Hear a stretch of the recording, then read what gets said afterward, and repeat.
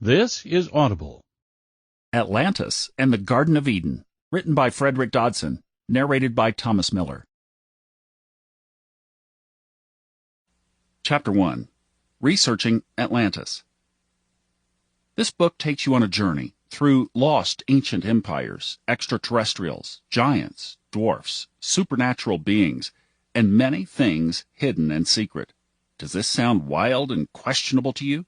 That's good. I don't like gullible people who believe everything they're told. Skeptics who reject anything supernatural are just as much of a nuisance to reality as the gullible, who, being too lazy to study, get lost in fantasy. But once you've listened to all of this audiobook, then go back to the very first sentence and listen to it again. It won't sound quite as ridiculous as it did at first sight. To give you a good example of how these two rigid stances, skeptic versus gullible, can distort knowledge, let's consider a very ancient Sumerian stele.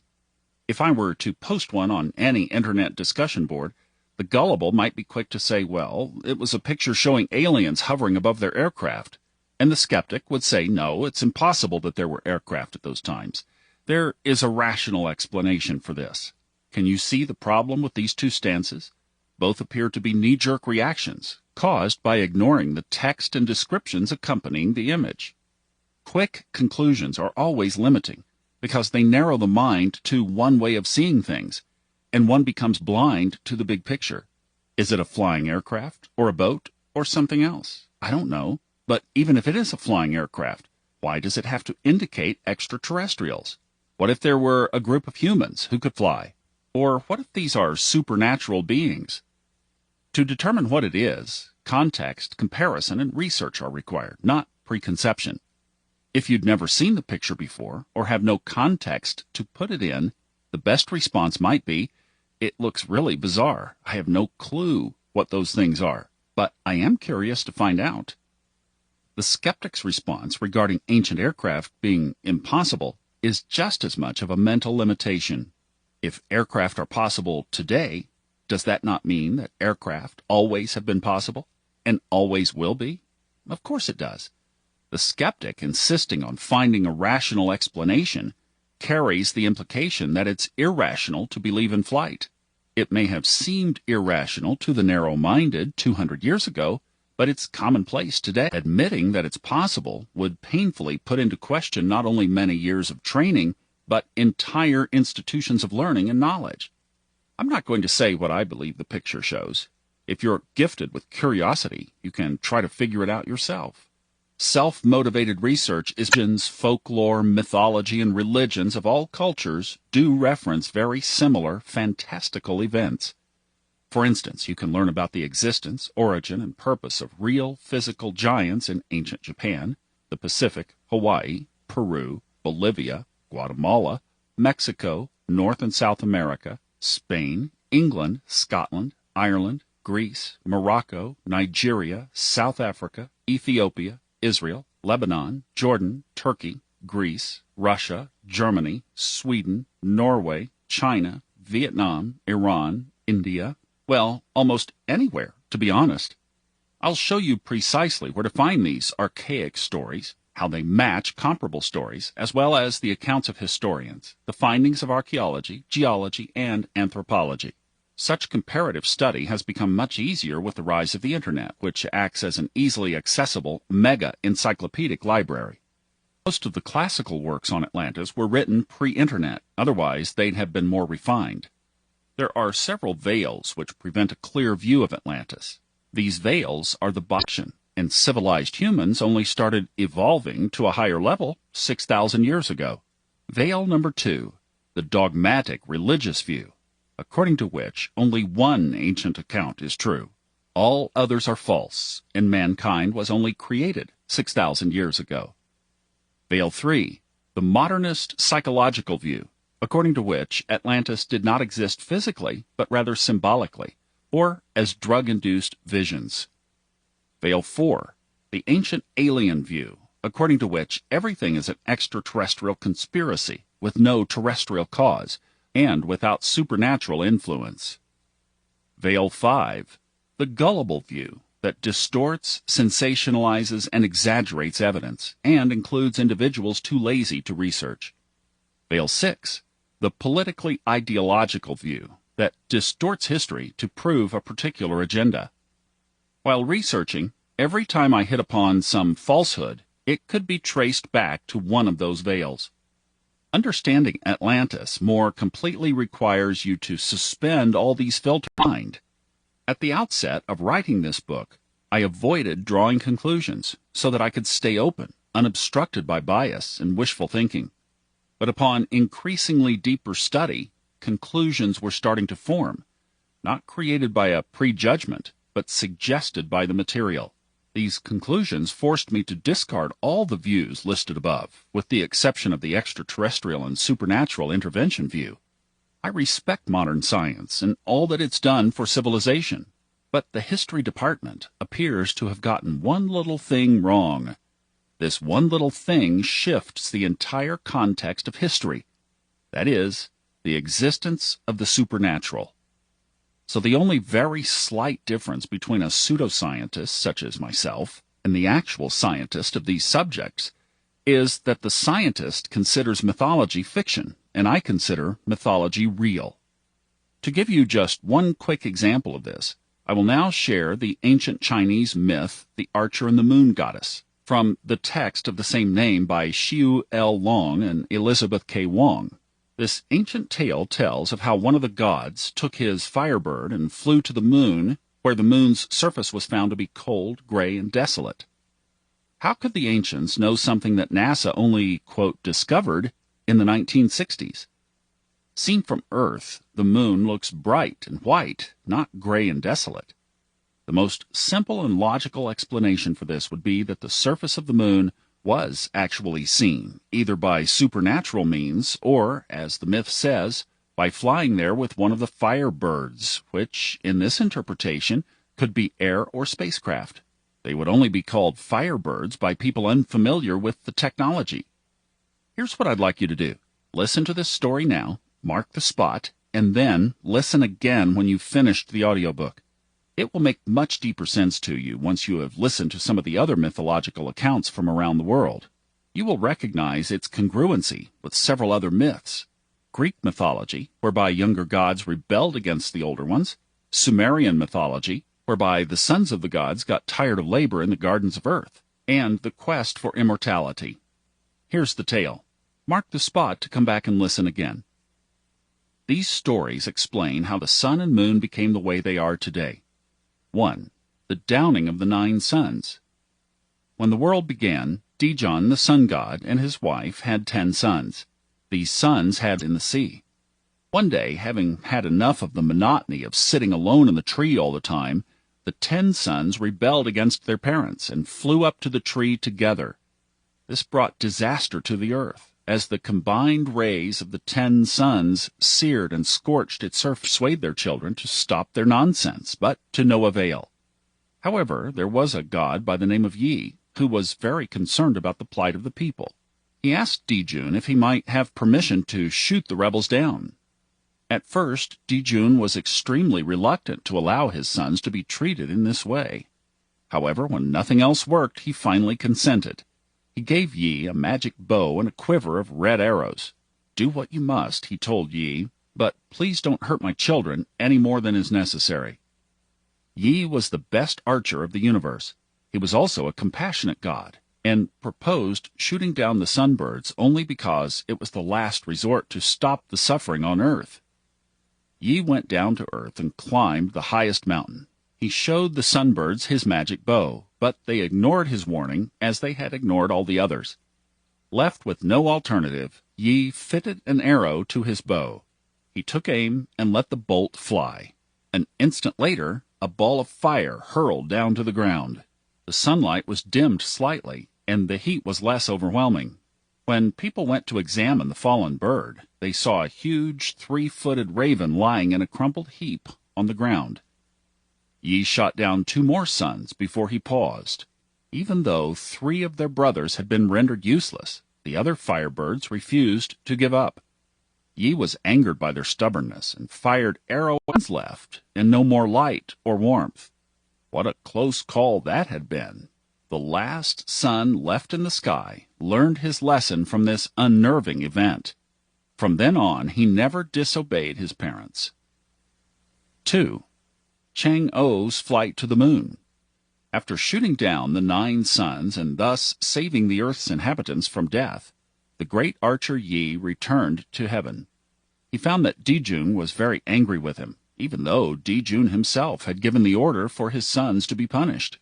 "Why did you shoot down 9 of our sons?"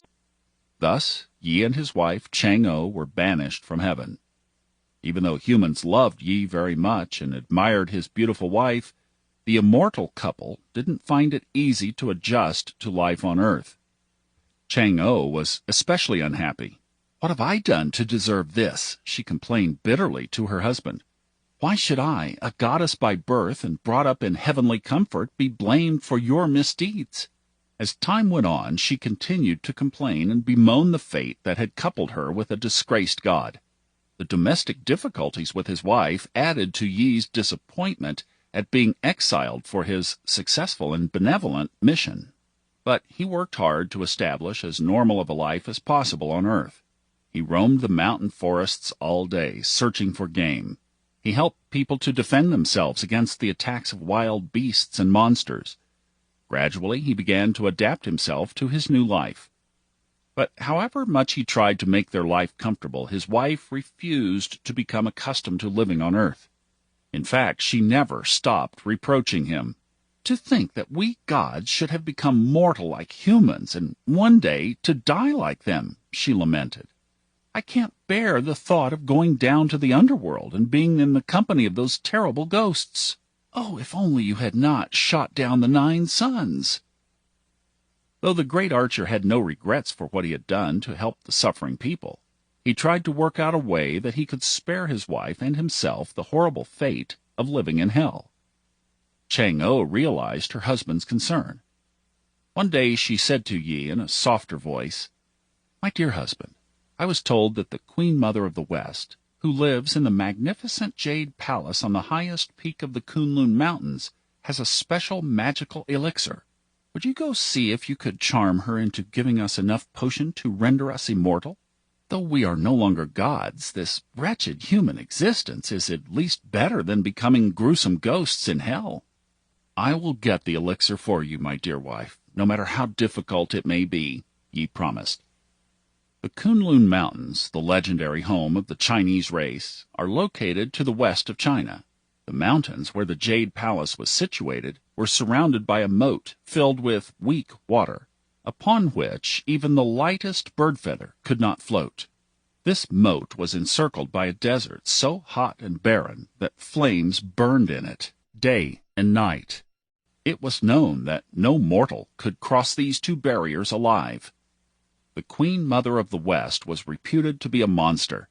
She was thought to have the face of a woman, the body of a beast, and the tail of a leopard. Her palace was guarded by giant 3-headed bluebirds that hovered in the sky above the palace.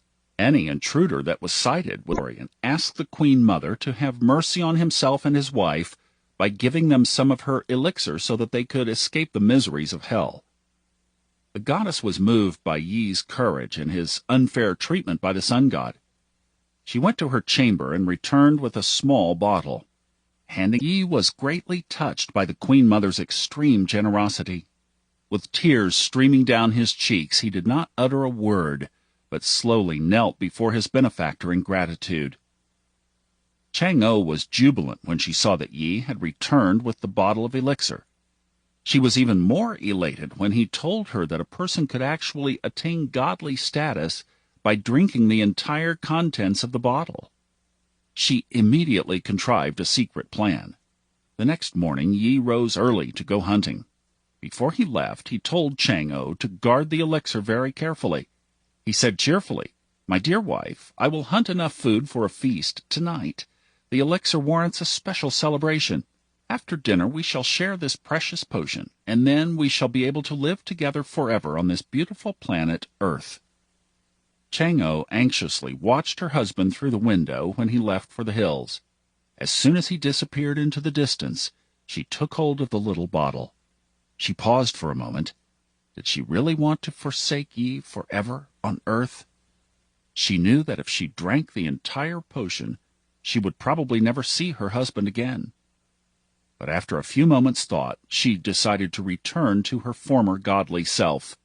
Since Yi loved the earth so much, she reasoned, he would be able to find happiness even without her. With this thought in mind, she emptied the entire contents of the bottle into her mouth. The magic potion took effect instantly. Chang-O felt her body gradually drifting upwards, pulled by a celestial force. She had not realized the potion would work so suddenly, and was taken by surprise. She thought with regret of her husband, for her selfishness. She began to realize that a great many of her friends, both in heaven and on earth, might not forgive her for leaving Yi behind.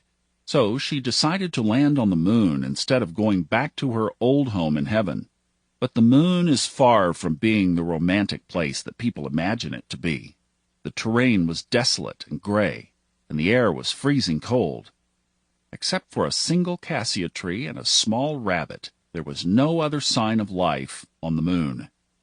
Disillusioned, Chang-O began to realize the full consequence of her selfishness. It had caused her to forsake an immortal life with a loving husband for an immortal life of infinite loneliness. If this were a lone description of ancient flight, we could brush it off as a mere strange coincidence. The problem is that there are hundreds of such stories from primeval times, containing information we only recently discovered. I've written many books, but I've never had to research so many other books to write just one. The writing part was easy compared to all that had to be learned in order to get a grasp of the entire book, causing me to rewrite it twice. Of course, it's not enough to sit in one's chair and read. I've traveled to many of the places mentioned: Malta, Egypt, Turkey, Crete, India, Sri Lanka, France, England, Germany, Italy, and Spain. And their ruins, megaliths, temples, caves, and mysteries have all been on my itinerary. To learn of Atlantis, one must become an adventurer. By exploring these places, one gets an intuitive sense, almost as if by spiritual flashback or genetic memory.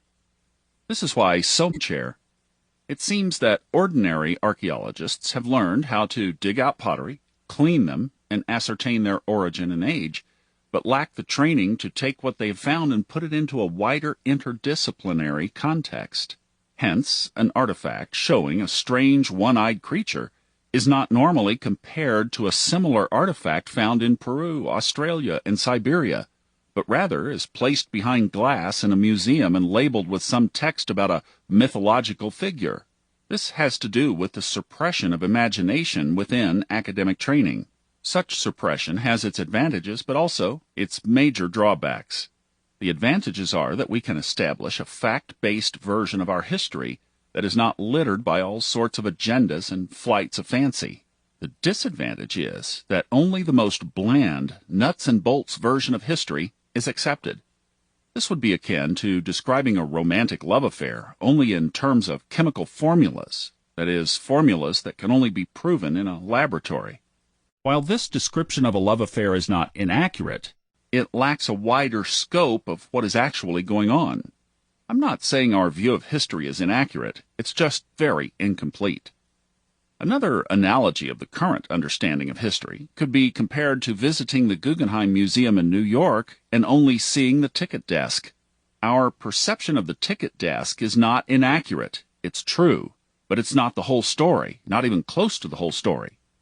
So while academia is processing at a snail's pace from the ticket desk to the entrance of the museum, fringe researchers, such as myself, speculate on what might be in the museum based on what the ancients said. The fact that I lack formal education in archaeology and history allows me to break free from the convention of studying the ticket desk and take the broader approach by looking into the unseen and the unproven. What I lack in detail focus, I gain in panoramic focus. I've always enjoyed pattern recognition and intuition. Pattern recognition is not a matter of formal academic training, but life experience. Intuition is a tool that all researchers and authors use. Yet not many would admit this because it doesn't sound credible for an academic to say, "I know it because I feel it." Theirs is a world confined to the intellect. Some insist that in order to speak on ancient history, it's more important to have a degree than to follow one's curiosity and explore. But to me, true science is not primarily defined by a degree, but by passion for knowledge. I've heard children say smarter things than many people with degrees. With my version of history, I wouldn't even be able to obtain a degree. Degrees are only issued to those who parrot the established version. I'm pretty sure that many archaeologists dreamed of becoming the next Indiana Jones. Then, institutions gradually led them to give up on their dream of grand discovery and instead dig out a few local pots and tools in the mud and write bland papers on them. Then they see real-life Indiana Joneses and become angry and envious at their unrestricted and adventurous style and travels, and the riches being received from their books. You see, books like this one sell much, much more than books by life boring. Is our enthusiasm for the fantastic distorting our view of reality? Not from what I can tell. Someone who perceives a boring world is a boring person. When dull, you cannot even perceive that which is fantastic. We all know this psychological principle in our own lives. An enthused individual perceives much more than someone who is depressed. To those who say Atlantis was not real, it was only symbolic, I say it was also symbolic. But that's only a small part of the whole story. As a symbol, Atlantis reminds us of that most ancient of wars between good and evil, inside and outside of us. It presents two states of mind we can choose from. One is a lovely paradise of peace and joy. The other is of a fallen Atlantis, of ghastly creatures of rage and fear. You will see that many of the things that were happening in antiquity still apply today. But I believe Atlantis was more than that. It was physically real. As I'll show, whatever happens in mass consciousness also has a physical not found in Asia, Africa, Russia, or the Pacific. They use other names to refer to the sunken empire, such as Sundaland and Kumari Kandam. A modern term for the Pacific sunken lands has been Lemuria. I'll only briefly reference these places when they relate to the narrative of the book. My purpose in doing so is to focus and save other locations for prospective future books. Furthermore, I will ignore the body of evidence already written about it in other books on Atlantis because I wish to bring fresh insights to the table, not rehash what has already been said. I will, of course, reference some of them, but not in great detail. You can look them up for yourself on the Internet. A few typical Atlantis topics not covered in this book that are nonetheless interesting are submerged cities along the Indian coasts, Spain, Morocco, Wales, Ireland, and Greece, the Caribbean, the Bimini in Peru and Bolivia, and many other quite relevant issues. You'll find countless websites and books to look into these basics of Atlantis research, if you're so inclined. My interest lies more in the ontology of pre-flood and post-flood cultures, and in connecting the dots in a manner that is not limited to a particular bias. I've gone to great lengths to verify much of the information in this book. One of the greatest difficulties of non-academic fringe science books is their lack of proper sourcing and citation. I came upon many wonderful and exciting stories, but when looking for second and third sources to back them up, I often reached dead ends and had to discard entire sections. For example, there's an exciting tale of giants having been seen in subterranean caves on the island of Malta, and an entire class of schoolchildren having disappeared in that cave. The story's subsequent authors have simply copied the story from this one original source.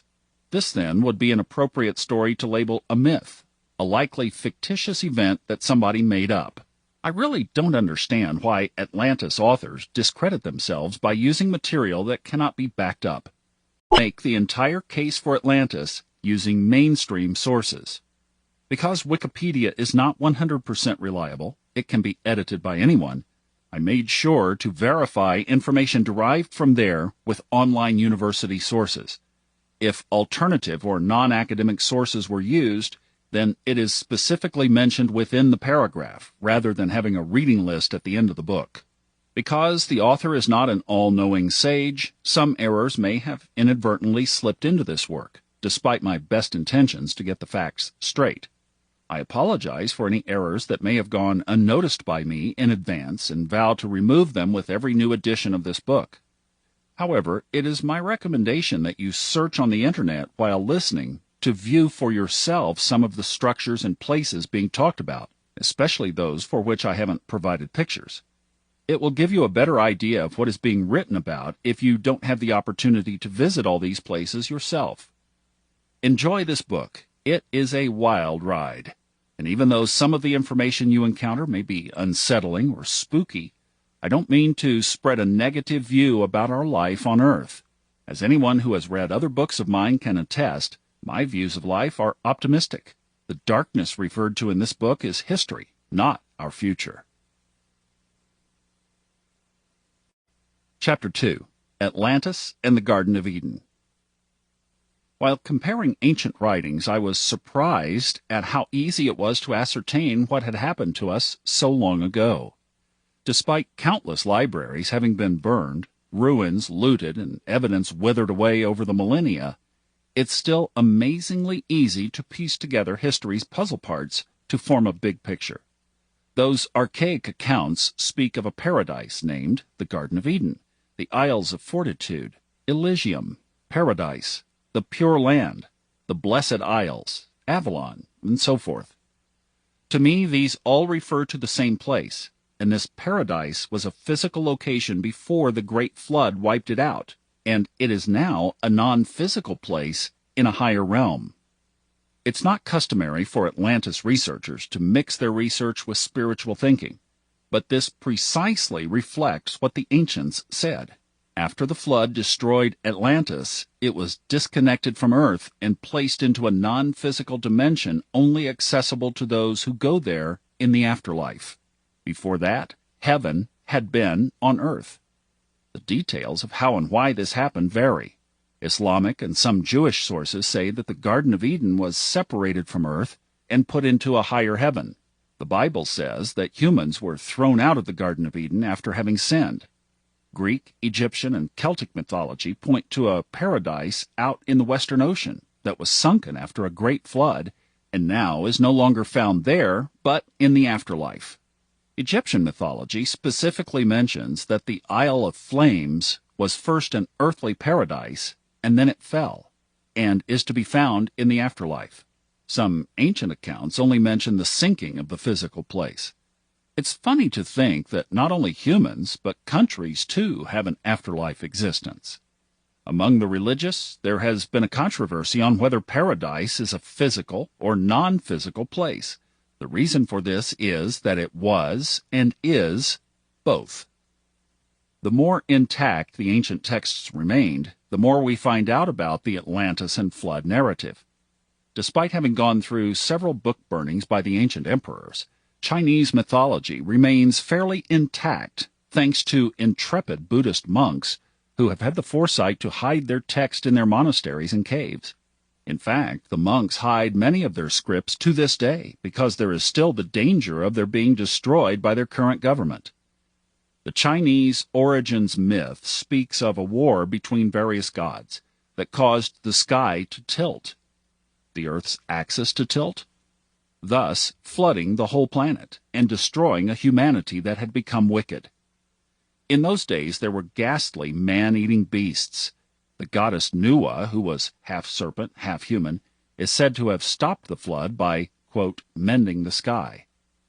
Despite all the differences in detail, pre- and post-flood myths across the globe all essentially tell the same story. In some of these stories, a serpent, or a serpent-human hybrid, is the hero. In others, the ancient dragon is the enemy or villain. So while the same story is repeated throughout, it is told from many different perspectives. The legends of Europe place the sunken paradise in the west, while the legends of the Americas place it in the east. Why? Because Atlantis was in the Atlantic Ocean. As you will see, the global narrative is really easy to understand if one stops segregating and compartmentalizing knowledge. Paradise is still available, but in a higher realm, and someday we will bring down heaven to earth again. But until that day, it is we who have to ascend to one global flood, but to many smaller floods. To which I retort, but the smaller floods are also mentioned. Some of the myths mention several big and small floods throughout the ages, but they all speak of that one gigantic flood that swept over large parts of the earth, destroyed entire civilizations, and left large land masses below sea level. Plato's account of Atlantis indicates this happened 12,000 years ago. Geologists state that the Ice Age ended about 12,000 years ago, flooding much of the planet. The deluge is reported so universally from every side of the globe that it's somewhat of an annoyance that the majority of modern academics categorically say that the Big Deluge never happened.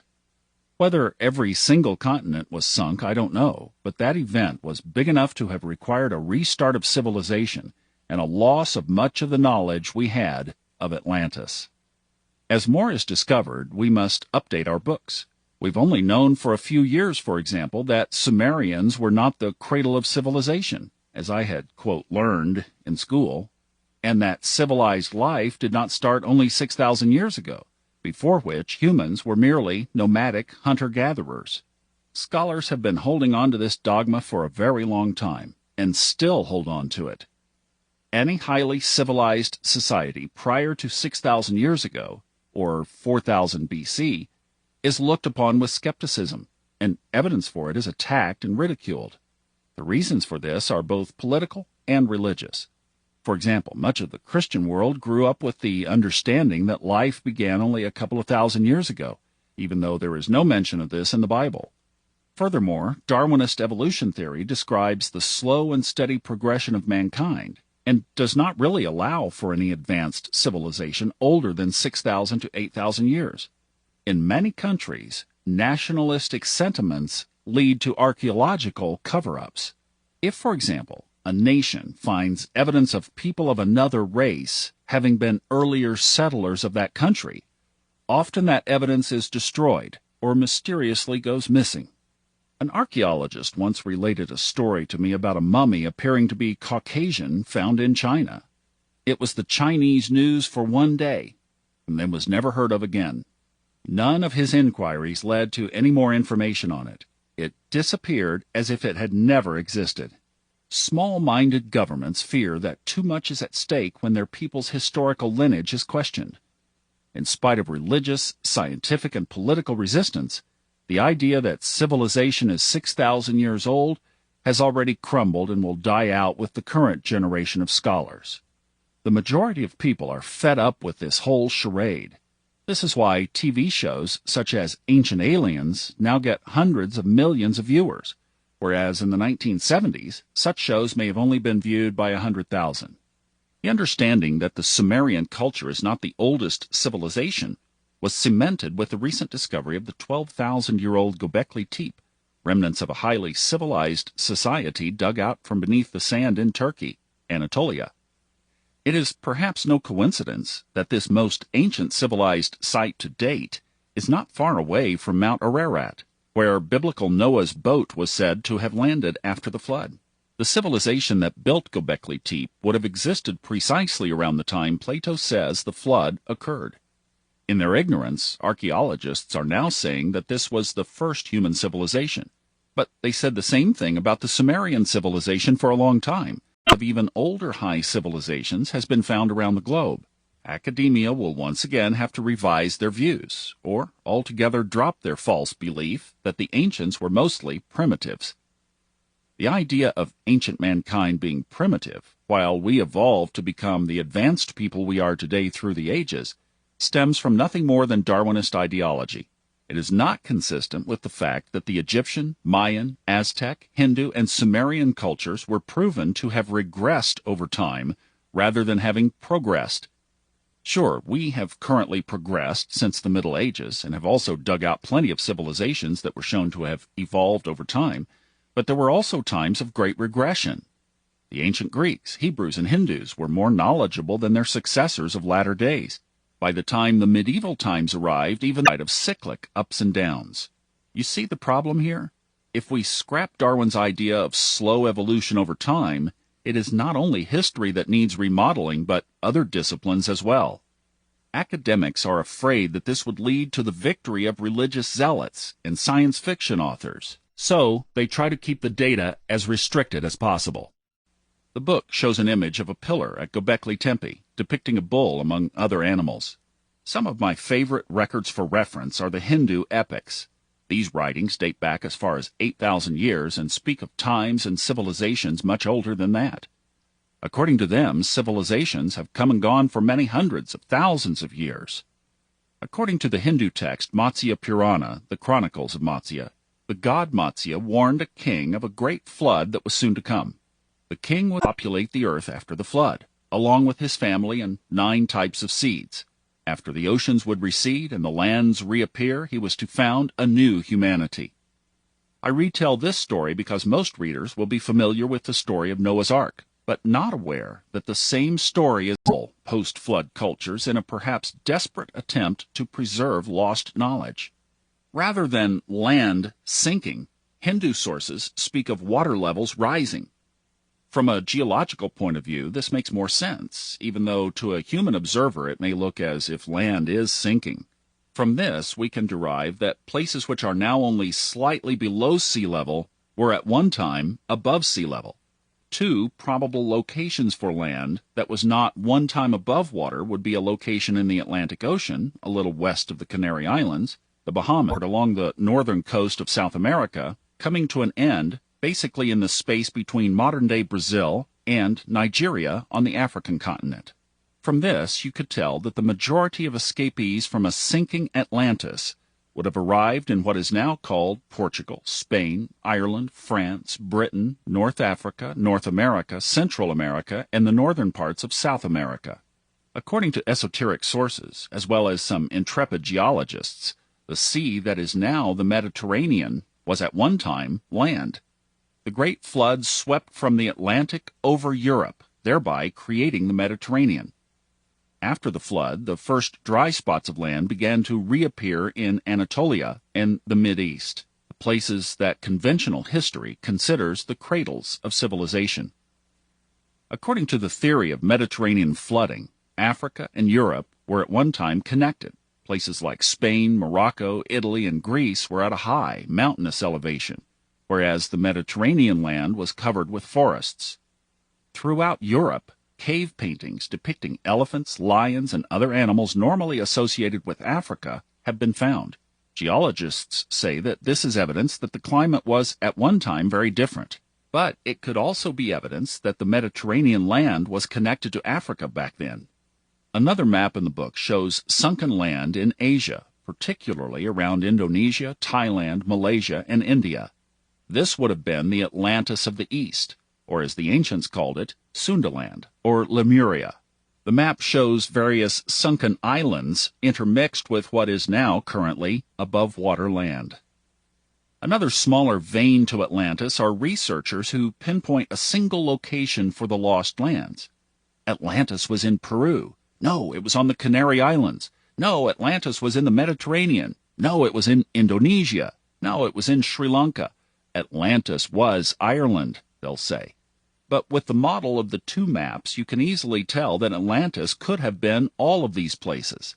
It may have been a global empire, or simply many different pre-flood civilizations at all of these locations. And this is precisely why researchers can find Germany.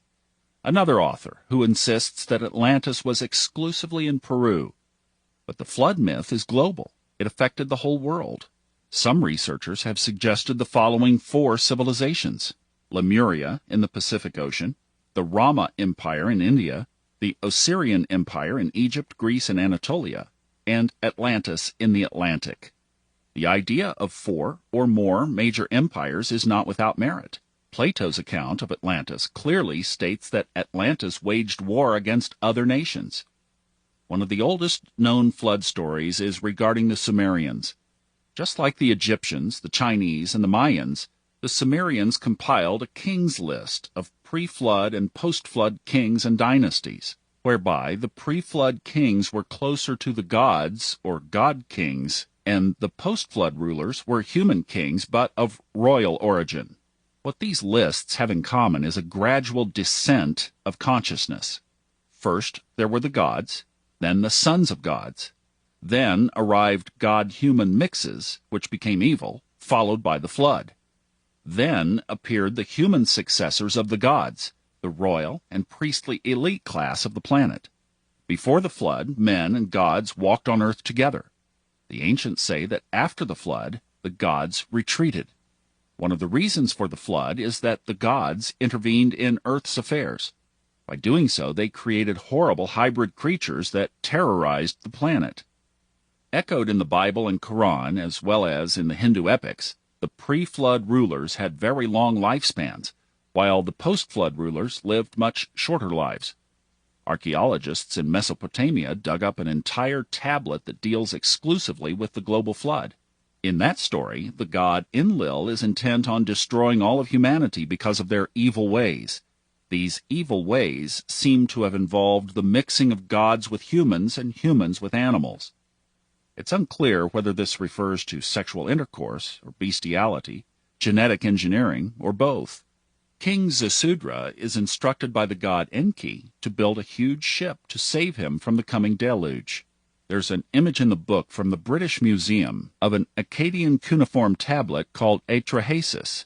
It is one of the oldest flood myth accounts to ever have been found. I will now quote a few relevant parts of the Atrahasis as they tie into many other accounts from around the world. Only fragments of the flood story is simply copied and derived from the Sumerian one. They just started the myth and others copied it. To which I respond, so are the Mayan, Chinese, Hindu, Australian, Native American, Norse, Persian, and Polynesian flood myths, also derived from the Sumerian. That will usually silence the objection. This story is a reverse perspective from the more commonly known story. For most accounts, the god or gods who sent the flood did so for benevolent reasons.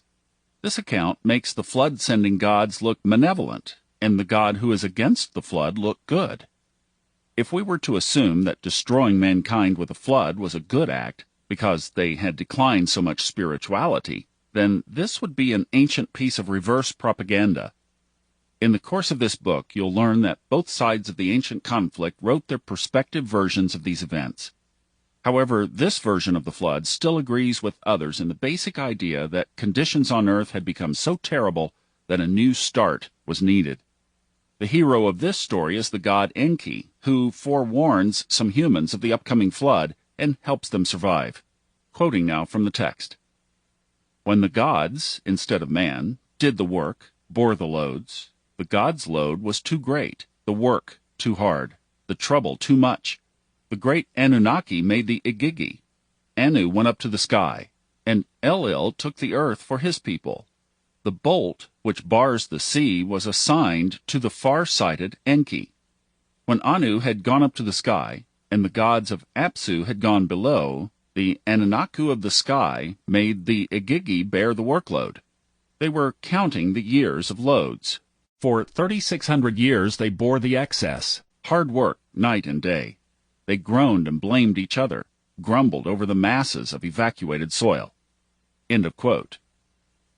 The Igigi were younger gods whom the older gods created as servants.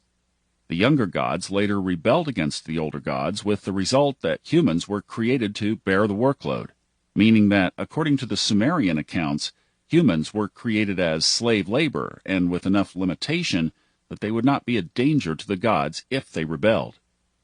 The Igigi were not limited enough and therefore had the power to rebel and pose an actual threat. Now, I understand that this is not a very flattering version of history to humans, being created by some kind of extraterrestrial or supernatural force as slave labor, but there you go. I'm not saying that this version of events is true or the only way to see it. It could very well be an attempt at deception, especially when compared with all other creation and flood myths around the globe. The author of Ancient Aliens, Zecharia Sitchin, for example, makes the error of using Sumerian tablets exclusively to build his tale of extraterrestrials enslaving mankind, while simply disregarding all other sources around the globe. Continuing now from the Atrahasis. Create a mortal, that he may bear the yoke, the work of Enlil. Let him bear the load of the gods. Nintu shall mix the clay with his flesh and blood. Then a god and man will be mixed together in clay. Let us hear the drum beat forever after. Let a ghost come into existence from the man of, quote, clay. In the Bible, it is said that Adam was made of clay. The Mayans of South America said the first humans were made of mud. As in the Mayan accounts, the Sumerians say that this first model of a human was destroyed again. But other models were to follow. Furthermore, most global myths agree that the mixing of gods and humans was a grave error. The theme of the younger gods rebelling against the more ancient ones is also presented in Greek mythology, for example, the Titans versus the Olympians.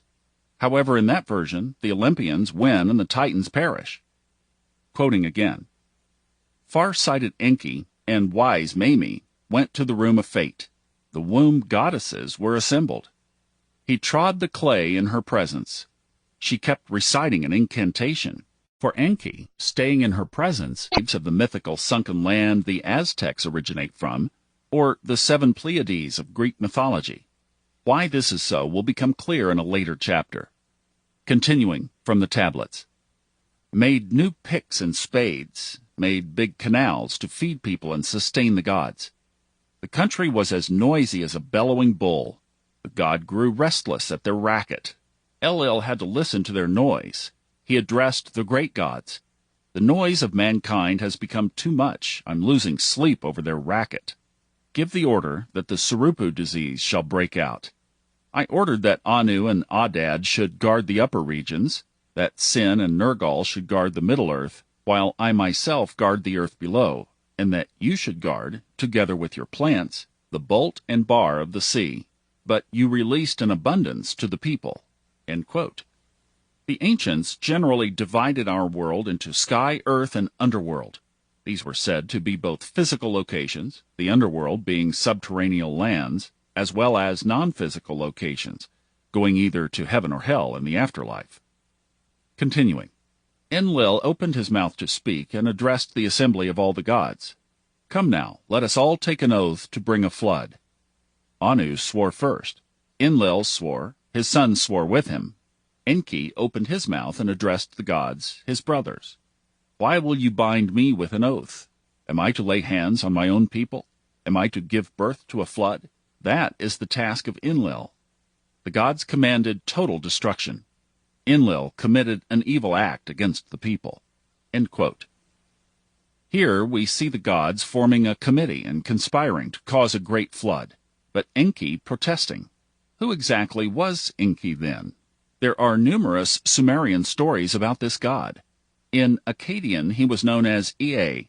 He was also revered by the Hittites, Canaanites, and Hurrians, and associated with the ocean, water, intelligence, craftsmanship, and creativity. His name refers to Lord of the Earth and Lord of Water. Continuing. Enki opened his mouth and addressed his servant. "You say, what am I to seek? Heed then the message I will speak to you. Wall, listen to me. Reed wall, heed all my words. Demolish the house. Build a boat. Spurn property and save life.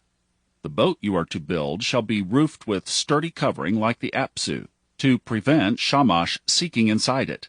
Having it roofed both over and under, the tackle must be very strong and the pitch tough to impart strength. Soon I will rain down upon you an abundance of fowl, a profusion of fish. Observe the appointed time that I tell you. Enter the boat and close the door of the boat. Send up into it your grain, goods and chattels, your wife and family, your kinsfolk, and the master craftsman.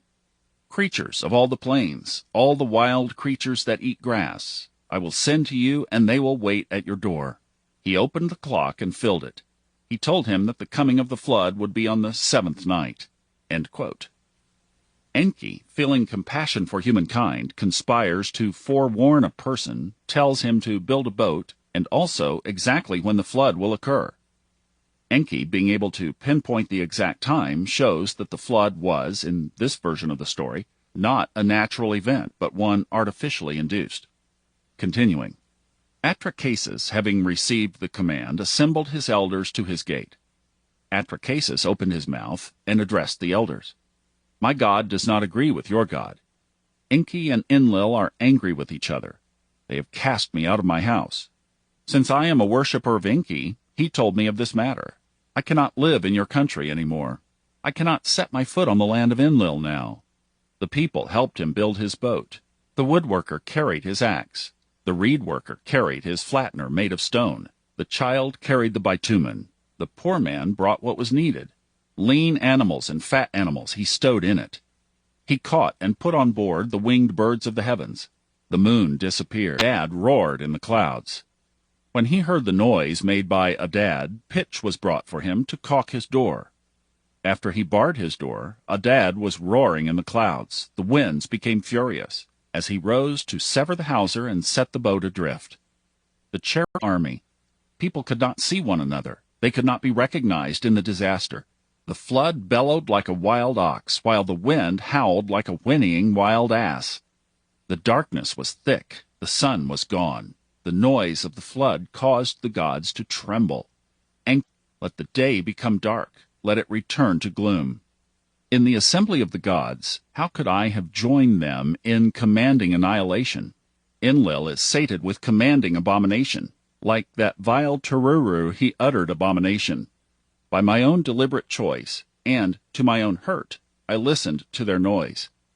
My offspring have become like flies around me, and I, like a dweller in a house of lamentation, my crying has ceased. Shall I go up to heaven, as if to dwell in a treasure house? Where has Anu the president gone, whose commands his divine sons obeyed? He who without consideration brought on a flood, and consigned the people to destruction. What? Have they given birth to the sea? They have filled the river like dragonflies. Now, like a raft, they have put it to the edge. Like a raft landing, they sat also, weeping, like sheep crowded in a trough. Their lips suffered unquenched thirst. They endured cramp from hunger. For 7 days and 7 nights the deluge, storm, and flood went on. They who without consideration brought a flood and consigned the people to destruction. You decided on annihilation, and now their clear faces have become clouded. The stalwart Enlil saw the ship and was filled with anger against the deities. All we great divinities decided on an oath together. Where did life make its escape? How did any human survive the destruction? Anu opened his mouth and addressed the stalwart Enlil. Who but Enki could have done this? Enki opened his mouth and addressed the great gods. Indeed, I did it in front of you to preserve life.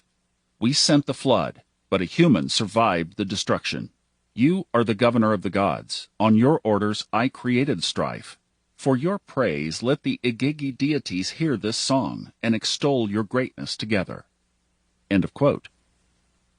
In most other accounts, it is the benevolent gods, or God, who sends the flood and warns a few selected people of impending doom. In this version of the story, Enki is the one who disagrees with a council of gods and forewarns several humans. As you might have surmised, the translation of deities around the globe. In January 2005, a story appeared in the National Geographic magazine titled, "Did Island Tribes Use Ancient Lore to Evade Tsunami?" It was reported that many of the natives of the various surrounding islands were tragically wiped out by the 2004 mega tsunami in the Indian Ocean. However, one of the most ancient peoples to be found on planet Earth, the tribes of the Andaman Islands, appeared to have mysteriously survived unscathed. In the article, an anthropologist specializing in the islands says, their awareness of the ocean, earth, and movement of animals has been accumulated over 60,000 years of inhabiting the islands. Oral history teachings and their hunter-gatherer lifestyle might have prepared them to move deeper into the forests after they felt the first trembles of the earthquake. The first-time theme of shape-shifting beings is also a global theme.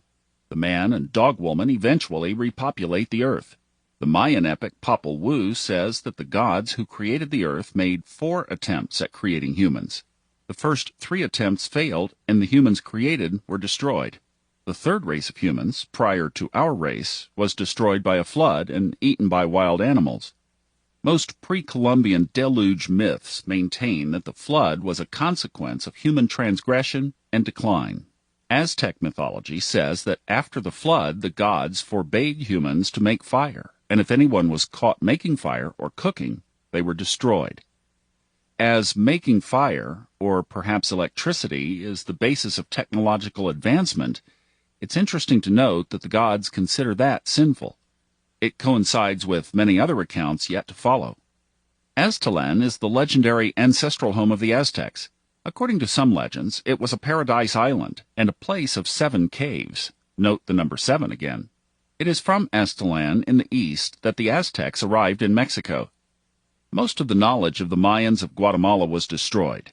Fortunate traditions were summarized in the Popol Vuh, the People's Book. I've read the script in its entirety and will excerpt relevant parts of it here. It is essential to understanding by invading Spanish zealots. It was their remaining inscriptions and oral Atlantis and the flood, as well as acknowledging that cultures from 2 sides of the ocean were telling the same story. Quoting, "The face of the earth had not yet appeared. Alone lies the expanse of the sea, along with the womb of all the sky. There is not yet anything gathered together. All is at rest, nothing stirs. All is languid, at rest in the sky. There is not yet anything standing erect. Only the expanse of the water, only the tranquil sea lies alone.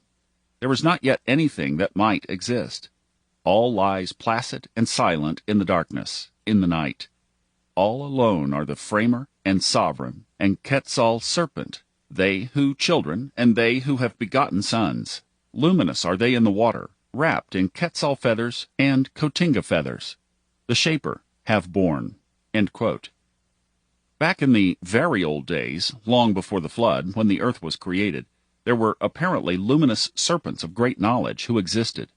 Whether these are referenced to a race of extraterrestrials and their luminous aircraft, or in the darkness, in the night.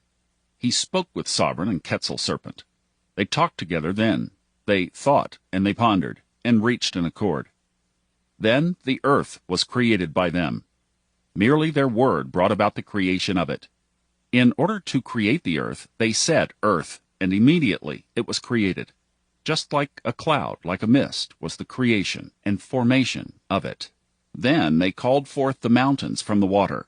Straightway the great mountains came to be. It was merely their spirit essence, their miraculous power, that brought about the conception of the mountains and the valleys. Straightway were created cypress groves and pine forests to cover the face of the earth. End quote. I've quoted these sections because they indicate that these very ancient ones may not have been physical beings, but rather those of a higher supernatural realm. If their mere word created physical reality, it certainly implies that their realm is one order higher than that of the earth. The word Quetzal in Quetzal serpent means feathered, or large feathered tail, or winged. The god Quetzalcoatl is therefore simply the winged serpent or dragon. The myth goes on to describe various failed attempts at creating humans, and also a failed attempt at creating speaking animals, human-animal hybrids. These failed attempts caused great suffering to the sky serpent, because they were seeking to create a provider and sustainer of planet Earth. The creation of various types of humans made of clay and even of wood, and their fall, are described in several chapters. It is described how humans were framer, or their shaper. They walked without purpose. They crawled on their hands and knees and did not remember heart of sky. Thus they were weighed in the balance. They were merely an experiment, an attempt at people. At first they spoke, but their faces were all dried up. Their legs and arms were not filled out. They had no blood or blood flow within them. They had no sweat or oil. Their cheeks were dry and their faces were masks. Their legs and arms were stiff. Their bodies were rigid. End of quote. Like the Sumerian tablets, the Popol Vuh is quite humbling to read. It evokes the image of strange reptilian beings playing around in a laboratory, creating even stranger creatures and being displeased at their results and destroying them repeatedly. No human being can be flattered by that, and a possible reason why the clay people were allowed to die out and the wood people were destroyed by a flood. The Mayan account makes mention of several floods throughout many millennia, all the way up to the last flood. It is said that the wood people were unable to become aware of their makers. They were all destroyed. Quote, "They were broken into pieces. Their faces were ground up because they proved to be incapable of understanding before the face of their mother and the face of their father, Heart of Sky, Hurricane by name. They thus caused the face of the earth to be darkened, and there fell a blood. However many things they had, all of them crushed their faces." End of quote. The actual creation of humanity is only reported in the last quarter of the book, as one of the more recent events of overall history. It's interesting to note that the creator of mankind is called a framer and shaper. Anyone familiar with the metaphysical process of creation knows that for any new reality to be created in the universe, first a frame, context, must be established within which to shape or create. Quoting again, "This, then, is the beginning of the conception of humanity, when that which would become the flesh of mankind was sought. They spoke, they who are called she who has borne children, and he who has begotten sons, the framer and the shaper, sovereign and Quetzal servant. The dawn approaches, and our work is not successfully completed. A provider and a sustainer have yet to appear, a child of light, a son of light. Humanity has yet to appear to populate the face of the earth," they said. Thus they gathered together and joined their thoughts in the darkness. They had no mother, they had no father. They were merely lone men, as we would say. No woman gave birth to them, nor were they begotten by the framer or the shaper, by she who has borne children, or he who has begotten sons. Their frame and shape were merely brought about by the miraculous power and the spirit essence of the framer and the shaper, of she who has borne children, and he who has begotten of sons, of sovereign and Quetzal serpent. Thus their countenances appeared like people they came to be. They were able to speak and converse. They were able to look and listen. They were able to walk and hold things with their hands. They were excellent and chosen people. Their faces were mainly appearance. They had their breath, therefore they became. They were able to see as well, for straightway their vision came to them. They searched, truly, they were very esteemed people." End of quote. As in all other myths, before there was Eve, there was only Adam. Prior to their fall into duality consciousness, and their being expelled from paradise, they had special abilities. The creation of everything beneath the sky was completed, and they gave thanks to the framer and the shaper. "Truly, we thank you, doubly, triply, that we were created, that we were given our mouths and our faces. We are able to speak and to listen. We are able to ponder and to move about. We know much, for we have learned that which is far and near. We have seen the great and the small, all that exists in the sky and on the earth. We thank you, therefore, that we were created, that we were given frame and shape. We became, because of you, our grandmother, and you, our grandfather," they said when they gave thanks for their frame and shape. Their knowledge of everything that they saw was complete, the four corners and the four sides, that which is within the sky and that which is within the earth. But this did not sound good to the framer and the shaper. "It is not good what they have said, they that we have formed and shaped. They said, we have learned everything, great and small." Thus their knowledge was taken back by she who had borne children and he who had begotten sons. What now can be done to them so that their vision reaches only nearby, so that only a little of the face of the earth can be seen by them? For it is not good what they say. Is not their existence merely framed, merely shaped? Is it a mistake that they have become like gods? But if they do not multiply, or are increased, when will the first extend to the furthest reaches, and they will see everything? Their eyes were merely blurred by Heart of Sky. They were blinded like breath upon the face of a mirror. Thus their eyes were blinded. They could see only nearby. Things were clear to them only when they were. Thus their knowledge was lost. The wisdom of the first four people was lost there at their foundation, at their beginning. Thus were the framing and the shaping of our first grandfathers and fathers by Heart of Sky and Heart of Earth. Then their companions, their wives, also came to be. It was the gods alone who conceived them as well. As if it were in their sleep they received them. The women were truly beautiful. Thus, when the men were brought to life, their wives truly came to be as well. At once their hearts rejoiced because of their mates, their wives, they who came to be our rulers. These were they who multiplied the nations, both small and great. This, therefore, was our foundation, we, the Kish people. There are no longer merely 4 now, but 4 were the mothers of the Kish people. Each of the people of the first men and women is repeatedly referred to as being in the East, the Mayans' main station having been in what is today known as Mesoamerica and Guatemala. The East would have been in the Atlantic Ocean, or more likely simply Atlantis, the Garden of Eden. Again quoting, "Of these we shall speak only of the nations that become great among the allied nations. They who became great we shall declare. These were many others that came out of the citadel after them, each one of them a division. We have not written their names, but they are also multiplied there in the East. Many people arrived in darkness in the days of their increase, for the sun was yet to be born. There was no light in the days of their increase. They were all as one, crowded together as they walked there in the East. There was no one to provide for their sustenance. They would merely lift up their faces to the sky, for they did not know where to go." End quote. The idea that the sun could not be seen in the sky in the very old days is not limited to Mayan myth. It is part of the global narrative. The book of Genesis says that it was only after God separated the waters that the sun and moon were visible. Ancient accounts say that the pre-flood world was very moist and covered by a low-hanging canopy of mist, fog, and clouds. The moist climate would also make more sense considering all the ghastly creatures. Quoting, "This they did for a long time there among the Mogways, among the black people and the white people, the people of many appearances and many tongues. They were destitute in their existence at the edge of the sky's foundation. And there were mountain people. They were hidden and without homes. Only among the small mountains and the great mountains did they go. It is as if they were lacking in direction, as they used to say. It is said that in those days they quarreled with the mountain people. There they looked for the coming forth of the sun, when they had one common language.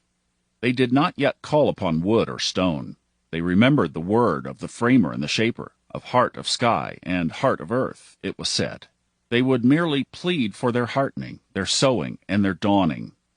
These were people of esteemed words, of honor, and of respect. They would lift up their faces to the sky as they pleaded for their daughters and their sons. Alas, you framer and you shaper, behold us, hear us, do not abandon us. Do not allow us to be overthrown. You are the God in the sky, and on earth, you, heart of sky, heart of earth. May our sign, our word, be given for as long as there is sun and light. Then may it be sown, may it be dawn, may there be true life-giving roads and pathways. Give us steadfast light, that our nation may be steadfast." Again quoting, "They fasted and cried out in prayer. They fixed their eyes firmly on their dawn, looking there to the east. They watched closely for the morning star, the great star that gives its light at the birth of the sun. They looked to the womb of the sky and the womb of the earth, to the pathways of framed and shaped people." End quote. Awaiting the dawn of the sun, the Popol Vuh says that many nations gathered at a mountainous place called Tulan. Quote, "This, then, is the name of the mountains that they went to. Balam Kitse, Balam Akab, Mahutukah, and Iqui-Balam, along with the Tamub and the Ilakab, arrived at Tulan Suva. 7 caves and 7 canyons was the name of the citadel. There they arrived at Tulan, all of them. Innumerable people they were when they arrived. They walked in crowds when the gods other things. Tulan could therefore be the Atlantis of the Atlantic Ocean itself. I looked up the meaning of Tulan, and it means field of cattail reeds. The Egyptians also refer to their sunken island, in the west, from their perspective, as the field of reeds. In the Mayan language, Tulan also means palace and manor, as well as, quite appropriately, abandoned city. Confirmation for this lies in the fact that the Aztec word Talan refers to their sunken paradise in the east, their origins, the place of their ancestors, who were skilled in the sciences. Sometimes Tulan is called Tulan Suva or Tulan Zuva. The word Suya means bloody waters, dangerous whirlpool, and chaos in pre-Columbian languages. Furthermore, Tulan Suva is of course said to have been in the east. We also learn that in Tulan there was only one name for God among them. Therefore, 3 groups of quiches were not divided. This unity, however, did not last after they left Tulan. Quoting, "It was there the languages of the nations were changed. Their languages became different. They did not hear each other clearly when they came from Tulan. Thus they split apart. They came in crowds from the east, enchanted people in their essence when they came from Tulan Zuva, the 7 caves and the 7 canyons." The confusion of languages is also a part of global myth. Curiously, in the Sumerian tradition, it was Enki who was the separator of languages. In the Old Testament, it was God himself who destroyed the Tower of Babel and dispersed all languages to prevent humankind from attaining divine knowledge too quickly. Quoting again from Popol Vuh, "They did not have fire, only Tohil. This was the god of the nations when fire was first created. It was not clear how it was created. The fire was already burning when Balaam Kitse and Balaam Achab saw it. Alas, fire has not yet come to be ours. We shall die of cold, they said. Then Tohil spoke, Do not mourn. The fire shall be yours again, should you lose it. I have spoken." End quote. In other words, when they left Atlantis, they no longer had fire. Fire being the metaphor for electricity, more than just a flame. When they were leaving Atlantis in droves, the text says, "Then it began to rain, while the fire of the nations burned brightly.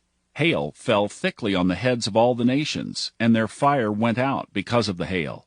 Thus their fire came to naught." End quote.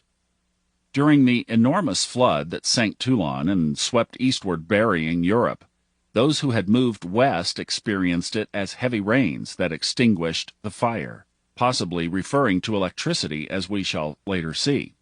Quoting again, "But the fire of the nations was extinguished, and the cold had nearly finished them.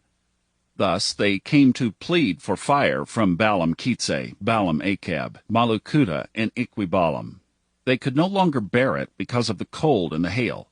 They shuddered and trembled. There was no life in them because of the shivering of their legs and their arms. Neither could they hold on to anything when they arrived. Truly, we are not ashamed to come before you and ask for just a little bit of your fire," they said when they arrived. But they were not welcomed, and the nations cursed in their hearts. For now the language of Balaam Kitse, Balaam Achab, Malakuta, and Iqui-Balaam was different. Alas, is our language now abandoned? What have we done? We are lost. We were deceived. We had but one language when we came from Toulon. We had but one origin in creation. It is not good what we have done, on their hands and knees because of the cold when they arrived before Balaam Kitse, Balaam Achab, Mahukuta, and Iqui-Balaam. They were greatly troubled in their hearts. Sorrowful were their mouths and their faces. According to biblical accounts, the sun began to shine after the flood. Before the flood, there was no mention of the sun, rain, or rainbows. This is reflected in the Mayan accounts. Now, when they came from Tulan Zuva, they did not eat. They fasted continuously. Yet they fixed their eyes on the dawn, looking steadfastly for the coming forth of the sun. In pre-flood times, gods and humans interacted physically. Thus says Popol Vuh, "When they were there at the palace called Tulan Zuva, their gods came to them." The Popol Vuh then continues by telling of the story of the first dawn, and how they began making sacrificial killings of animals. Then, after they were deceived, descended in consciousness, they began making sacrificial killings of humans. Their descent continued through various lineages and kingships, until their kingdom was eventually scattered into various tribes and disappeared. Archaeologists say that the disappearance of the Mayans is mysterious, but if you follow their origins myth, then it's no mystery at all. Hence, we understand why the Mayans originally built pyramids and cities of great size and beauty. But as their civilization declined, they became increasingly unable to reach the sophistication of older days. The same appears to have happened with all other civilizations that came from Atlantis or survived the flood, starting out as fairly advanced, and then going downhill until they disappeared. Thus, there are only a few, the Basques, for example, that have survived to this day. Taking a journey to the other side of the world, we find a god called Kun Borum, the father and creator of the Thai-speaking people, who can be found in Thailand, India, China, and Indonesia, among other places. Bien Phu, Vietnam. The gods taught this race how to cultivate rice and grow other foods, to build houses and use tools. It's interesting to note that many of these cultures that I call Atlantean sought out mountains and high plains from which to repopulate the planet. These would have been some of the only places. This globally devastating flood was said to have occurred 12,000 years ago. The Edda from Norse mythology speaks of a war between the gods and the giants. A very ancient flood almost drowned the entire race of giants. Some, however, escaped in a ship and lived on until the final battle known as Ragnarok. At this event between the giants and the gods, the great world serpent that now lies beneath the sea will rise up and cause another gigantic flood that will drown everything. From there on, a new humanity begins. Books burn, paintings wither away, and inscriptions can be vandalized. That's why we're lucky to have thousands of tribes with oral transmissions carried over long periods of time. From an early age, the elders of various tribes sat in circles around a campfire to tell their children and families the stories, events which geologists have only recently been able to confirm, thus giving a whole new credence to these so-called myths. Sub-Saharan Black Africa is full of rich histories which refer to the Great and Last Deluge. African cosmologies also sometimes go back hundreds of thousands of years, with the deluge being a fairly recent event. Some archaeogeneticists claim that the first humans to walk on the earth came from the African west coast, around the areas of Nigeria or Cameroon. The Nigerian tribe called Yoruba, the chief god, Olorun, ruled the sky. The goddess Olokun ruled the waters.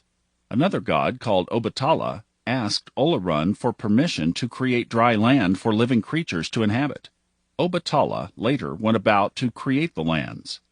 After much time had passed, he grew bored and decided to create beings like himself. He dug sand until he found clay with which to mold figures like himself. Having grown tired of creating, he took a break, made wine from a nearby palm tree, and got drunk. Because he was drunk, he created many imperfect beings. Without realizing this, he called out to Olorun to breathe life into his creatures. Soon he realized what he had done and swore never to drink again, and to lovingly take care of those creatures who were deformed. The people he created built a city called Ife. All gods were unhappy with Obatala's work and visited the planet often, except for Olokun, the ruler of the waters and lands. She had not been consulted by Obatala, and grew very angry that he had usurped much of her kingdom. When Obatala returned to his home in the sky for a visit, Olokun summoned the great waves of her vast oceans and sent them surging across the land. Wave after wave she unleashed until much of the land was underwater and many of the people were drowned. Those very few that had fled to the highest land beseeched the god Ishu, who had been visiting, to return to the sky and report what was happening to them. When Orunmila heard the news, he climbed down to earth and cast many spells which caused the floodwaters to retreat and the dry land to reappear. And so ended the Great Flood. It is remarkable how similar this deluge myth is to others. It's also stunning that the creation myth is essentially the same as that of Genesis, according to which humans were made of clay, and life breathed into them by God. Another remarkable, quote, coincidence lies in the Obatala's name, which actually consists of two words, Ob, meaning king, and Atalas, meaning human. So the God who created humans is called the King of Atala. As we will see throughout, variations of the word Atlantis have also been preserved in many cultures. One of the main problems with interpreting origin myths is their corruption by ideology. For example, some ancient myths appear to have been, quote, mistranslated by Christian missionaries, anthropologists, and a whole array of other people to fit their particular biases. What follows is an example of how ideology corrupts truth. According to widespread African mythology, as well as linguistic research, Atala originally referred to the White Islands that Obtala created. The colonists who first wrote down the myth changed the meaning of Atala to mean white man rather than white islands. So Obtala now meant white king. Why did they change the meaning of the word? Ranting of savages. Racism is actually the original motivation of scientists' ridicule of myths as fictitious. How can these stupid savages have any knowledge of value, they used to say. They can't. It's all fiction. The same stance is unfortunately still gone all the way from the White Isles to the king dressed in white. The first distortion came about through racism. The second distortion came about through political correctness, as a reaction to the first distortion. I bring this up because I've had to deal with this kind of double and triple distortion repeatedly. It required much work to find original sources and deconstruct the many layers of bias. Another tribe of Nigeria, the Ikowai, also has an orally transmitted deluge myth, according to which, quote, "The mother and father of all humankind came from the sky. This couple had 7 sons and 7 daughters. Then the sons and daughters had children of their own. Their father gave each household a river or lake of its own. He took away the rivers from 3 children because they were poor hunters and didn't share their meat, but restored them when the sons asked him to. One day he called on all the children to take 7 stones from the streams of their parents and to plant them at intervals to create new streams. All did so except for one greedy son who collected a basketful and emptied his stones in one place. Waters came, covered his land, and threatened to cover the whole earth. Everyone ran away, trying to escape the flood.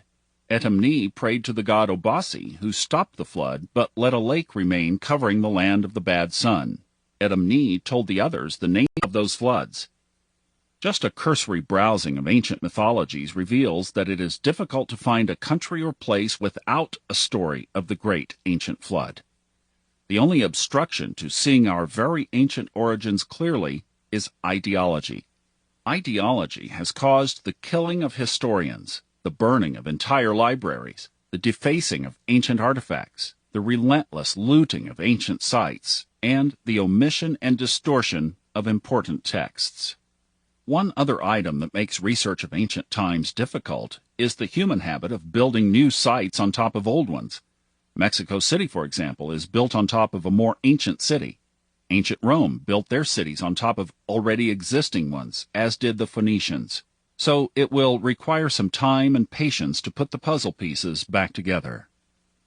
Chapter 2 will be continued in Part 2. Chapter 2, Part 2. Eve on the Island of Apples. There's another reason I associate Atlantis with the Garden of Eden. The descendants of Atlantis, whom I identify throughout this book, are almost all associated with matriarchy, or rule by women.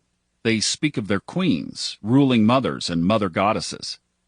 If Atlantis was ruled by women, this would be nicely congruent with the Garden of Eden story, which tells the tale of a woman who wanted to know more knowledge than was good for her, which led to the fall of the garden, and the humans therein being cast out. And this may be the reason that we are living in a patriarchy, or rule by men, ever since, and why certain male-based religions have a more skeptical view of women as well as of serpents. Of course, as we see today, rule by men isn't working out ideally either. So in our next planetary level of consciousness, we might as well move on to a spiritarchy, or rule by our higher selves. Maybe this was the plan all along. From this perspective, and knowing that the Garden of Eden was the place where a woman ate the forbidden apple of knowledge, let's take a look at the ancient Greek account of the Hesperides, quoted from an encyclopedia on mythology. The Hesperides are nymphs who tend a blissful garden in a far western corner of the world, located near the neighborhood of Cyrene or Benghazi in Libya, or the Atlas Mountains in North Africa, at the edge of the Oceanus, the world ocean. The garden of the Hesperides is Hera's orchard in the west, where either a single tree or a grove of immortality giving golden apples grew. The apples were planted from the fruited branches that Gaia, the goddess mother of the earth, gave to Hera as a wedding gift when Hera accepted Zeus. The Hesperides were given the task of tending to the grove, but occasionally plucked from it themselves. Not trusting them, Hera also placed in the garden a never-sleeping, 100-headed dragon named Ladon as an additional safeguard. However, the goddess of discord, Eris, managed to enter the garden, pluck a golden apple, inscribe it to the most beautiful, and roll it into the wedding party, to which she had not been invited, in effect causing the Trojan Wars. There is another Greek myth account to which the same apples, named the apples of joy, tempted the goddess Atalanta. Let's also look at the ancient Greek story of the Isle of Fortune. Quoting, "In the Fortunate Isles, also called the Isles or Islands of the Blessed, heroes and other favored mortals in Greek mythology and Celtic mythology were received by the gods into a winterless, blissful paradise. According to Greek mythology, the islands were reserved for those who had chosen to be reincarnated thrice and managed to be judged as especially pure enough to gain entrance to the Elysian fields all 3 times. These islands were thought to lie in the Western Ocean, near the encircling river Oceanus. Madeira, Canary Islands, Azores, Cape Verde, and Bermuda have sometimes been cited as possible matches." End quote. Yet another mythological island associated with apples and ruled by women is Avalon, again quoted from the encyclopedia.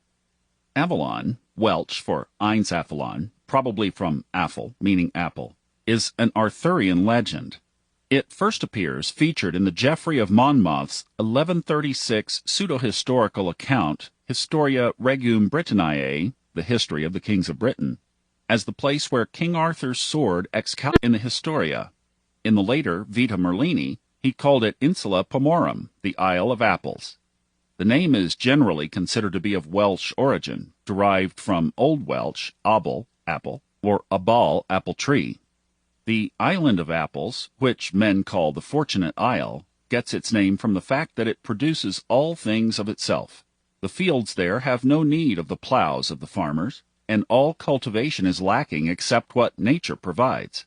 Of its own accord, it produces grain and grapes, and apple trees grow in its woods from the close-clipped grass. The ground, of its own accord, produces everything instead of merely grass, and people live there 100 years or more. 9 sisters rule there by a pleasing set of laws which come to them from our country." End quote. In Norse, Germanic, and Celtic mythology, we find similar tales that differ in the details, but are the same in its message. According to Norse myth, the goddess Eden was the keeper of the golden apples, which allowed the gods to stay young. The quest for knowledge and immortality while on earth, rather than having knowledge and immortality while in a spiritual state, is one of the things that enraged the high-ranking gods, and one of the causes of Earth's destruction. Eden was kidnapped by a giant who wanted the apples for himself.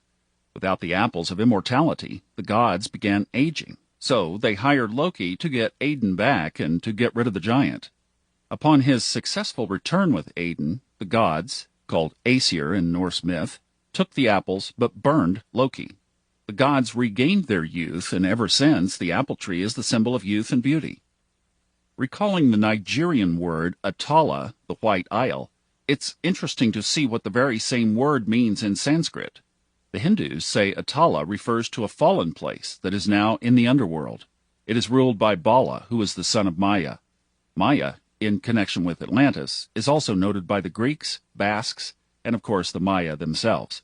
This Atala is ruled by lustful women who like to intoxicate men with cannabis so that they can first seduce them and then kill them. As some of you might recall, there were 2 trees in the Garden of Eden. One was the tree of knowledge of good and evil, or of duality. The other was the tree of life. Eating an apple from the tree of knowledge was considered the original sin, which led Adam and Eve to be cast out of paradise. From my understanding, this fall of humankind happened both physically and spiritually. Physically, it happened as the fall of the Garden of Eden, and spiritually, it happened as a descent from the non-dual state of spirit, a central teaching of certain Hindu denominations. Jewish, Islamic, and Christian accounts appear to agree with this narrative, although it's interesting to familiarize oneself with their slight differences for those who have the inclination. The Garden of Eden is the subject of Genesis chapters 2 and 3, directly following the creation story. It is also mentioned in the book Ezekiel. Elsewhere in the Bible, it is also called the Garden of God. The word Eden is derived from Aramaic, meaning fruitful and well-watered. In Hebrew, Eden is also known to translate as pleasure. Adam and Eve walked around the garden naked, symbolizing a state of that the serpent exploited. After first creating Adam, God placed him in the garden and caused beautiful trees for food to grow. In the middle of the garden, the serpent placed the tree of knowledge of good and evil. Adam was free to eat of every tree except for this one. Eve was created supposedly by taking a rib from Adam. Various rabbis, however, say this is a mistranslation and that instead a side of Adam was used to create Eve. The serpent seduced Eve to eat the forbidden fruit, and Adam joined her in the transgression. Then they lost their innocence and were expelled from the garden. The garden was subsequently guarded by cherubim and a flaming sword which turned every way to keep the way of the tree of life. Some theologians interpret this to mean that the garden is now a spiritual place. Jewish eschatology clearly states that there are two different Gardens of Eden. One is a terrestrial place of beautiful and fruitful vegetation called the lower Garden of Eden, and the second a celestial place of good and immortal souls called the higher Garden of Eden. This higher realm garden will reveal itself at the end of time, which in Norse mythology would be the final battle of Ragnarok. Its inhabitants, both Jewish and non-Jewish, are clothed in garments of light and eternal life, and eat the tree of life. The opposite of this place is Sheol, a non-physical area of purification that wicked souls go to after death. It is described as the furthest distance from Eden. It is said that when history completes itself, the ultimate destination of all mankind is to return to Eden rather than to dwell in hell eternally. This is a myth in the truest sense of the word. This myth was created in the dark ages of humanity to instill fear in people. It is still derived from biblical mistranslations. The Quran only mentions one tree in Eden, namely that of immortality, which was forbidden to Adam and Eve. Satan, appearing as a serpent, implying that he could also appear in other forms, kept instructing them to eat from the tree, which they finally did. The idea of pre-flood people grasping for immortality is another common theme throughout the world. Shortly after Adam and Eve were expelled, humankind began to multiply, and the Nephilim, which are giants, descendants of fallen angels and humans mixing, had intercourse with humans, and the flood was brought to earth. Although being expelled from the garden does not appear to have been the main reason for the flood, it led to a series of events and a descent in consciousness that finally brought about the deluge. Much debate and conjecture has occurred as to the exact location of the Garden of Eden, but all of it has been inconclusive. The reason for this, in my view, is that the physical Garden of Eden was Atlantis, which was destroyed by the flood. It is accepted as biblical by the Orthodox churches of Ethiopia and Eritrea, as well as by various Jewish sects. That is to say that the original Christians adhered to it. Catholics and Protestants reject it because they can't understand how angels could have had sexual relations with humans. The explanation for this is simple.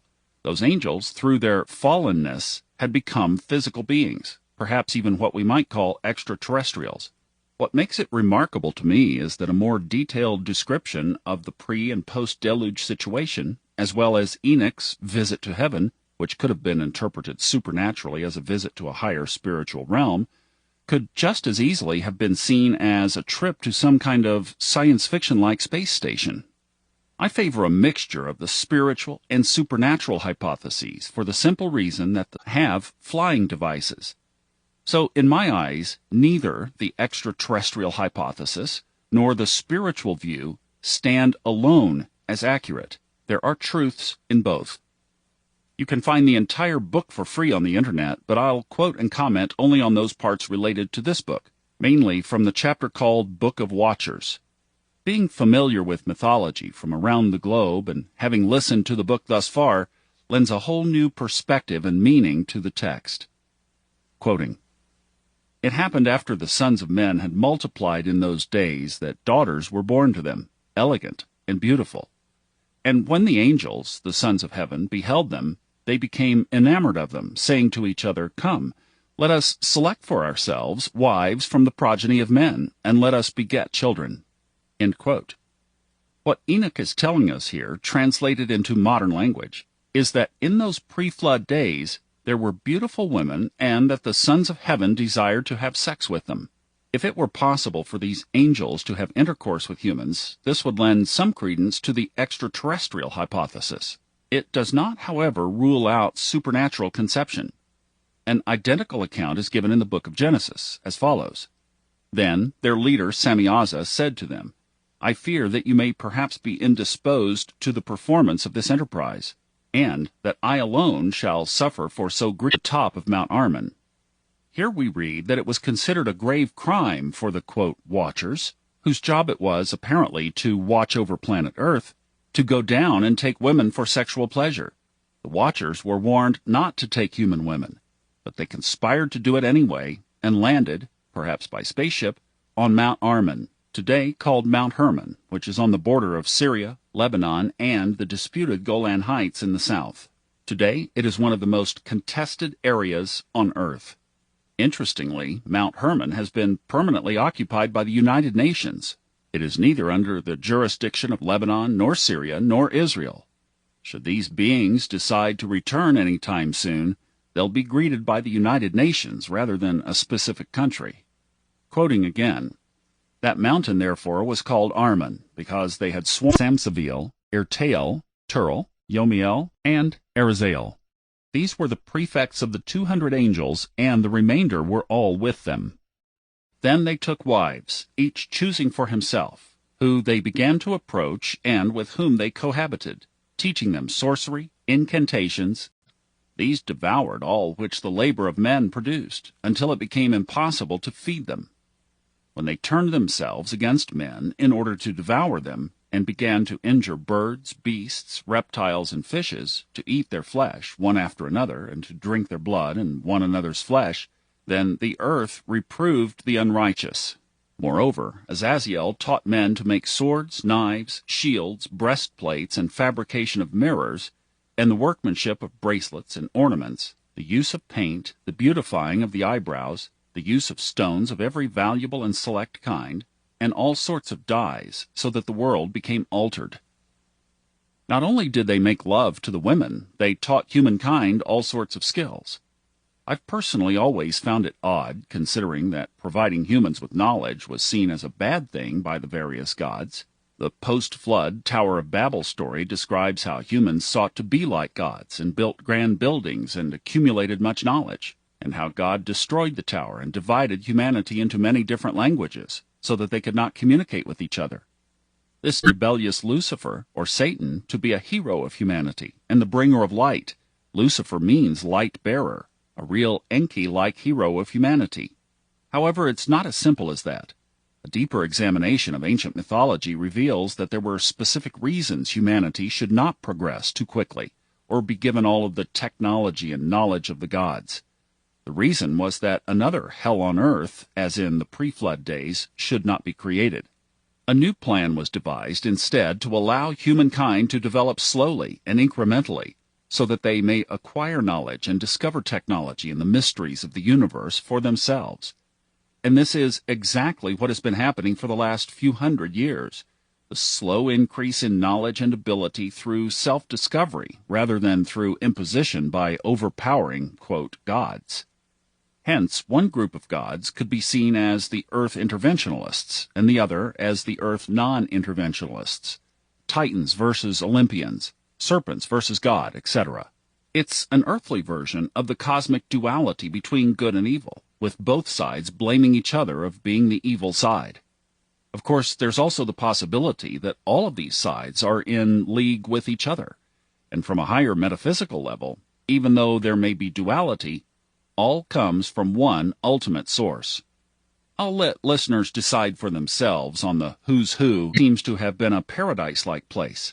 The Garden of Eden story appears to be a shorthand version of a larger narrative. Adam and Eve represent innocent humans that lived a lovely life in paradise, or Atlantis, and then the serpent intervened and offered them knowledge and power of their cries. The earth, depraved of her children, has cried even to the gate of heaven. This group of non-physical angels, and it is clear that they are non-physical beings from their biblical descriptions, were not pleased with what was happening. Quoting again, "And now you, O Holy One of Heaven, the souls of men complain, saying, Obtain justice for us with the Most High. Then they said to their Lord, the King, You are the Lord of lords, God of gods, King of kings. The throne of your glory is forever and ever, and forever and ever your name is sanctified and glorified. You are blessed and glorified. Obtain justice for us. You have made all things. You possess power over all things, and all things are open and manifest before you. You behold all things, and nothing can be concealed from you. You have seen what Azazel has done, how he has taught every species of iniquity upon earth, and has disclosed to the world all the secret things which are done in the heavens. Samyaza has also taught sorcery, to whom you have given authority over those who are associated with him. They have gone together to the daughters of men, have lain with them, have become polluted, and have discovered crimes to them." Apparently, if the secrets of heaven are disclosed to earthlings, it causes mostly suffering, similar to letting children play with fire, according to the non-serpentine version of history. Quoting, "The women likewise have brought forth giants. Thus has the whole earth been filled with blood and with iniquity. And now, behold, the souls of those who are dead cry out, and complain even to the gate of heaven. Their groaning ascends, nor can they escape from the unrighteousness which is committed on earth. You know all things before they exist.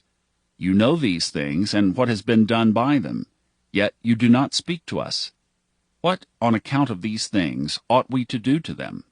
Then the Most High, the Great and Holy One, spoke, and sent Uriel to the sons of Lamech, saying, "Say to him in my name, Conceal yourself. Then explain to him the consummation which is about to take place. For all the earth shall perish. The waters of a deluge shall come over the whole earth, and all things which are in it shall be destroyed. And now teach him how he may escape, and how his seed may remain in all the earth." So this higher committee decided to solve the whole problem by destroying these lost people with a great flood, and to spare some of the nicer people. Again, the light. This could be a reference to banishing certain beings to subterranean dwellings, as mentioned in the various myths around the globe. "And in the great day of judgment, let him be cast into the fire. Restore the earth, which the angels have corrupted, and announce life to it, that I may receive it. All the sons of men shall not perish in consequence of every secret by which the watchers have destroyed, and which they have taught their offspring. All the earth has been corrupted by the effects of the teaching of Azazel. To him, therefore, ascribe the whole crime. To Gabriel also the Lord said, Go to the bastards, the reprobates, to the children of fornication, and destroy the children of fornication, the offspring of the watchers, from among men. Bring them forth and excite them one against another. Let them perish by mutual slaughter, for length of days shall not be theirs. They shall all entreat you, but their fathers shall not obtain their wishes respecting them, for they shall hope for eternal life, and that they may live, each of them, 500 years. To Michael likewise the Lord said, Go and announce his crime to Samyaza, and to the others who are with him, who have been associated with women, that they might be polluted with all their impurity.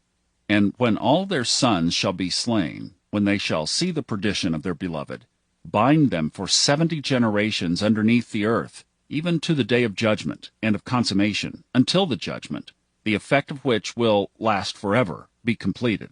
Then shall they be taken away into the lowest depths of the fire in torments, and in confinement they shall be shut up forever. Immediately after this shall he, together with them, burn and perish. They shall be bound until the consummation of many generations. This section specifically calls the place of banishment under the earth, reflecting other myths of the underworld being subterranean. In Greek mythology, there was earth, Hades, the underworld, referred to as hell by Abrahamic religions, and the Olymp, the world above, known as heaven to us. With knowledge of Buddhist and Hindu cosmology, it's my impression that heaven and hell are both spiritual states of conscious giants and dwarfs coming out of caves and living inside mountains. Quoting, "Destroy all the souls addicted to lust, and the offspring of the watchers, for they have tyrannized over mankind. Let every oppressor perish from the face of the earth. Let every evil work be destroyed. The plant of righteousness and of rectitude appear, and its produce become a blessing. Righteousness and rectitude shall be forever planted with delight. And then shall all the saints give thanks, and live until they have begotten 1,000 children, while the whole period of their youth and their Sabbaths shall be completed in peace. In those days all the earth shall be cultivated in righteousness. It shall be wholly planted with trees, and filled with benediction. Every tree of delight shall be planted in it. In it shall be vines planted, and the vine which shall be planted in it shall yield fruit to satiety. Every seed which shall be sown in it shall produce for one a measure 1,000, and one measure of olive shall produce 10 presses of oil. Purify the earth from all oppression, from all injustice, from all crime, from all impiety, and from all the pollution which is committed upon it. Exterminate them from the earth. The earth shall be cleansed from all corruption, from every crime, from all punishment, and from all suffering. Neither again will I send a deluge upon it from generation to generation forever." Here we find the promise that earth will never again be destroyed by a deluge, as mentioned in Genesis and various global myths. "In those days I will open the treasures of blessing which are in heaven, that I may cause them to descend upon earth, and upon all the works and labor of man. Peace and equity shall associate with the sons of men all the days of the world, in every generation of it." This section shows that it was or is the aim to bring heaven to earth. In other words, to raise the consciousness level of the planet.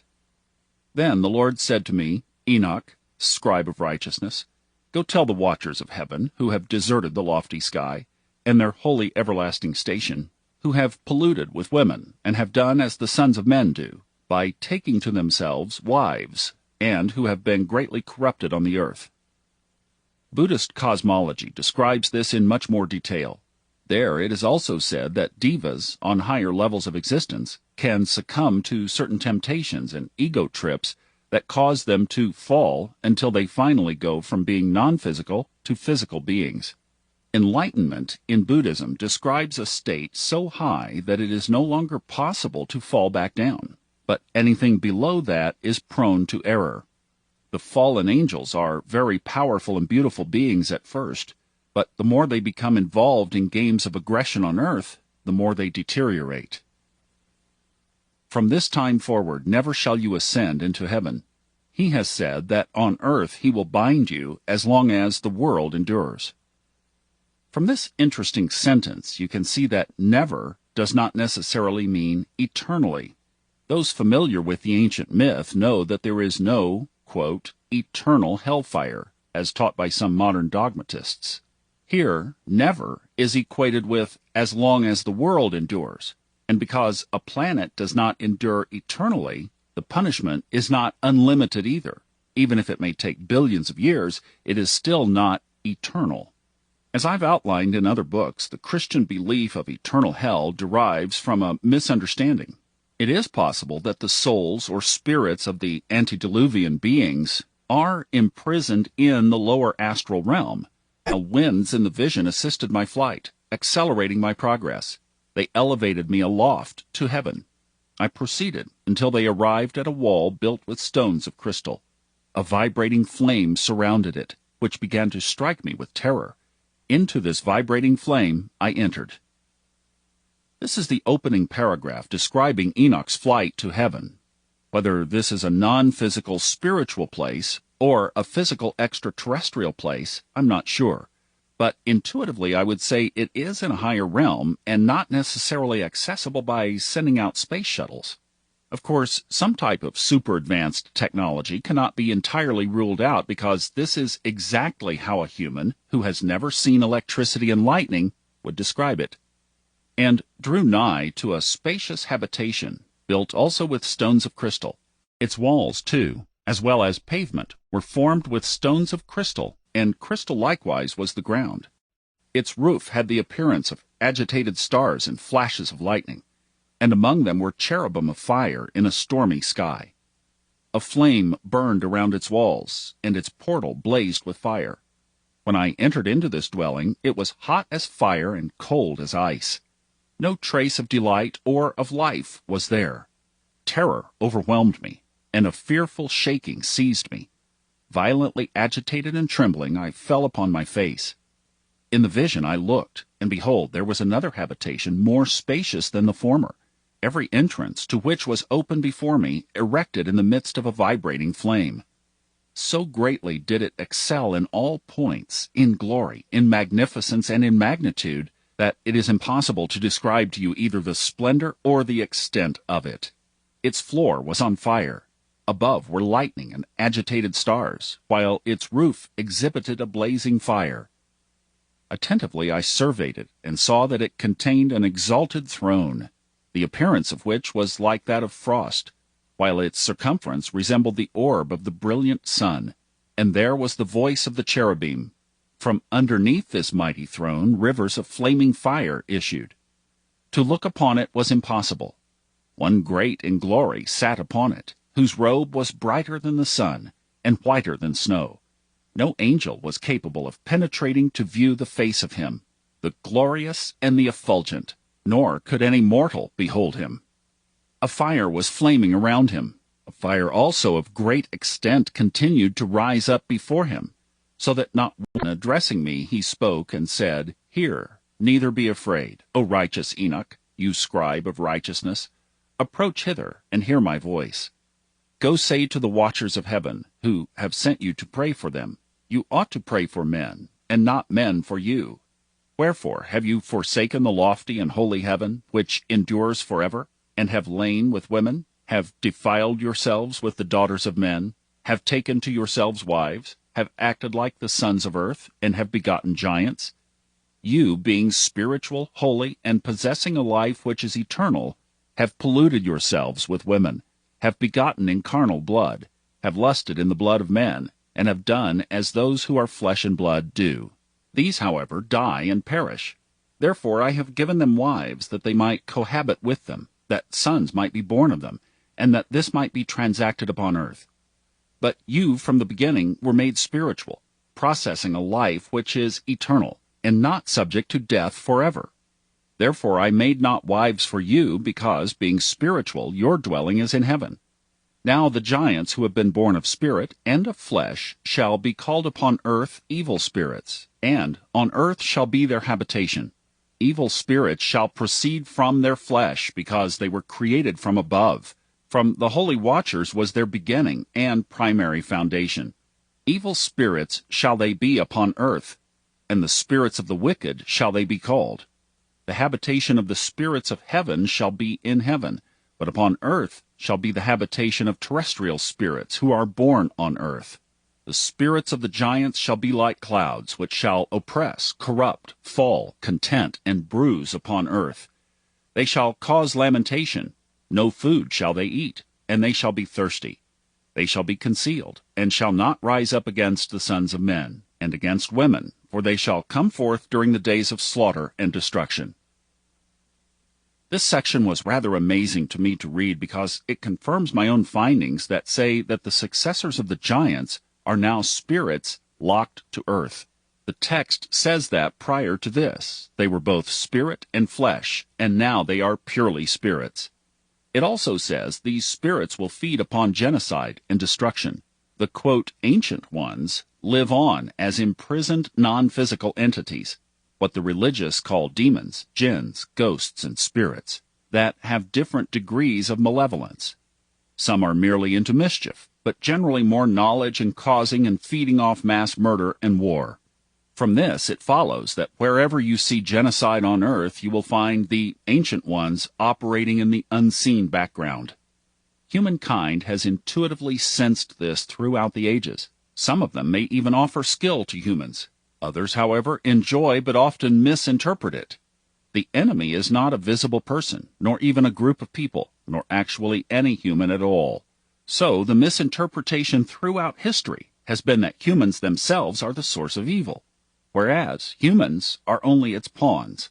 Quoting again, As to the death of the giants, wheresoever their spirits depart from their bodies, let their flesh, that which is perishable, be without judgment. Thus they shall perish until the day of the great consummation of the great world. A destruction shall take place of the watchers and the impious. And now to the watchers, who have sent you to pray for them, who in the beginning were in heaven. Say, in heaven you have been. Secret things, however, have not been manifested to you, yet have you known a reprobated mystery. And this you have related to women in the hardness of your heart, and by that mystery have women and mankind multiplied evils upon the earth. Say to them, never therefore shall you obtain peace. Taking earthwomen for sex here is referred to as a hardness of the heart. It would be similar to someone abusing innocent children, who can neither defend themselves nor do they have enough awareness to make any choice in the matter. And this is then the actual root of all evil, the desecration of innocence and preventing free will or learning by choice.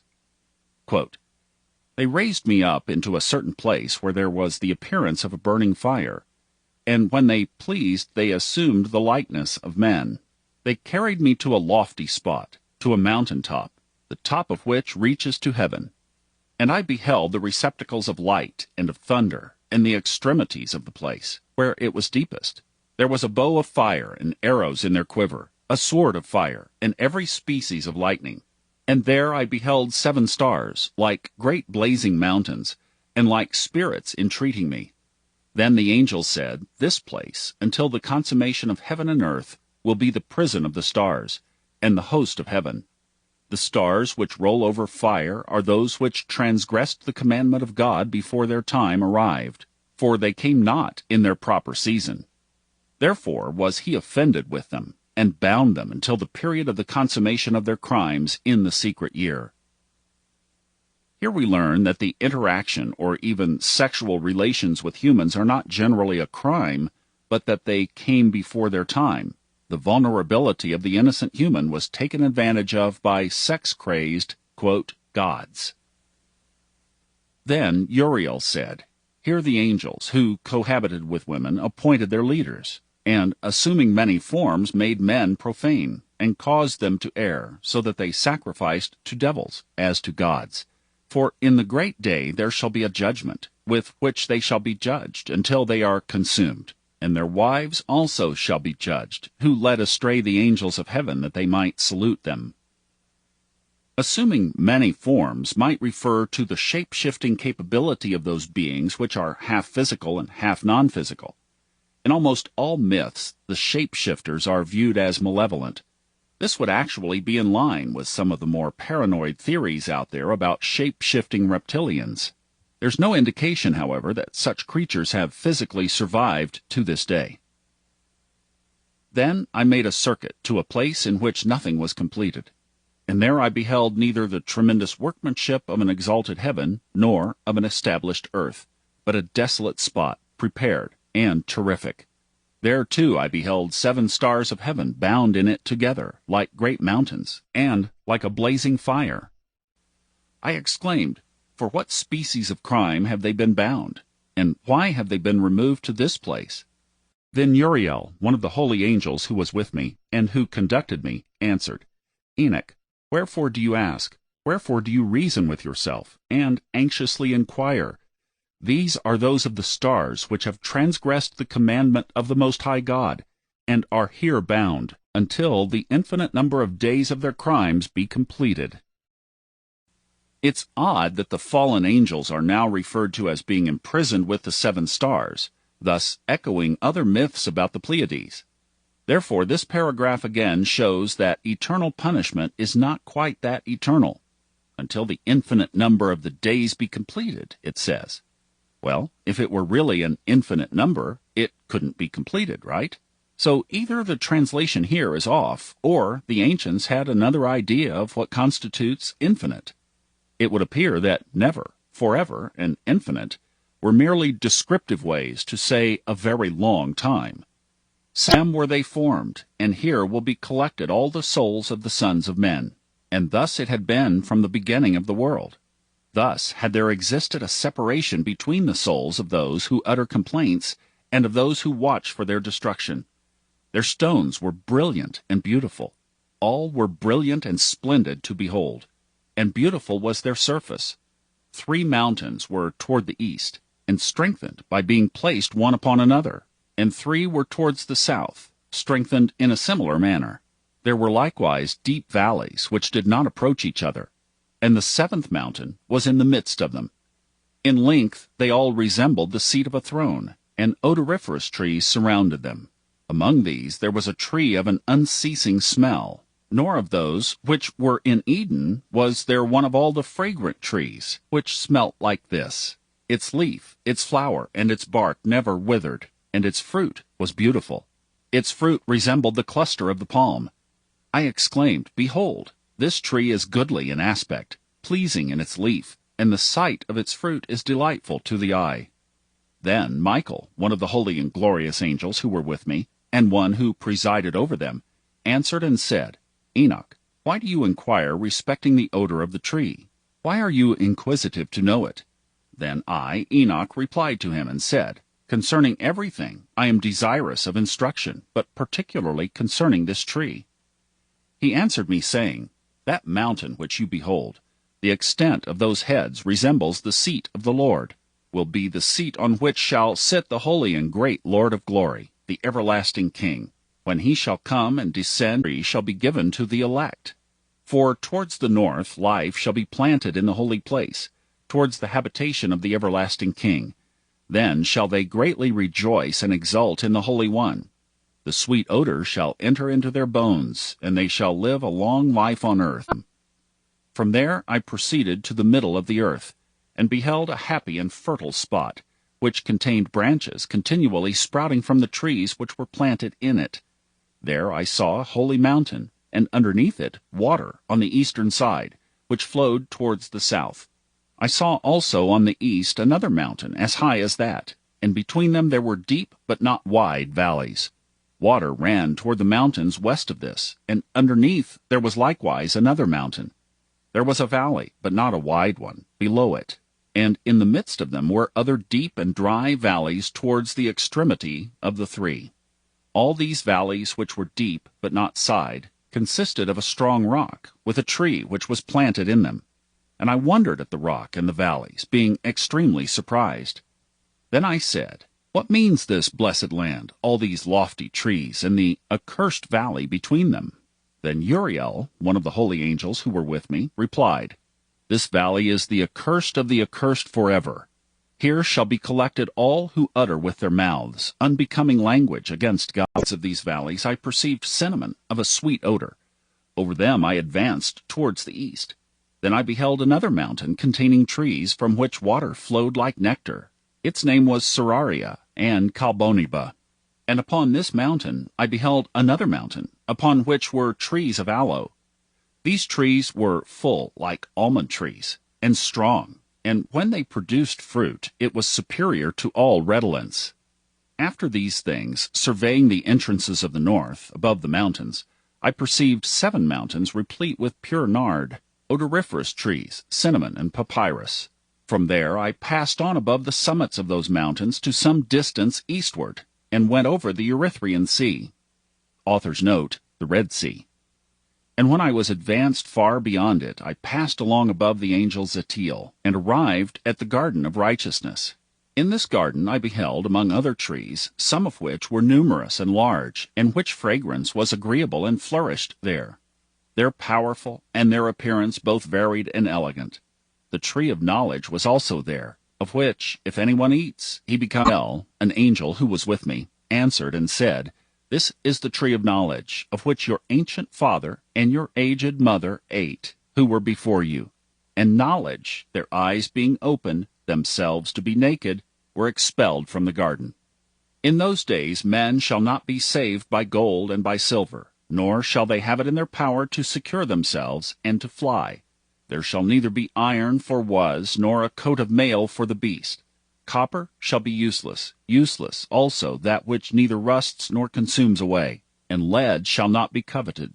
All these things shall be who obtaining and knowing rejected and perished from off the earth, when the elect one shall appear in the presence of the Lord of spirits. There, now, some of the mythological evidence having been presented, let's next look at the physical evidence and cultural remnants of Atlantis. Chapter 3. A Global Empire. The Dravidian language is spoken by the Tamils, who live in southeastern India, Sri Lanka, and Indonesia. The Tamils are one of the oldest cultures on Earth. There's a myth in their ancient history according to which they came from a sunken continent to arrive at where they live today. This sunken continent is called Kumari Kingdom. This kingdom was submerged 18,000 years ago, and this lends some credence to another idea proposed by Atlantis researchers, namely to it than others. Why, the various strange creatures depicted in temples and on statues, ruins, and steles are more well preserved than elsewhere. If their flood was earlier, this might explain it. The Tamil records allegedly report that they once lived alongside animals that would today be called dinosaurs. They describe large reptilian beings who breathed fire. This is quite congruent with the other accounts according to which the earth was populated by monsters, dragons, serpents, and ghastly human-animal mixes in pre-flood times. Those creatures are one of the reasons floods were sent. After the flood, most of them were eradicated, but there were a few left here and there. In those days, dragons were so rare that catching one and holding them captive became attractions that drew large crowds into stadiums, such as briefly described in the Old Testament book of Daniel. In this story, Daniel slew one of the last remaining dragons, which became a tourist attraction to crowds in Babylon. The Tamil accounts are precious in that they have retained much of the stories of their origins and saved them from all the book burnings we experienced in the West. Modern scientific findings have been able to confirm several points of Tamil myth, one of them being that there was once, prior to the flood, a land bridge between India and Sri Lanka. Geologists have found Adam's Bridge, which they, who themselves claim to have been around for at least this long, have been established. The pyramid culture. Just like certain myths are told globally, the pyramid culture is also a global phenomenon. Pyramids were built on both sides of the Atlantic Ocean, and to this day it is unclear what exactly their purpose was and who their builders were. There are about 33,000 pyramid-shaped ancient skyscrapers distributed around Tamil Nadu, many of them thousands of years old and still in good condition today. Are these structures based on memories of even older pre-flood structures? They may very well be, because the ancient structures around the globe display an affinity with large pyramidal shapes. I call pyramids Atlantean-style architecture. It's interesting to note that many were not built at the height of their cultures, but at the very beginnings. While the global pyramids are associated with various cultures such as the Egyptians and the Mayans, they may predate those cultures. My personal guess is that many of them were built post-flood to commemorate and store otherwise lost knowledge, to build things in memory of the lost empire before knowledge descends even further. The mere fact that pyramids can be found around the world points to a global understanding and culture. The Temple of Kukulkan in Yucatan, Mexico, is dedicated to the feathered serpent of the same name. The serpent god Kukulkan has a Mayan predecessor called Waxaclayan Yubakan, meaning war serpent. The word Khan refers to serpent. In this context, it is interesting that the word Khan, found in various Asian languages, as in Genghis Khan, refers to a god, a king, or one of royal descent. At another Mayan Kikal pyramid in Guatemala, just recently 800 kilometers of subterranean tunnels have been found beneath the site and are in the process of being explored. There's a Cambodian pyramid of the Khmer Empire located at Angkor Wat. The academics with whom I've discussed this tell me it's not a pyramid, it's a temple, even though it looks just like the other step pyramids we see in the Americas. Those pyramids, too, may very well have also been temples. Temples in the shape of pyramids. An Indonesian temple named Suku is more recent than the Mayan ones, and some archaeologists have speculated that it's a rebuild of an older structure, as significantly older artifacts have been found at the site. The building of the pyramid-shaped structures appear to be especially prevalent in the Middle East, Mesopotamia, and Egypt, Southeast Asia, Indonesia, Thailand, and India, and in Central and South America. There are too many ifs to know for sure what happened to us long ago, but one thing is obvious: global empire. Linguistic evidence. In this section, I present evidence that the ancient Egyptians, the African Berbers, the Basques, the extinct Iberians and Etruscans, the original builders on Malta, the Native American Algonquin, the Maya and Aztec, the Hittites, the Celts, the Phoenicians, and others are descendants of a mysterious people that survived a gigantic flood that sank both Atlantis and created the Mediterranean. These cultures listed here have odd similarities in their languages and customs, which indicate these cultures in question may have originated from the same people. America and Europe are an ocean apart. Therefore, similarities between them are even more stunning. The Greeks spoke of Atlantis as being located beyond the Pillars of Hercules or the similar. Then the surrounding regions of the Atlantic and various successors of this empire would have stored this memory in their language. So a good approach is to comb all kinds of ancient texts for words beginning with at, atl. Atlantis' tale is the only known account of Atlantis, and therefore that Plato's story is a work of fiction. But this is entirely untrue. It isn't the only account that refers to names linguistically related to Atlantis. Another workable approach is to compare ancient East coastal civilizations of the Americas with those of Europe. Considering that Plato's Atlantis was said to have sunk 12,000 years ago, only very scarce traces of its existence are to be expected.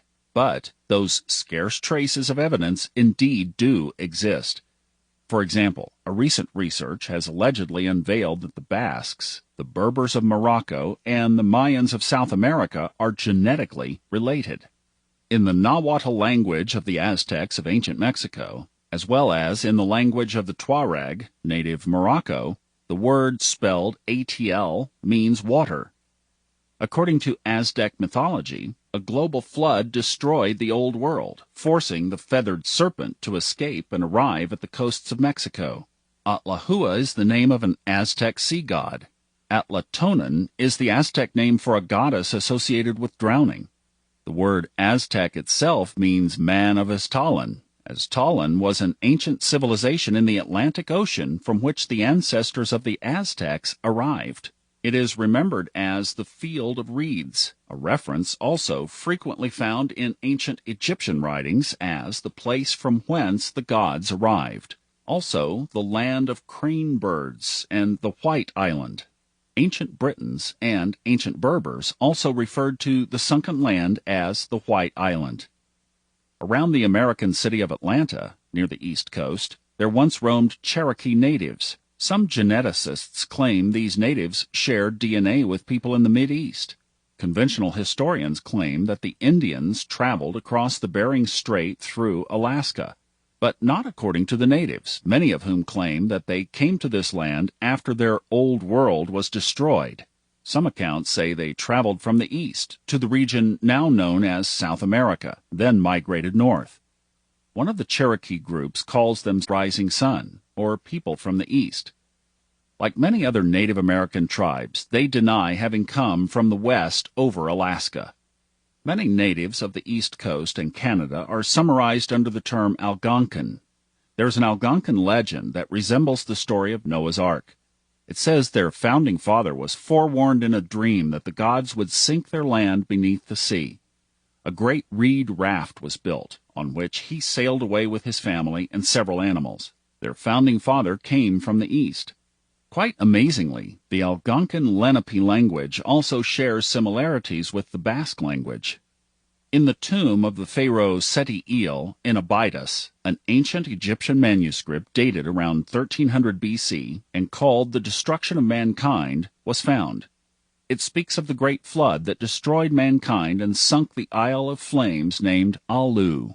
Alu was a large volcanic island in the distant west, full of mountains, crops, palaces, great walls, and pillars full of ornaments. The Apache Indians of America also refer to their sunken homeland as the Isle of Flames. Apparently, in the ancient Arabic tradition, a person by the name of Ad is the son of Noah.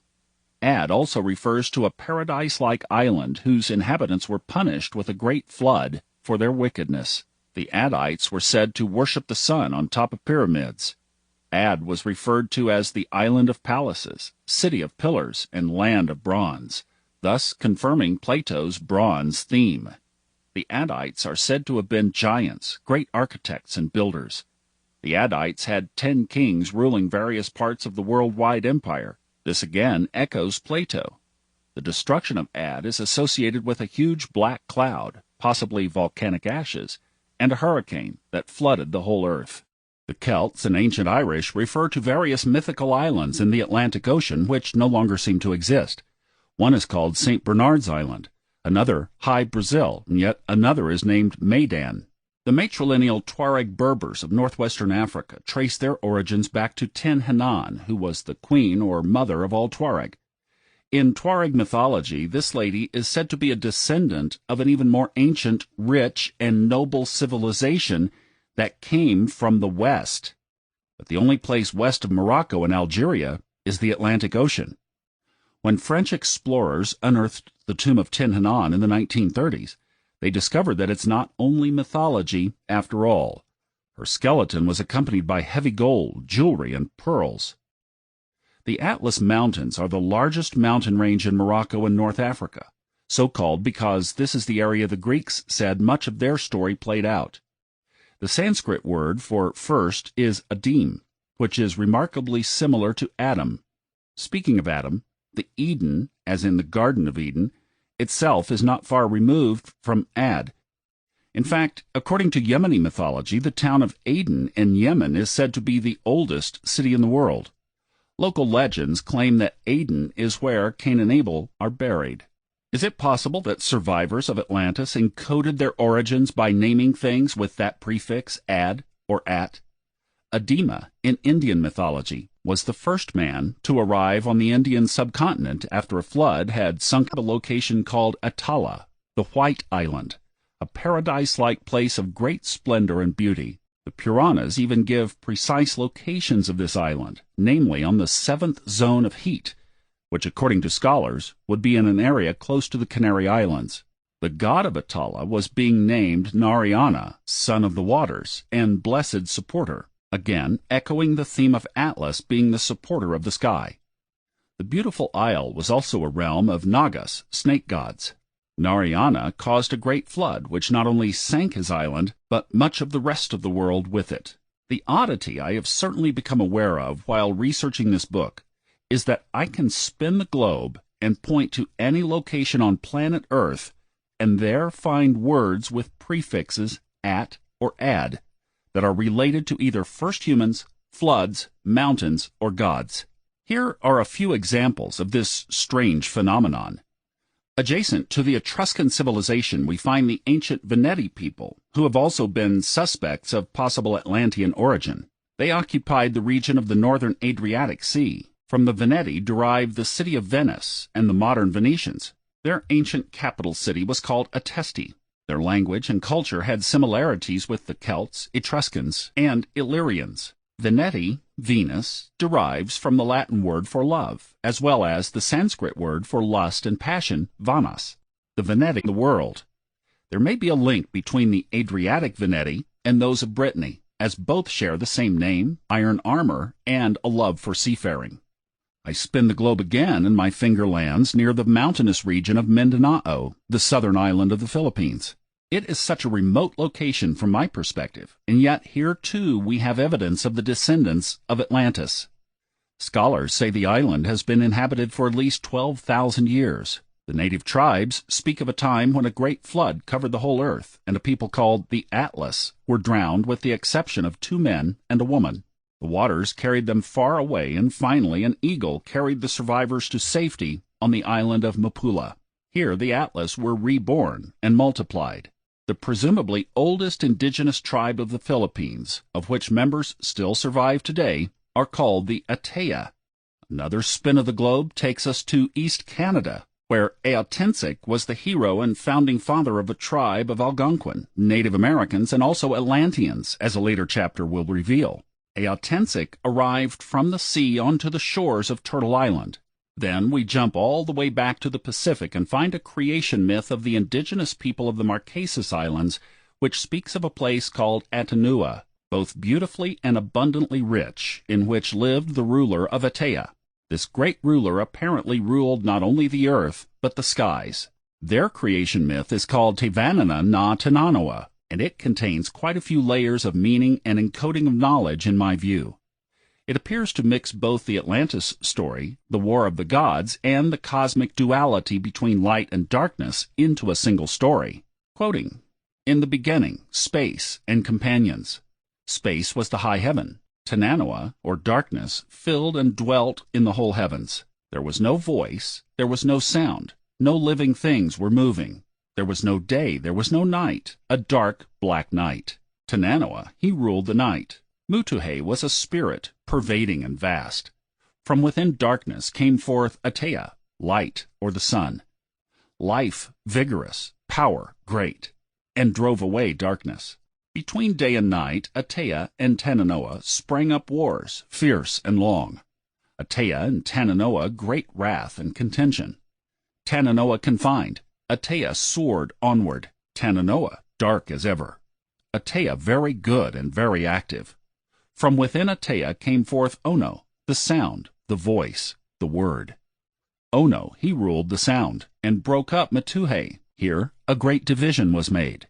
In the company of Atanua, the sunset, the dawn, a nice place, a female. Atanua was beautiful and good, adorned with riches very great. Atanua was fair, very rich and soft. Atea and Atanua embraced each other. Atanua produces abundantly of living things. Atea took Atanua for a wife. Atea and Ono pass onward, pass upward. Atea the body, Ono the spirit. Atea with Ono in one place. Atea the substance, Ono the spirit. Atea produces very hot fire. Ono is powerful and great. Atea is adorned with riches, changing and dazzling. Ono is adorned with princely wealth and power. They too the same glory. Atea the body, Ono the spirit, and dwelt as kings in most beautiful places, supported on thrones, large, many-colored, wondrous. They dwelt above, they dwelt beyond. They ruled the space of heaven, and the large entire sky, and all the powers thereof, the first lords dwelling on high. I've only reproduced approximately half of the creation myth from that section, but it's enough to make the point. Religious accounts say that the whole world spoke the same language before the flood. Evidence for this idea is easily found. The Hebrew word for lion is Ari. The Tamil word for lion is Ari. The Egyptian word for sun is Ra. The Maori, the New Zealand word for sun is Ra. The Mayan word for father is Yum. The Tibetan word for father is Yum. I could go on with tens of thousands of more examples of this, but I don't want to bore you. Suffice it to say that an entire Atlantis book could be written based on linguistic evidence alone. It appears that at one point in ancient history there was one language spoken by the whole world. The whole world also shared similar architecture, a similar reverence for sun gods and serpent gods, similar customs, fashions, skills, and knowledge. Chapter 4. Atlantean Europe. If the sunken island Atlantis really was in the Atlantic Ocean, we must be able to find remains, even if the event occurred 12,000 years ago. Furthermore, there should be striking similarities found between the cultures bordering the central Atlantic. So it makes sense to look at Ireland, England, France, Spain. Now extinct Guanche culture of the Canary Islands in the Atlantic provides a good starting point for our exploration. Their mysterious origins and the anomalies in their language, as well as their reddish hair, show that they do not fit the normal pattern of the area. On Tenerife, there are numerous statues to commemorate the rulers of these almost legendary people. They are portrayed as heroic and athletic-looking sea people, some of whom are holding tridents, even though there was no evidence of seafaring found among their scarce remains.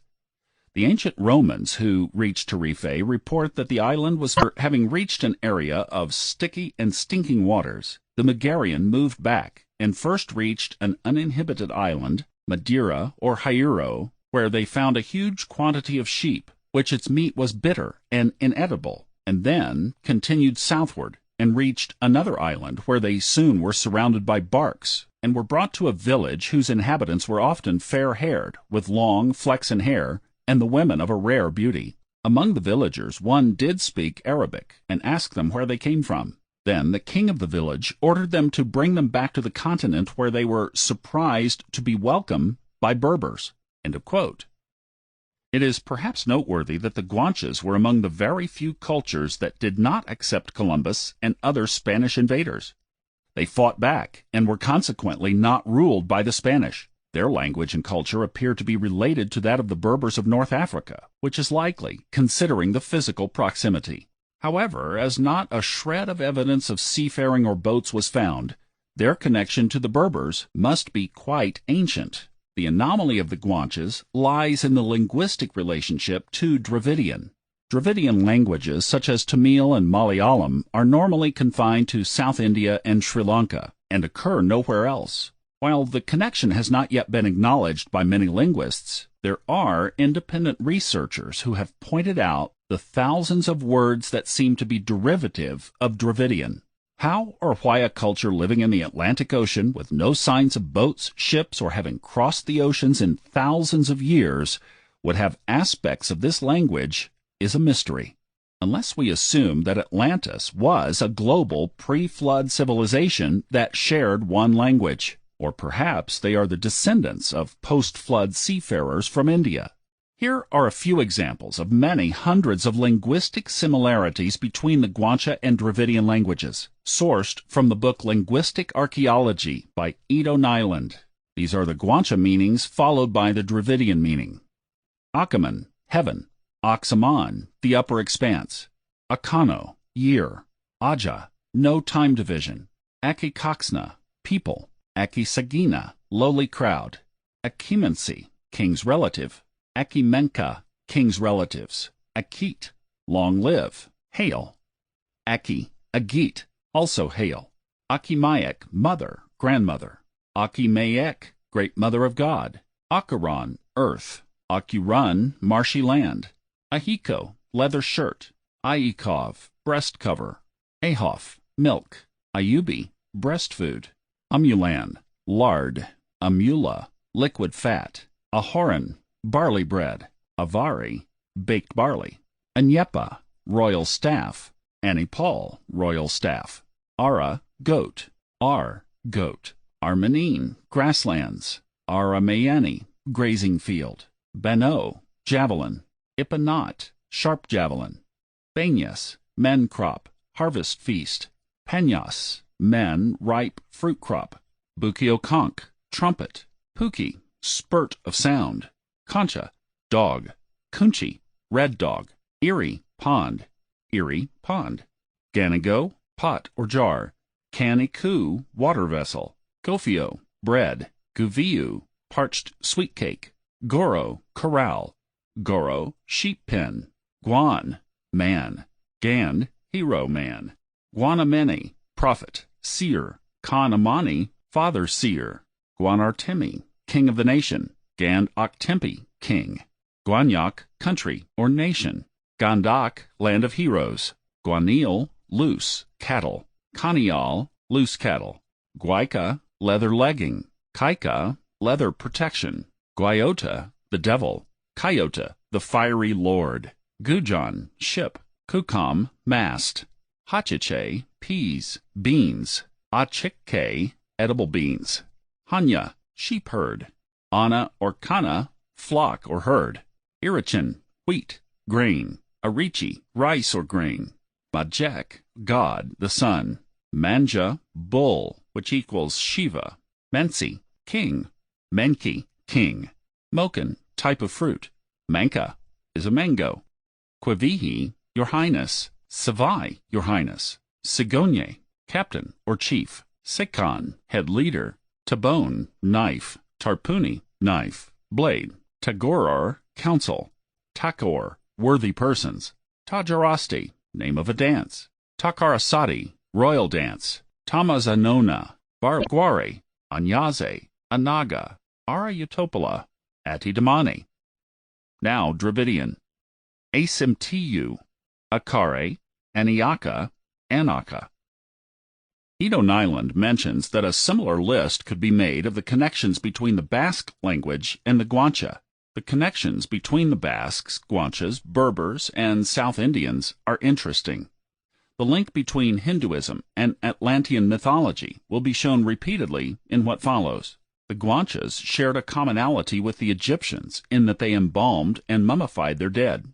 The lower-class Guanches were buried in sandy graves, and the upper class were mummified and settled into secluded caves. The Guanches worshipped a goddess by the name of Chaxaraxi and a sun god by the name of Majek. The supreme source god of the universe was called Akaman. There was also a son of God called Chiharji.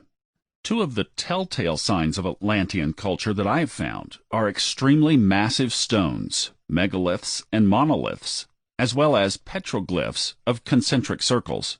My personal view derived from comparison with Guanches. The reason for this, in my view, is that the impact of the deluge was the strongest in the Atlantic and weakest in Anatolia and the Mideast. In fact, only those who had traveled some distance away in special boats or had reached the peak of the mountains were likely to such as known about their culture. They are predecessors of the ancient Romans. The Romans did not simply erect a civilized society out of nothing. They built it on top of an already existing society, borrowing much of their knowledge and skills from the Etruscans. It's not known where the Etruscans or their language came from. There are images and statues of Etruscans wearing pointed caps. Similar can be found with the Hittites of ancient Turkey, and among those great seafarers the Phoenicians. And certainly, not coincidentally, genetic links to the people of Anatolia have been established. Another unlikely place that pointed hats were used are with the Micmac natives of Atlantic Canada.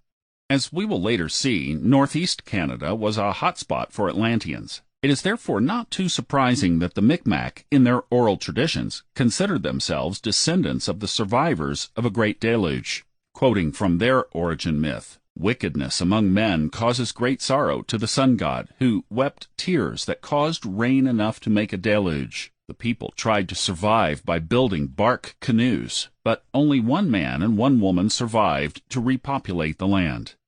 Recounts their origins myth. Sound familiar? Atlantis is not the real mystery. The real mystery is why modern academia does not appear to notice the connections. Why do people on the other side of the ocean also refer to the deluge and sun gods? The only reasonable answer is because these things are retained in their common memories, passed down from generation to generation. In comparing the dress style, customs, culture, and beliefs across the ocean, it does appear that the European side was more able to retain their customs, while their American relatives lost much of it. The reason for this may be that the Americans were hit harder by the flood, or that Atlantis had more colonies in Europe. A mythological link between Native Americans and Europeans is clearly visible, but it was the Europeans who had the buildings, tools, and symbols said to have originated in Atlantis. There is an Etruscan bronze that displays the swastika, a symbol that was normally associated with the Far East, until the Nazis brought the symbol into disrepute. This Etruscan derived their symbols from the Etruscans. In this context, it's also noteworthy that Atlantis research itself is linked to the Nazis, to racist and racial theory by many academics, and therefore also has fallen into disrepute. It is ironic that more than 100 years ago, racism was used to discredit the mythology of so-called primitive tribes, and yet today, Atlantis research and anti-racism are used to discredit it. However, neither Atlantis nor Atlantis research has anything to do with racialism, even though many previous authors attempted to use it for their own racial ideology. What the mythical accounts teach us is that the real conflict is not between races, but rather between various gods of differing philosophy, and between earthly consciousness and spiritual consciousness. The gods of Hinduism, for instance, were white-skinned, black-skinned, and even blue-skinned on both sides of the wars. The Etruscans built most of their settlements on high hills, using very thick walls, in Atlantean Cyclopean building styles. This was to shield their settlements from the flooding of which their legends warned. Rome was founded by Romulus and Remus, in accordance with Etruscan custom. The The Romans said that golden crowns, pointed crowns, and scepters were of Etruscan origin, even though we can find similar among the Egyptians. Spirituality played an important role in Etruscan life. Scholars say that the intensity with which the Etruscans practiced their religion is only comparable to that of the Hindus. It's also said that they share a number of beliefs with Hinduism. Etruscans used the symbol of the god looked at them. Some accounts, such as that of the Medusa, say people who saw their faces turned to stone. I view the Gorgon as a pre-flood Atlantean figure because she appears in numerous other cultures of Atlantean descent. The Minoans of the island of Crete depict Gorgons and snake-handling women, as do the Celts. Gorgons are also depicted in the oldest Hindu temples, again revealing a vague relationship between ancient India and Europe. This relationship may come from the fact that there was trade between India and Europe, and perhaps even more so, this big flood was at an earlier date, then they had a few thousand years to recover. In Europe, it appears that around 2,000 years were required to recover and start rebuilding their civilization again, if we follow archaeological indicators. Another typically Atlantean style is the use of pillars. They were used primarily by the Greeks, the Egyptians, the Phoenicians, and the Etruscans. The Etruscans also built underground caverns, or hypogeia, of unknown purpose. The same were built by the Atlantean cultures of the Minoans and the Maltese. Linguists have found a few overlaps of the Atlantean language with that of the Minoans, the Anatolians, and even the Hungarians. In context of at words, their word ati means mother, which gives us the link to the matriarchal Atlantean society. There are also images of Etruscan chariots. It is mentioned because Plato says that chariots were an invention of Atlantis. The Hittites of Turkey, another Atlantean tribe, also built similar chariots. It was only recently that the first Etruscan pyramid was found buried underground in Italy. What was a big surprise to the archaeological world was no surprise to me, as I expected every Atlantean society to have built pyramids. Do some internet research for the pyramid at Bomarzo in Italy. The pyramid is so old that it had to be dug out of the earth. Like all other Atlanteans, the Etruscans used the bull motif frequently, especially so in the aptly named Tomb of the Bulls, discovered near Tarquinia, Italy, and said to be 2,500 years old. One of the main themes of this audiobook is that some of the inhabitants of Atlantis were the giants. These giants had a building style that is known as Cyclopean, involving the working, quarrying, and erection of huge stone structures all over the world. Etruscan stone structures are scattered all over Italy. Their stones are significantly larger and heavier than Atlantis survivors scattered throughout Europe, and that each of these pockets later became one of the cultures featured in this chapter. Hence, many of the Etruscan megaliths may very well be pre-Etruscan. Some of the most famous ancient sites of Italy can be found on the island of Sardinia. A megalithic temple complex named Giant's Grave and the 6,000-year-old remains of a step pyramid called Monte dei Codi are among them. The ancients of Sardinia, who lived there in and around 1800 BC, are called the Neuralgic civilization. They, as well as the Etruscans, are said to be descendants of Shardana, or Sheridan, which were a tribe of sea peoples. The Shardana are mentioned in ancient Egyptian texts when referring to Mediterranean sea people. Some scientists have found genetic links of the Shardana to Anatolia. Like other Atlanteans, the Etruscans believed in an afterlife and treated their dead very seriously. They used embalming and mummification, as did the Egyptians and the Guanche. They also used the labrys, a double-headed axe, as did the Minoans and the builders of Stonehenge. The double-headed axe is engraved into its stones there. Many Etruscan statues were found to show a third eye mark on the forehead, between and right above the eyes. This ancient practice is still common among the Hindus of India. The Romans learned most of their war skills and maritime routes from the Etruscans. Roman historians reported that the Etruscan civilization declined because they became complacent, increasingly basking in large buffets, sexual pleasures, and religious superstition, thereby letting their guard down. In time, they were invaded and conquered by various tribes. In other words, rather than progressing, they regressed over time. Interestingly, complacency was also the reason the Roman civilization fell, and it also appears to be the reason Atlantis fell. History does repeat itself. The Minoans. The Minoan civilization of Crete had been forgotten until it was discovered in the year 1900 AD. According to archaeologists, signs of Minoan culture go back at least 7,000 years, and evidence of agricultural work back to 9,000 years. DNA research has traced the Minoans to Anatolia, Ararat, which happens to be in Anatolia. It is from Mount Ararat that he repopulated the earth. From what I've learned, it appears to me that a gigantic tidal wave swept east from the Atlantic Ocean, covering much of Europe. The survivors of Atlantis were either residing on mountain peaks further away, or they had forewarnings of the deluge to come and had time to build boats and move as far away from the worst zones as possible. Genetic research indicates that the Genesis story is correct in placing the first repopulators of the earth in Anatolia. Perhaps not coincidentally, the Göbekli Tepe structures show signs of having been abandoned and fled rather rapidly. They also show signs of having been underwater for some time. The Minoans built luxurious palaces and were very busy traders and conducted business with the Egyptian trees. The Minoan language has some similarities to Egyptian and Mesopotamian. One of the more famous Minoan artifacts is the so-called Phaistos disc, which contains numerous symbols on both of its sides. It was discovered in 1908 and is claimed to be approximately 4,000 years old. Its purpose, meaning, and origin remain unknown to this day. Its authenticity was contested until similar objects were dug up elsewhere on the island. Many of the symbols are easily recognizable objects, animals, and people, while some resemble Egyptian and Anatolian hieroglyphs. It also contains the usual symbols I associate with Atlantis. For example, it shows plumed and tattooed heads, and dresses normally associated with natives of North America and Mesoamerica, rather than Crete. The tools also don't look Minoan, but South American. Some of the pictures on the disc have also been found in Minoan artwork. So what could possibly be the connection between American natives and Minoans? My guess is that the plumed heads were an Atlantean custom remembered by people on both sides of the ocean.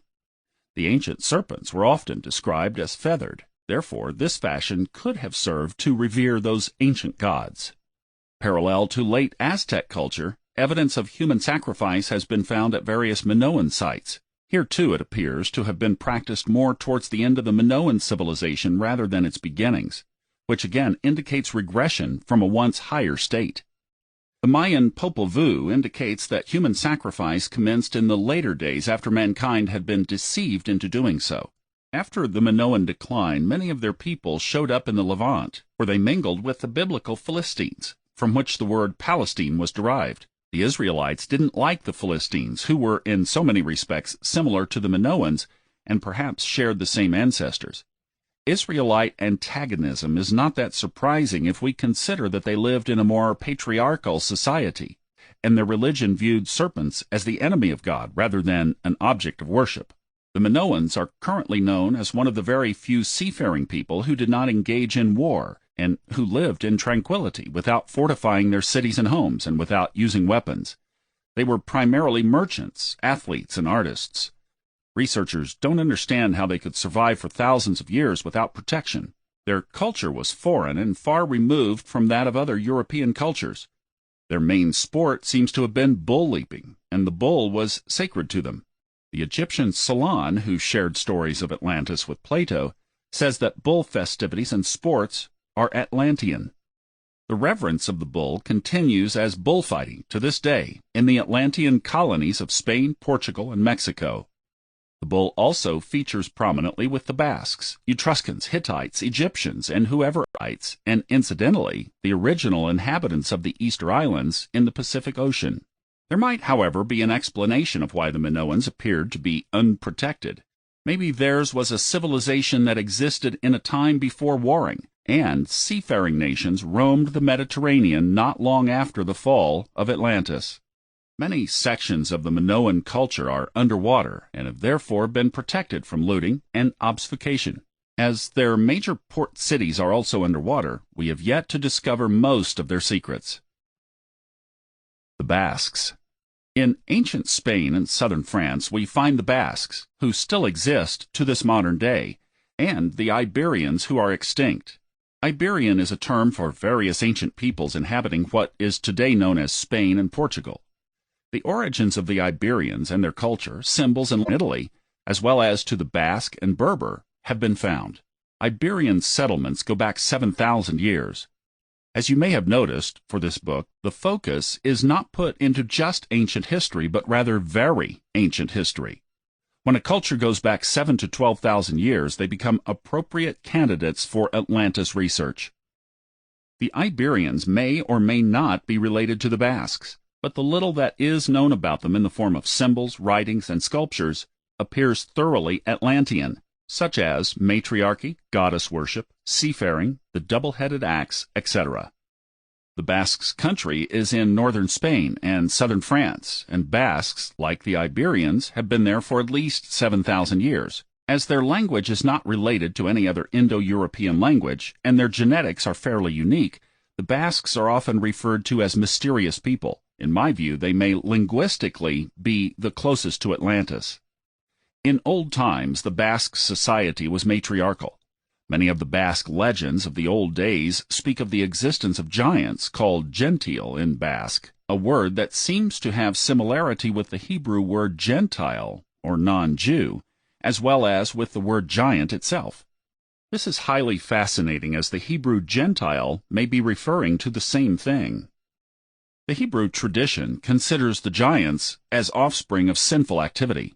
According to the Basques, the giants were a race of very tall people who built various megalithic stone structures. In their later days, these giants became wild men of the forests. The theme of giants having built the megalithic structures, the most famous being Stonehenge, not similar to any other language, and its origins are unknown. The same is said of their culture. However, to me it is not as isolate as generally assumed. Their culture is thoroughly Atlantean, and has similarities to Iberian, which is no surprise considering the geographical proximity.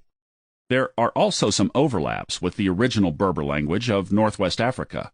What is most significant, though, is the overlap of the Basque language to the now extinct Nahuatl language of the Aztecs. When you hear Nahuatl, Iberian, and Basque spoken, you will actually hear the relation. The three languages are especially unique in their frequent use of the sound and letter X. There is an Iberian sculpture dated to the 4th century BC called the Lady of Elks. Locals refer to her as the goddess of Atlantis because they intuitively feel that both the Iberian and the Basque people may have originated in that sunken land. If archaeologists and historians have great difficulty tracing the origin of these peoples, perhaps that's because their land no longer exists. Basque people also worshipped a goddess as their main deity. They called her Mari. Basque legend connects her to storms, rain, and water. The Basque word Amari means mother. Basque mythology says she was married to a male serpent called Sugar, Su meaning fire in Basque and curiously meaning water in Turkish. The same constellation and talks of feathered serpents can be found among the Maya and the Aztecs on the other side of the ocean. In fact, the ancient Basques also referred to their main goddess as Maya. In Greek mythology, Maya is the daughter of Atlas, and it is perhaps no coincidence that the Spanish mar refers to the sea and the ocean. There is a definite genetic, linguistic, and mythological link to the Mayas of northern South America. But it gets even more interesting. In the 17th and 18th centuries, there were theologians who claimed that the Basque language is the original language of the Garden of Eden. Their reasoning was that numerous words of the Hebrew Genesis story were similar to their Basque equivalents. These theologians were eventually ridiculed into silence, but if the Garden of Eden is indeed Atlantis, then this idea may not be so far-fetched, especially considering that the Basques themselves have legends about Atlantis. One of the legends says that they came from a place called the Green Isle, which sank into the sea, and from which they escaped to their present-day location. Another oddity is the claim that some linguistic similarities have been found with the Georgian language. Georgia is only a few hours' drive from Mount Ararat in Turkey. Similarities in several hundred words have also been found with the Japanese language, some very distantly to Hebrew and others, and rather oddly, to a native tribe in northern Guatemala, who happen to be descendants of the Maya. The fact that traces of this language are dispersed so far over the globe is my reason to believe it is among the most ancient. A prominent character in Basque mythology is an evil seven-headed dragon named Herensuge. The multi-headed reptile is not an unknown figure across the globe. It's been found among the Aztecs and even as far as ancient Burma. Another strange commonality the Basques have with ancient American culture is the habit of counting in 20s instead of 10s. And yet another resemblance lies in the Mayan ball game called Pacapac, which involves a basket tied to an arm. It is identical to a Basque game called Hai Alai and is only known among the Basques and the Mayans. The Basque word Mala. It would appear that this is where one of the first surviving groups of Atlantis arrived. Goddess Mari had two sons, one of which was called Atzular. According to their mythology, the cromlechs, megalithic stone circles, were built by Meruak, singular, Meru, help but associate them with the dark days of Atlantis shortly before its fall. Adur is the name of the energy that unites all real objects. All objects of reality are connected to each other. Adur also links an object to its name, image, and symbol. So if you want to affect an object or a person positively or negatively, you can use its name or another object that represents it, such as a picture or a puppet. The Basques say that everything that has a name really exists. Bet Adur refers to the energy of the eyes and how one's glance can affect other people. Similar legends of the evil eye can be found in the Mideast. The ancient Basques believed that caves led to dwellings and cities beneath the earth, that the subterranean is populated by little people, wild men, giants, and fiery dragons. They believed that good and evil spirits are all around, and that evil spirits can enter a human body and take possession of it, or send depression, illness, and melancholy. Their mythology is full of ghastly creatures. One of them, called Tartaro, is similar to the Cyclops serpent, is another creature that is found among almost all Atlantean descendants. A faint memory of Atlantis may lie in the fact that the ocean is associated with an evil female being called Itsaso. It is said that treasures from a long time ago were preserved in caves and have yet to be discovered by modern humans, something that the Berbers of North Africa also say. Caves are the entry points to subterranean dwellings and cities. At one time long ago, people fled into caves and subterranean worlds to escape some cataclysmic event. In coastal regions are to be found women whose lower part of their bodies have the shape of a fish, nymphs in Greek mythology. Their home is both in the water and in the caves. Many of the cave paintings found in the region display bulls. The Basques follow many traditions and rituals that would today be described as pagan, such as beating the Yule log, or solstice celebrations, carnivals, witches' practices, and casting spells. But it is entirely unclear whether these are borrowed from surrounding cultures or inherited from Basque lineage. Goddess Mari flies the skies in a flaming chariot, which may indicate either a supernatural appearance or some type of aircraft. The Berbers. The Berbers, natives of North Africa, call themselves Imagian, which means free noble people, although they are separated into many tribes to the Sami people of Scandinavia, dating back 9,000 years, as well as to the Iberians and the Guanche. So writes the Arabian historian Ibn Khaldun in the 14th century, quoting, "They belong to a powerful, formidable, brave, and numerous people, a true people, like so many others the world has seen, like the Arabs, the Persians, the Greeks, and the Romans. The men who belong to this family of peoples have inhabited the Maghreb since the beginning." End quote.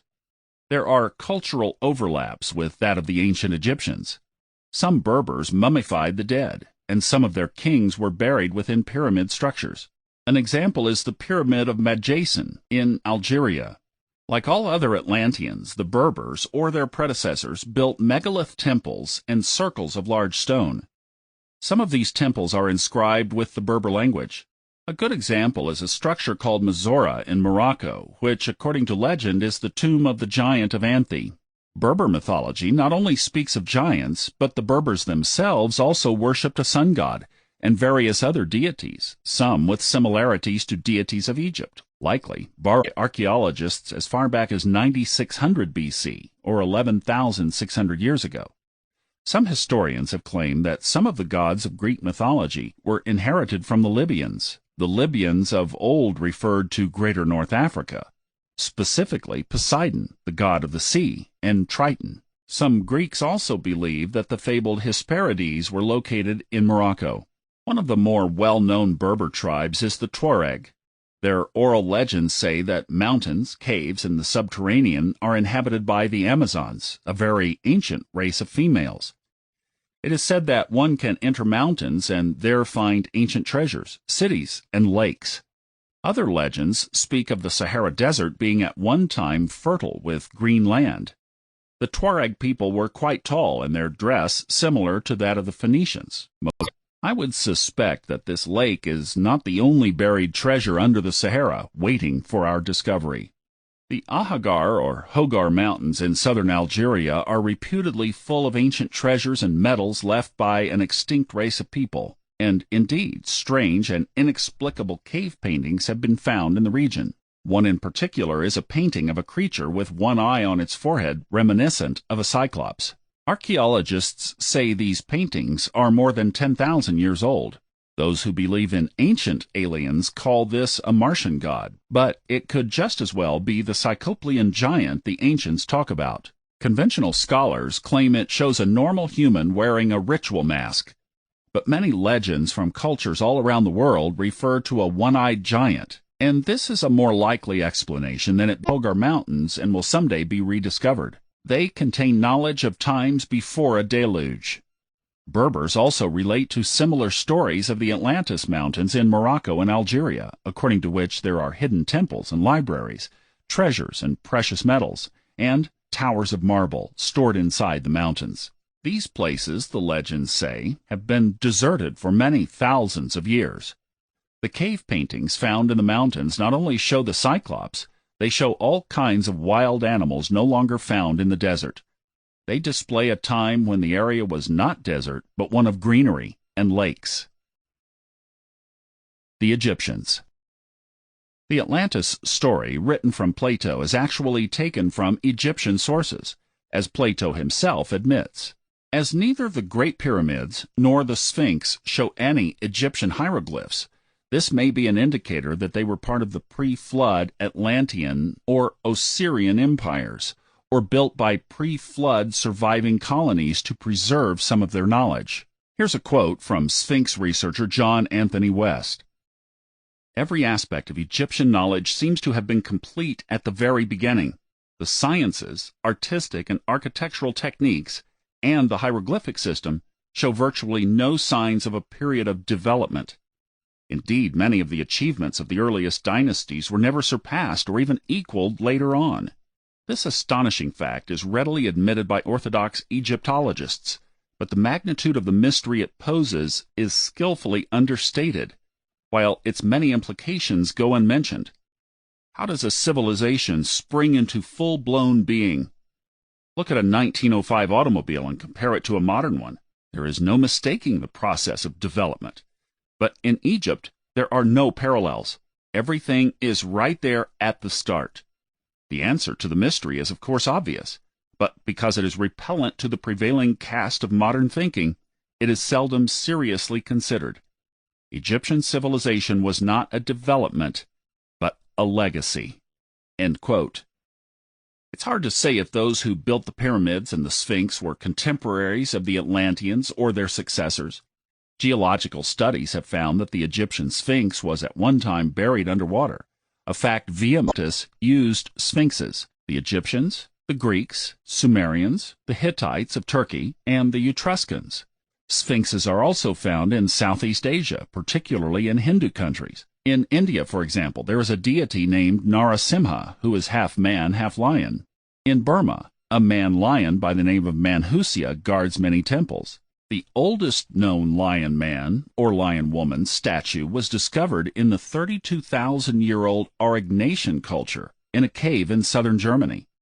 Of course, there are depictions of humans mixed with other animals around the world, but the lion man appears to have been the most prominent.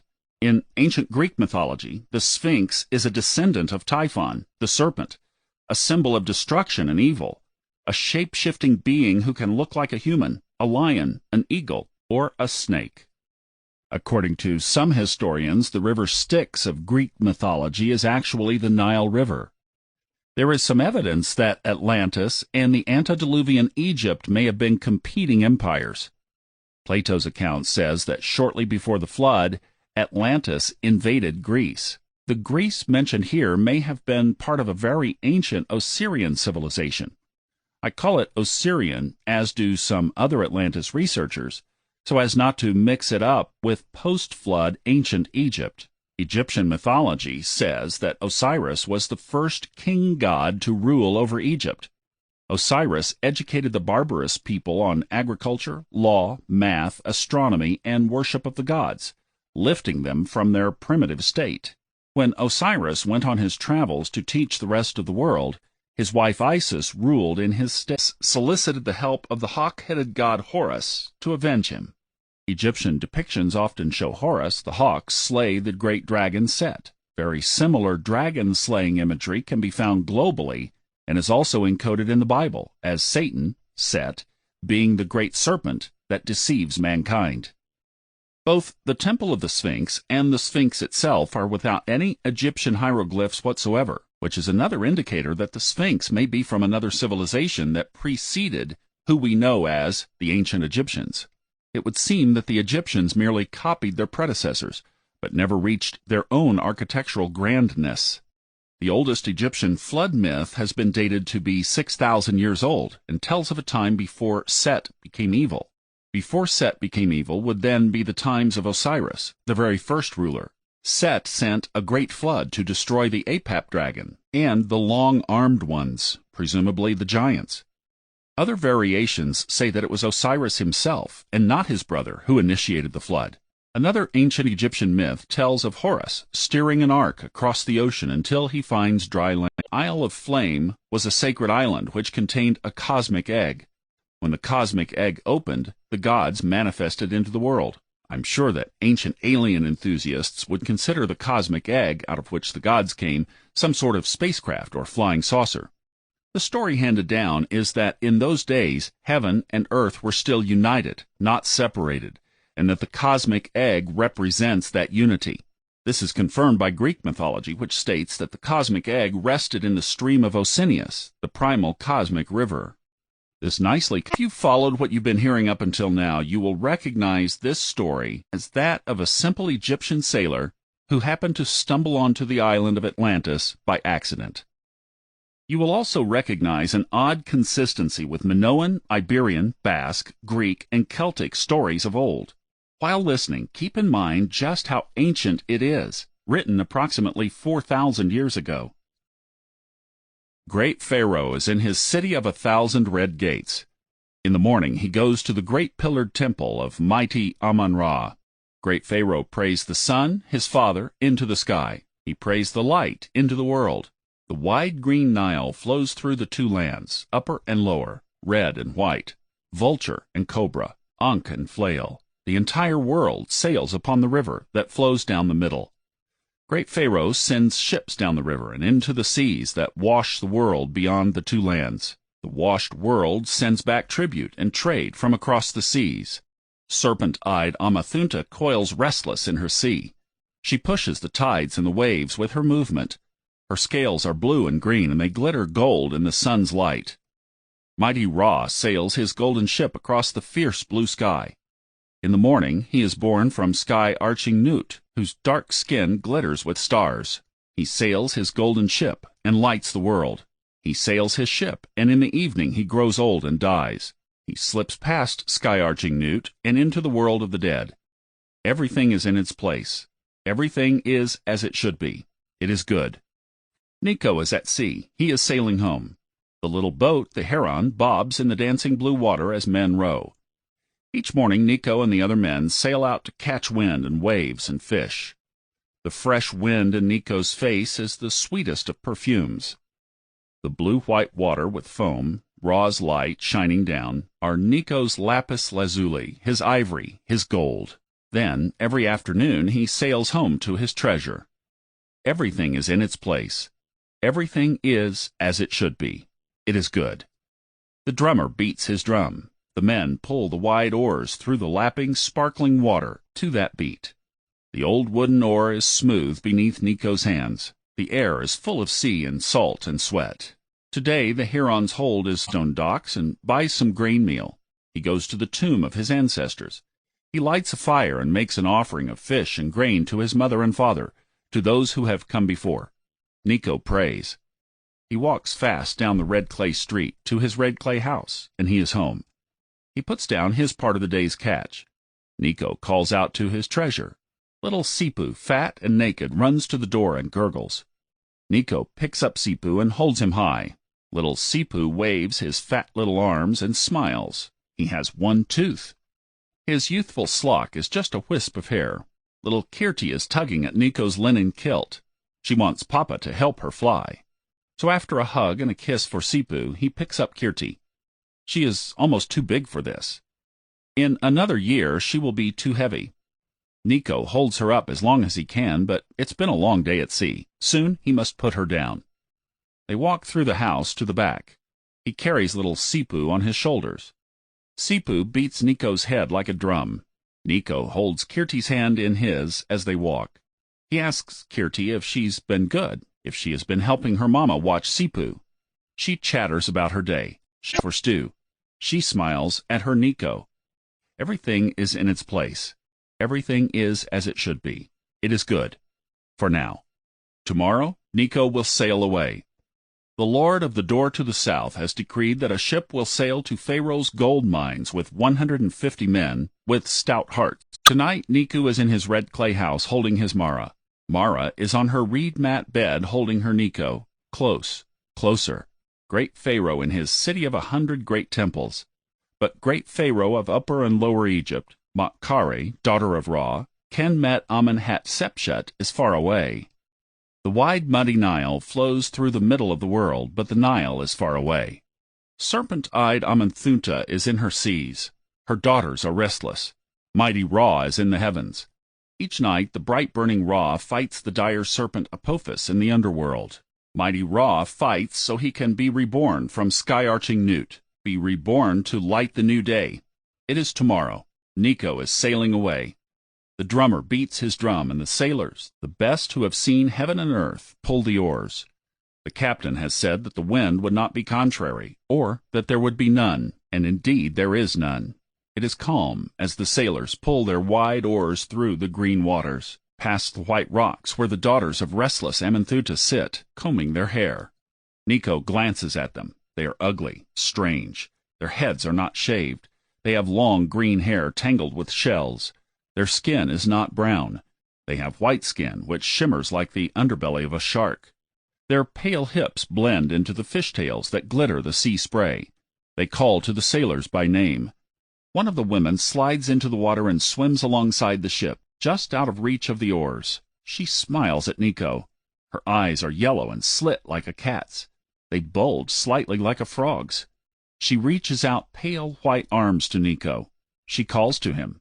She whispers that there is a cool white palace of pearl beneath the green sunlit waves waiting for him, that she longs for Nico in her red coral bed, that it will be dark beneath the stone. Don't go. Don't leave her. Slip into the water so that she can hold him in her arms. Come into the water so that she can cover his face in kisses. She has so many things to show him, so many things to tell him. One of the sailors jumps into the water. In a tail-flip flash, the woman has the sailor in her thin white arms, is pressing small white teeth to his sun-weathered face and neck. He is smiling as she pulls him under the waves. The sailor does not resist as the woman's sisters swarm into the waters, churning the waves to a white froth with their tails that glitter in Ra's light. Nico shivers at his oar in the warm morning sun. The ship has paid serpent-eyed Amenthunta a willing due. The wind begins to blow from the north. Nico feels the smooth wood of the deck beneath his bare feet as he runs to raise the sail. He is alive. The green cotton sail catches the wind. Bells out and forward, and the ship dances away from the white rocks where the daughters of restless Amethuta like to sit combing their long hair. The days pass. Nico counts them. 9, 8, 7, 6, 5, 4, 3, 2, 1 day left. Tomorrow, they will reach the yellow cliffs where the sailors will go down into the dark earth to mine great Pharaoh's gold. Mighty Pharaoh is in his city of wide, smooth roads. Nico is on the ship. The great Horus in flight is sailing fast before the wind on the waves. The wind is in Nico's face. Ra's warm glaze is on his back. They had said that the wind would not be contrary, or that there would be none. As the ship approaches the port of Huiatat, as the yellow cliffs come into view, the wind rises and throws up waves 8 cubits high. For the first time in Nico's life, in anyone's life, the hot blue sky turns dark, fierce. Black clouds dare to hide mighty Ra's light, and icy water drenches down from the angry sky. Black waves toss the ship. Jagged lightning fingers slash the clouds. The sailors struggle to guide the great Horus in flight. The waves grow higher. The shrieking, weeping wind slams the ship. The great mast cracks like a twig and falls away. It smashes 5 sailors as it tumbles into the sea. Nico grabs a hold of a broken wooden plank as a wave casually plucks him up and into the sea. Swept down into a deep valley of water. Carried up to the top of a wave 20 cubits high. Nico can barely see the sailors scrambling as the ship snaps in two. When Nico thinks he sees a great serpent's head just beneath a black and silver wave, its giant yellow eyes staring at him as he floats helplessly. Nico makes himself see Mara and Kirti and Sipu and holds on. For hours, days, forever, Nico hears the sound of waves crack more. In the morning, Nico wakes to see mighty Ra high overhead. Nico looks out at the sea. He looks out at the place where black clouds roil, where lightning stabs clouds, where rain and fierce wind laments some almost heard name. A storm 10 cubits out from the shore, and clear sunlit skies. A white flake floats free of the storm. Nico catches it. It is cold and turns to water in his hand. Nico's mouth is dry with salt. Nico's eyes are red with waves. Nico prays to serpent-eyed Amethuta in thanks for sparing him. He prays to sweet Kabichet for water, that great Amenthuta's mercy might not be in vain. He prays for the sailors who sank beneath the waters, men whose Baz and Kaz might never be reunited. He prays to Amenthuta to send them to great Osiris. He prays that restless Amethuta pities to the sea. He falls to his knees and drinks the cool, clean water. He drinks life in gulps. A white fig tree grows next to the stream. Its limbs are heavy with plump purple fruit. He gobbles them up, tiny seeds catching in his teeth, juice running down his chin. He eats. 10 cubits from shore, the storm still rages. Lightning slashes. Black waves toss beneath black clouds. Rain and wind wail. Nico looks away from the storm. He takes off his linen kilt. He gathers up figs in its folds. He walks down the shore. He passes cold streams. He passes fat orange melons growing ripe on green vines. He passes waving fat golden grain. He walks by splendid birds with blue and green and red feathers. He walks until he comes to the little bit of wood that had saved his life. Nico knows that he is on an island in the eye of a storm 10 cubits out from where the waves meet the shore. Nico sits on the hot white sand. He listens to the howling wind. He looks at the slashing falling water and moving, unmoving clouds. Nico weeps. Then he walks back to the first stream. If he is to see his family again, he must stay alive. Next to the cool stream, he lies down in a dark thicket, and a shadow covers him. For 3 days he is alone, without a companion beside his own heart. He hears it beating in his chest. He hears the sound of the sea. He makes a stone axe. He cuts down palm trees and lashes them together with seaweed. He sits on the sand and stares at the storm. It is black with clouds. It is silver, with falling water, where mighty Ra's light hits the storm's edge. He stares and sees a woman walking from the storm. She wears a long, woven skirt of many colors. It is ripped. She is walking on the water. Her breasts are bare and bleed from where she scratches at them. She is weeping. Her black curling hair appears to have once been gathered high on her head, in the matter of kenosis. Now it is wild and streaked with ash. She walks over the waves. She walks onto the shore. Nico bows to the woman and says, "Great lady, what distresses you so?" The woman looks at him, her shore green eyes empty. "My daughter, my core, I'm looking for my daughter. Have you seen my little girl?" Nico looks up at the woman. "Great lady, whose grief so reflects my own, I wish I could give you news to gladden your heart, but I have seen no maiden since I was cast ashore upon a wave of the sea. When was she taken? What does your daughter, your core, look like?" The woman's hands scratch at her arms. "She is my golden-haired core." The woman's hands pull at her hair. "She is my blue-eyed daughter." Her fingers tear at her face. "She is my pale, sweet little one, my springtime dove." She wails. The storm wails back. Nico sighs. "Great lady, my heart weighs heavy against the truth I must tell. I have seen no little girl with golden hair or blue eyes or pale skin like a dove before or after I was cast into the sea." Nico looks for something to offer this woman who walks over water. "But, great lady, pray do not grieve so. I am but a poor shipwrecked sailor, far from my family. But there is cool water to clean your cuts and ease your thirst. There's fruit to ease your hunger. There are trees to shelter you.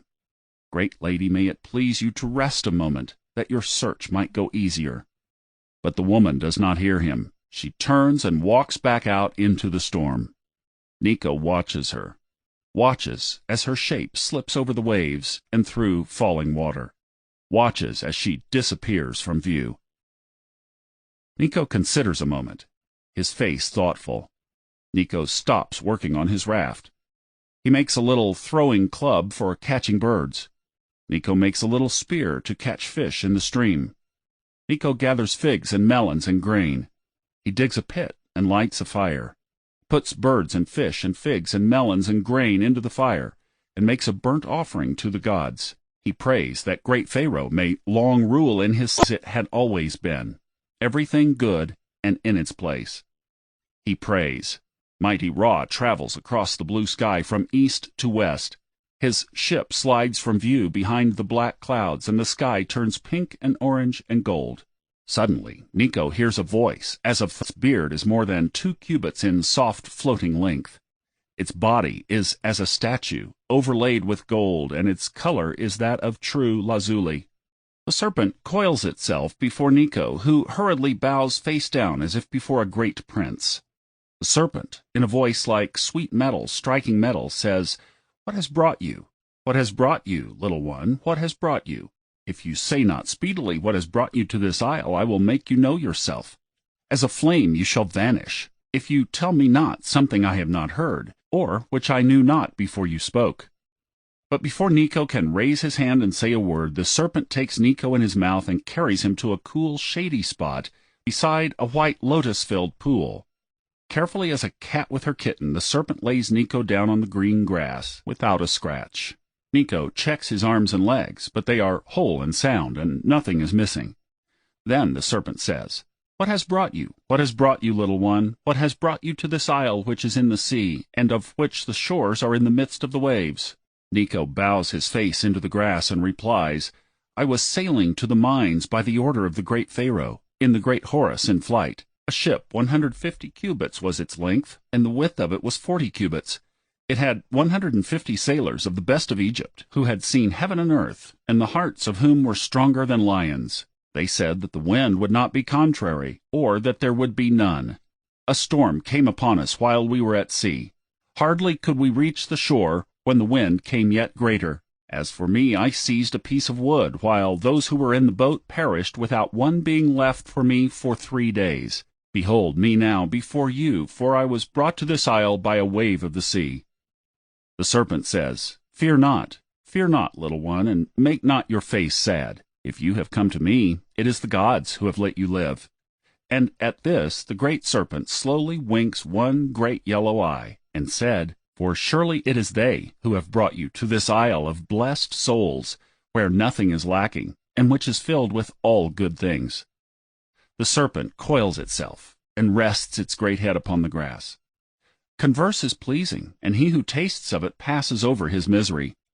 As for you, if you are strong, and if your heart waits patiently, you shall return to your house, which is full of all good things. You shall see your land, where you shall dwell in the midst of your kindred. Nico bows in obeisance, touching the ground before the serpent. When that comes to pass, I shall tell you of all who will listen. I shall make known your greatness, and I will return and bring to you sacred oils and perfumes and incense of the temples, with which all gods are honored. The great serpent smiles in its long beard and says, "I know that you are a poor sailor. You are not rich in perfumes. As for me, I am a prince of the land of Punt, reborn as a serpent, as you see. When you depart from this place, I will give you gifts that will turn your great Pharaoh sweet to you. When you shall depart from this place, you shall never more see this isle. It shall be changed into waves. Now then, let us speak of our homes that are far away." The serpent tells Nico of its 75 children, who once dwelt with it in the far-off land of Punt, of houses and stilts and fat queens and plump baboons. Nico speaks of Mara brewing beer sweet with broom and bitter with hops. He speaks of Kirti leaping from rocks to fly. He speaks of Sepu with his tooth and youth's lock.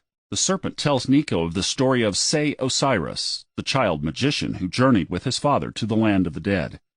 Nico tells the serpent of the tale of the wise judge and the donkey. Stars wink on dark Nuit's skin as she arches over her husband, cackling Geb, the earth. Gentle Hathor's moon sets into the trees. Nico, curling in the nest of the serpent's long beard, sleeps. In the morning, mighty Ra is reborn, and the man and the serpent sit and converse by the lotus pool. The days go by, weeks, months, and in the third month the wind stops. The black cloudy sky clears its expression and smiles. Mighty Ra and his ship sails over clear green waters, lapping in his light. And in the fourth month, the dark curve of a ship slips into view. Nico calls out to the men on the ship. The men call back and wave. It is the heron. Nico turns to the great serpent, but it is gone. In the hollow where it coiled there are chests of ebony. The chests are full of incense and perfume. They are full of lazuli and ivory and gold. Nico laughs, and the men of the heron swim to shore. He tells them of the great Horus in flight, of the island, of the weeping woman, of the serpent with its gifts. They tell him how they came to sail to this island. They had been fishing when the black clouds gathered. They had been gathering their nets when the black waves rose. They could only cling to the heron and let the wind carry them. As they despaired, a mighty serpent of the sea took hold of the heron in its mouth. A great serpent took hold of them, but far from devouring the heron, it carried the boat to a sheltered sail to where the wind would take them. The wind has brought them here. They fill the heron's hold with Nico's treasure and sail away from the island. Nico glances back, but the island is not there. There are only waves, but it seems that from beneath that blue wave a yellow eye winks and then slips from view. The wink is good. It blows in the direction that the men need to go. They sail west. They follow mighty Ra as he sails across the sky. Great Pharaoh Kenmet-Amenhetshepsut is in his tomb. The offering lights are lit. Everything is in its place. The year count is reset to year 1. Debts are forgiven. Prisoners are released. Everything is as it should be. Great Pharaoh of Upper and Lower Egypt, Khepri, son of Ra, Senakti, is in a city of 1,000 gates. The brown Nile rises to spread black wealth, serpent-eyed, and they jump from the heron to the white stone dock, throwing ropes and laughing. Laughing, they carry Nico's treasure to shore. Their families are gathered. Mara and Kirti and Sepu stand on the white stone dock. There are hugs, and it seems that Kirti is not too big to fly. Conclusion of the story.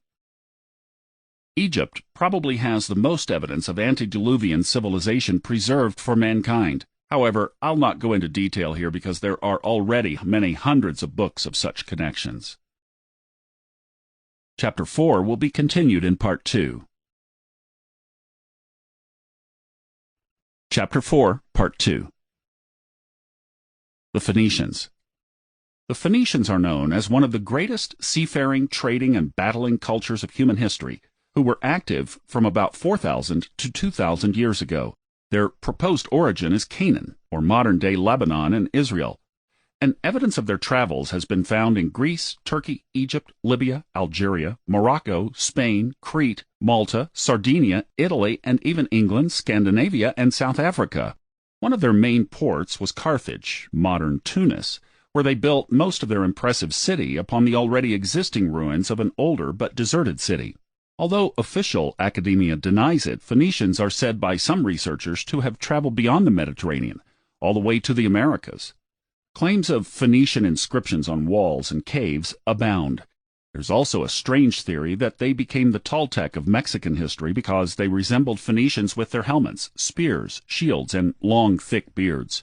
This idea is not as far out as one might think. The ships of the Phoenicians sailed all the way to South Africa and around the African continent, which is a longer distance than to the Americas. Phoenician remains can be found in the Canary Islands, and according to Portuguese archaeologist Nuno Rubiero, there is even evidence of Phoenician artifacts in the Azores. The Greek geographer and historian Strabo claims the Phoenicians were at one time in England. All these things considered, why shouldn't they have sailed to the Americas if seafaring was their specialty and expertise? The Phoenicians deserve a mention in this book because of their Atlantean symbology. Like all other Atlanteans, they revered a sun god. They utilized the swastika symbol, as did the Hindus and Etruscans. They wore conical hats like the Hittites, Etruscans, Egyptians, and certain tribes of Native America. And like other Atlantean colonies, they displayed the Sphinx and were fond of buildings with pillars. Archaeogenetic research has revealed that the Phoenicians were the biblical Canaanites, and that the Canaanites' genetic home is again Anatolia. If this is beginning to sound repetitive, that's because I am focusing exclusively on those peoples of Atlantean symbology who share the same signs. In the Bible, the Phoenicians are referred to as the great artificers in metal. It is said that the hero of Freemasonic lore, Abraham Abiff, was a Phoenician. The Phoenicians are credited for spreading literacy across the Mediterranean, inventing democratic political structures, and pioneering shipbuilding and trade. The Hittites. The Hittites were an ancient Anatolian people whose high point occurred around 3,600 years ago. Hittites is a name given by Western scholars based upon their biblical name. However, their native name is actually the Hittite, also pronounced Attai. To add to the confusion, Hittian is a name Western scholars give to even earlier people of Anatolia. Up until about 150 years ago, there was no evidence that the Hittites even existed. They were mentioned in the Bible, but their cities, writings, and artifacts had not yet been uncovered. In religious texts, they were shown to be a people on good terms with the Israelites, trading with them and supplying them with chariots and horses. They were also on friendly terms with Abraham himself. First traces of evidence for the real existence of the Hittites were discovered before their temples and artifacts were found, namely through Assyrian, Egyptian, and Mesopotamian correspondence letters to the people of Hatti. From then on, it became clearer that these people must have existed, so the search for them increased. The first Hittite monument was discovered, or their Hatti predecessors had been in the region for at least 9,000 years. Their origins are said to be unknown and cannot thus far be traced back to any other place. In my view, this is because they originated in Anatolia after the flood. The Hatti built gigantic words Ilu and Ankh, which both refer to snake. The dragon is slain by Tarhun Teshub. It is likely no coincidence that the Latin-based word illuminate, meaning enlighten or light up, has far more ancient origins with the serpent, who was a bearer of light. In some respect, the serpent was the great-grandfather of all human empowerment and rebellion against the system movements, but at the same time, it may also have been responsible for giving knowledge prematurely, before humans were ready, leading to their self-destruction, if we buy into the Abrahamic version of history. One of the oldest cities ever discovered, at 9,500 years old, is Çatalhöyük, an excavated city full of bull motifs and bulls facing statues of leopards, a typical feature of Hittite sites, as well as, incidentally, sites in Tiahuanaco, Peru. Of course, this Anatolian civilization also had sphinxes and winged discs, raising the question of their relationship to Egypt. While many ancient cultures went through a gradual rise from a primitive state to a more advanced one, the Hittites have the typically Atlantean trait of having started out as a complete megalithic culture. They were very well connected to the rest of the world, and were apparently multilingual. Their trading languages include the Hadean, the Sumerian cuneiform, Hindi, Hadean, Hittite, Luvian, Palaic, Akkadian, and Hurrian type prayers that reads as follows: Sun God of heaven, shepherd of man, rise out of the sea, Son of heaven. Up to heaven you move in your course, Sun God of heaven, my Lord. To children of men, to dogs, to swine, to the wild beasts of the field, you give justice, O divine Son. This prayer may originate from the pre-flood Atlantis. It seems that all Atlantean colonies worshipped the monolithic sun god. As already explained, this may be connected to the fact that the sun became clearly visible after the flood, once the sky and water were parted, and the planet was no longer covered in mist. Another reason may be to discourage the antediluvian polytheistic worship of the serpents. There's the possibility that the sun worshippers of Atlantis were the only ones who survived the flood. The book of Genesis mentions the Hittites as descendants of Abraham.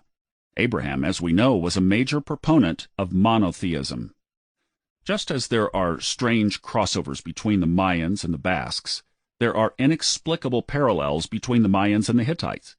Both used almost identical personal seals on their correspondence letters. Both made important political announcements at the entrances of cities or in the cities' plazas.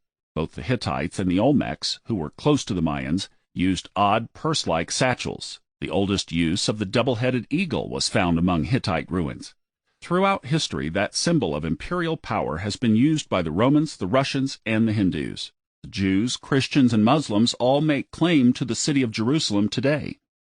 It is therefore ironic that it may have been the Hittites who actually founded the city. According to the Old Testament, it was the Jebusites, who most scholars agree are identical to the Hittite culture, was destroyed, and it disappeared over the ages, only to be partially rediscovered in recent times. The Hittites had enough foresight to place a triangular stone plate in Hama, not far from the 9,000-year-old city of Ugarit in Syria, inscribed in Phoenician, Hittite, and cuneiform. This was the Rosetta Stone that allowed for the deciphering of their language. This area is also covered by numerous ancient megaliths. The demise of the Hittites is linked to the attack from yet another group of mysterious sea people. According to Egyptian sources, the sea people who destroyed the Hittites were the Thekal, Shekelsh, Weshish, and Peliset. The Peliset are known to be the Philistines, some of which were successors of the Minoans. This is rather interesting because the Hittites were friendly with the monotheistic Israelites, the polytheistic Philistines being their common enemy. Also of interest is that Goliath, the giant, was either a Philistine or allied with them. Throughout the ages, Jewish rabbis have always referred to an age-old conflict between the monotheistic philosophy and the Greek philosophy of polytheism. The Philistines themselves originate from sea people, who had attacked the Egyptians before they became adversaries of the Jews. The Philistines caused the Egyptians to withdraw from Canaan, and most of their archaeological remains have been found in modern-day Gaza. The word Palestine is derived from Philistine. The word Philistine derives from the Illyrian or Serpentine Palaste. So you can see how the modern-day conflict between Palestinians and Israelis is not just a random quarrel that lacks proper diplomatic steps, but is rooted in a very ancient conflict of cosmic proportions that will become clearer in time. This is not to say that modern-day Palestinians have serpent blood in them, of course.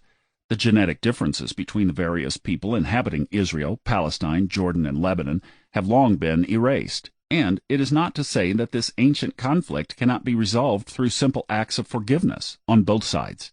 It certainly can. But it is indeed a human-scale remnant of a war of the gods that has been waging from time immemorial. And herein lies one of the secret reasons that certain factions of academia suppress this kind of knowledge. It is highly controversial and has the potential to cause wars. In fact, all wars in human history are derivations of the wars of the gods. As our parents did, we do. One way to establish peace on Earth would be to suppress all knowledge of our origins and the conflicts of the ancients. But of course, that will not work.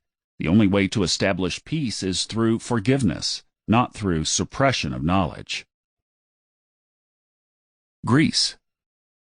Much information is preserved in Greek mythology, in particular that the ancient gods were not the creators of the world, but their rulers. This is why monotheistic religions have been paranoid of worshipping these lesser gods. In my personal view, these were either supernatural or extraterrestrial beings, or perhaps humans who had access to advanced technology that they didn't share with the general populace. From the Serpentine perspective, the left Greece. Some accounts speak of an island ruled by Poseidon that was destroyed by a deluge at the command of the Olympian gods. The Greeks also refer to Atlantis as the Garden of Hesperides, the Elysian Fields, the Garden of Alcinous, the Olympus, and by other names. It has also become abundantly clear that Norse, Egyptian, Phoenician, Celtic, Basque, and ancient American mythology, and the Hindu epics, are referring to very similar gods and events in the ancient past. These events have long been forgotten, hence we view them as fiction. Our view that they are fiction may have also been secretly perpetuated by the losing side of those stories, because they don't make them look very good. And while some of them may be very well fictitious or exaggerated accounts, their global similarities strongly show that they must be based on some reality. Otherwise, rather than every global origin myth containing flying serpents as a main figure, they might feature a cat, an eagle, a box, or any of the other millions of objects one could construct for works of fiction. But when you go to Vietnam, China, Japan, Mongolia, the Slavic countries, Scandinavia, Germany, France, Spain, Italy, Egypt, South America, North America, or even Australia, you will always find serpents playing a role in origin myths.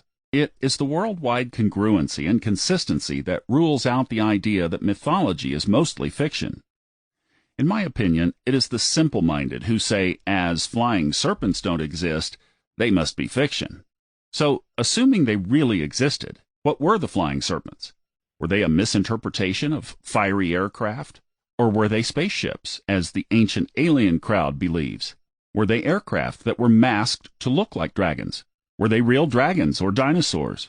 Were they dragons equipped with intelligence? Were they real dragons and dinosaurs to which humans attributed human characteristics? Were they supernatural beings that did or did not manifest physically?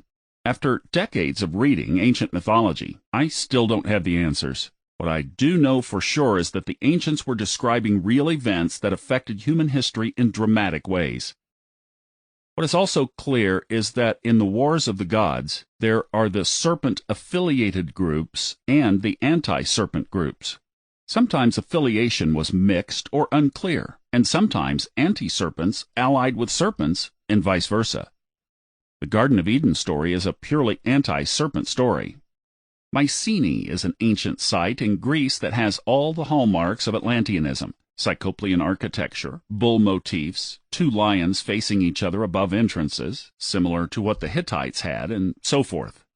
A trademark of supposedly primitive Cyclopean architecture found throughout Europe, South America, Bolivia, Mexico, Ecuador, Peru, Anatolia, North Africa, and the Middle East lies in the jigsaw manner in which they were built, making them earthquake-proof.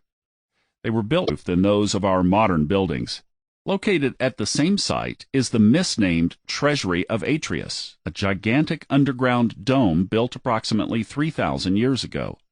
The stone above its doorway weighs 120 tons and is placed 20 feet high. The interior of the dome resembles a beehive built of perfectly cut red granite blocks. Although it is located in Greece, it is not known who built it or why. The individual who discovered this site, Heinrich Schliemann, also discovered Troy through reading mythology. This is of great significance because skeptics throughout the ages, including the Greek philosopher Aristotle, claimed that neither Atlantis nor Troy ever existed. When Schliemann discovered Troy using mythology books as a reference, The skeptical voices that had ridiculed the idea for thousands of years are a mystery to me. Around Greece are signs of a more ancient culture, indicating that they had a high civilization, prosperity, great warriors, and artisans. Archaeologists have dug up scripts and pictures of China, of the Indus Valley, and Minoa, displaying a similar cosmopolitan nature of that forgotten culture. A gigantic, ancient megalithic quarry site was discovered 20 kilometers from the Mountain of the Gods, or Mount Olympus. Ancient builders cut gigantic marble blocks from here. Even after thousands of years, the quarry is still visible and appears to have been abandoned in haste as blocks still lie around there. This is paralleled at quarries in Peru and Lebanon, where massive cut blocks lie around never having been transported to their intended destinations. Atlantis researchers have asked why stones that had cut such massive stones and drilled holes into them has never been sufficiently explained. The temple of Isis in the village of Dion is right beside the location of these quarries. In Macedonian mythology, Dion is considered a sacred place. And while the temple of Isis appears structures which have since withered away, there's only one place on mainland Greece that features a temple of Isis, and it lies right beside the location that the Olympian gods were said to live. In Greek mythology, the 7 daughters of the giant Atlas and the sea nymph Pleione were either called the Atlantides or the Pleiades. We recall the biblical story where it was considered a sin for the giants, or the sons of gods, to mix with the people of earth, which is precisely what happened when Atlas mixed with Pleione. Many of the Greek gods, including Zeus, Poseidon, and Ares, also had sexual affairs with the 7 sisters and gave birth to children with them. The names of the 7 sisters are Maia, Electra, Teigete, Alcyone, Selene, Asterope, and Merope. The name Maia refers to mother, which is identical to its meaning in profound, part of that mysterious megalithic culture. Popular among them are the ruins at Hajar-Im, said to be 5,600 years old, though I suspect they are much older. Walking distance from Hajar-Im are the 6,000-year-old ruins of Nadra. An image was found inscribed on one of the rocks, and which displayed the original state of the temple. It appeared to have been roofed. Therefore, over time, the roof of the temple appears to have been destroyed. This particular temple also gives the impression that it may have at one time been completely destroyed, and then someone attempted to rebuild it. Another explanation is that they are so old that the stones have eroded over time and no longer properly fit together. Quite recently, a Maltese lawyer by the name of Dr. Vela claims to have discovered an Egyptian bird petroglyph between Hajar-Kim and Nadra. Other temple artifacts include the Temple of Jantia, the Giant's Tower, dated to be 5,000 years old. Other remnants are the temples at Tarshian, also supposedly 5,000 years old. These temples were supposedly built at a time when the ancient Maltese had no tools and no wheels. They are referred to as temples, but we honestly don't know for what they were used because they lack inscriptions. There are no clues as to how these massive structures were built or who built them. They are apparently related to a fat mother goddess, and the usual Atlantean bull motif has also been found on site. There is an impressive subterranean dome chamber at Hypogeum, located at Halsafleni. It's my view that the Maltese structures are actually antediluvian, which would explain why the subterranean structures appear much more intact than those above ground. The Hypogeum is a 3-level structure, one above ground, one main area below ground, and then another level yet deeper. Hypogea similar to this one were also found in Sardinia and Portugal. It is rumored by some researchers that there are further levels below the Hypogeum of Halsafleni, and an intricate network of ancient man-made tunnels and cavern systems below the island. When an archaeological survey of the palace square in Valletta, the capital of Malta, very recently discovered the existence of a secret tunnel system, the Maltese were enthusiastic that age-old legends were confirmed. However, Maltese authorities were quick to claim that the tunnels were built by the Knights of Malta in the 16th century. Whether this is true or not, or whether these tunnels were based on an older, already existing tunnel system, is always fascinating when one's own intuition is confirmed. I have visited Malta on several occasions and always had the intuitive sense that the island was traversed with tunnels, so naturally I welcomed the news of this discovery with some enthusiasm. This same intuitive sense tells me there is yet more to be discovered on the island. Strange skulls, and National Geographic magazine reported of them as follows, quoting, "From an examination of the skeletons of the polished Stone Age, it appears that the early inhabitants of Malta were a race of long-skulled people of lower medium height, akin to the early people of Egypt, who spread westward along the north coast of Africa, whence some went to Malta and Sicily, and others to Sardinia and Spain." End quote. In 1985, however, the alleged elongated skulls found at the various sites in Malta apparently disappeared without a trace on the island of Gozo, and even on the tiny satellite island of Comino. In fact, on Malta we find evidence that it was once part of a larger land area that is now underwater. This, in turn, gives credence to the claim that the Mediterranean was a landmass before the deluge flooded it. Spiral patterns are often found all over Malta inscribed in rock. Archaeologists concur that the Maltese ruins are of unknown age, but are certain that the ruins predate those of Egypt and Mesopotamia. One hint that they are pre-flood structures is that the ruins originally contained at least 3 feet of silt that had to be dug out before examining them. The most mysterious feature of Malta are cart tracks or cart ruts that cross and zigzag the entire island, run off into the water, and then reappear on neighboring islands. Skeptics have claimed that the cart ruts are natural occurrences. However, not only do they run parallel to each other, but when they curve, distance between the two parallel lines remains the same. A comparable feature cannot be found anywhere in nature, which is why most scholars agree that they are indeed man-made, even though they cannot explain how they came to be. Maltese archaeologists concluded that these networks of tracks were made when the island was very different from its present form due to the fact that the tracks disappear into the water. They continue underwater and then reappear on the other side of the water. Tracks are also found leading to the edge of cliffs, where they abruptly end, and more have been found on Filfla Islet, which is a tiny uninhabited ocean rock across from the cliffs of Hajar Im. As the islet is too tiny to host much of anything, this is more evidence that the whole area must have at one time been above water. An aerial view of the Mediterranean displays a ridge that may have at one time connected Tunisia, Malta, Sicily, joining Africa and Europe. The Hardalam caves of Malta feature the remains of elephants, a hippopotamus, deer, and bear, further confirming that the islands must have at one time been connected to the mainland, as there are no records of such animals ever existing on Malta. There are some geologists who agree that the Mediterranean was once a landmass and covered by vast forests. Some researchers claim that the high megalithic walls were built to keep wild animals out, and that this is why we find many megaliths on hills. According to such ideas, the islands of Malta were at one time the peaks of high mountains and somewhat spared by the Great Flood. In Malta, it has been shown that a type of tidal wave flowing from west to east must have hit the rocks, leading to erosion on these sides.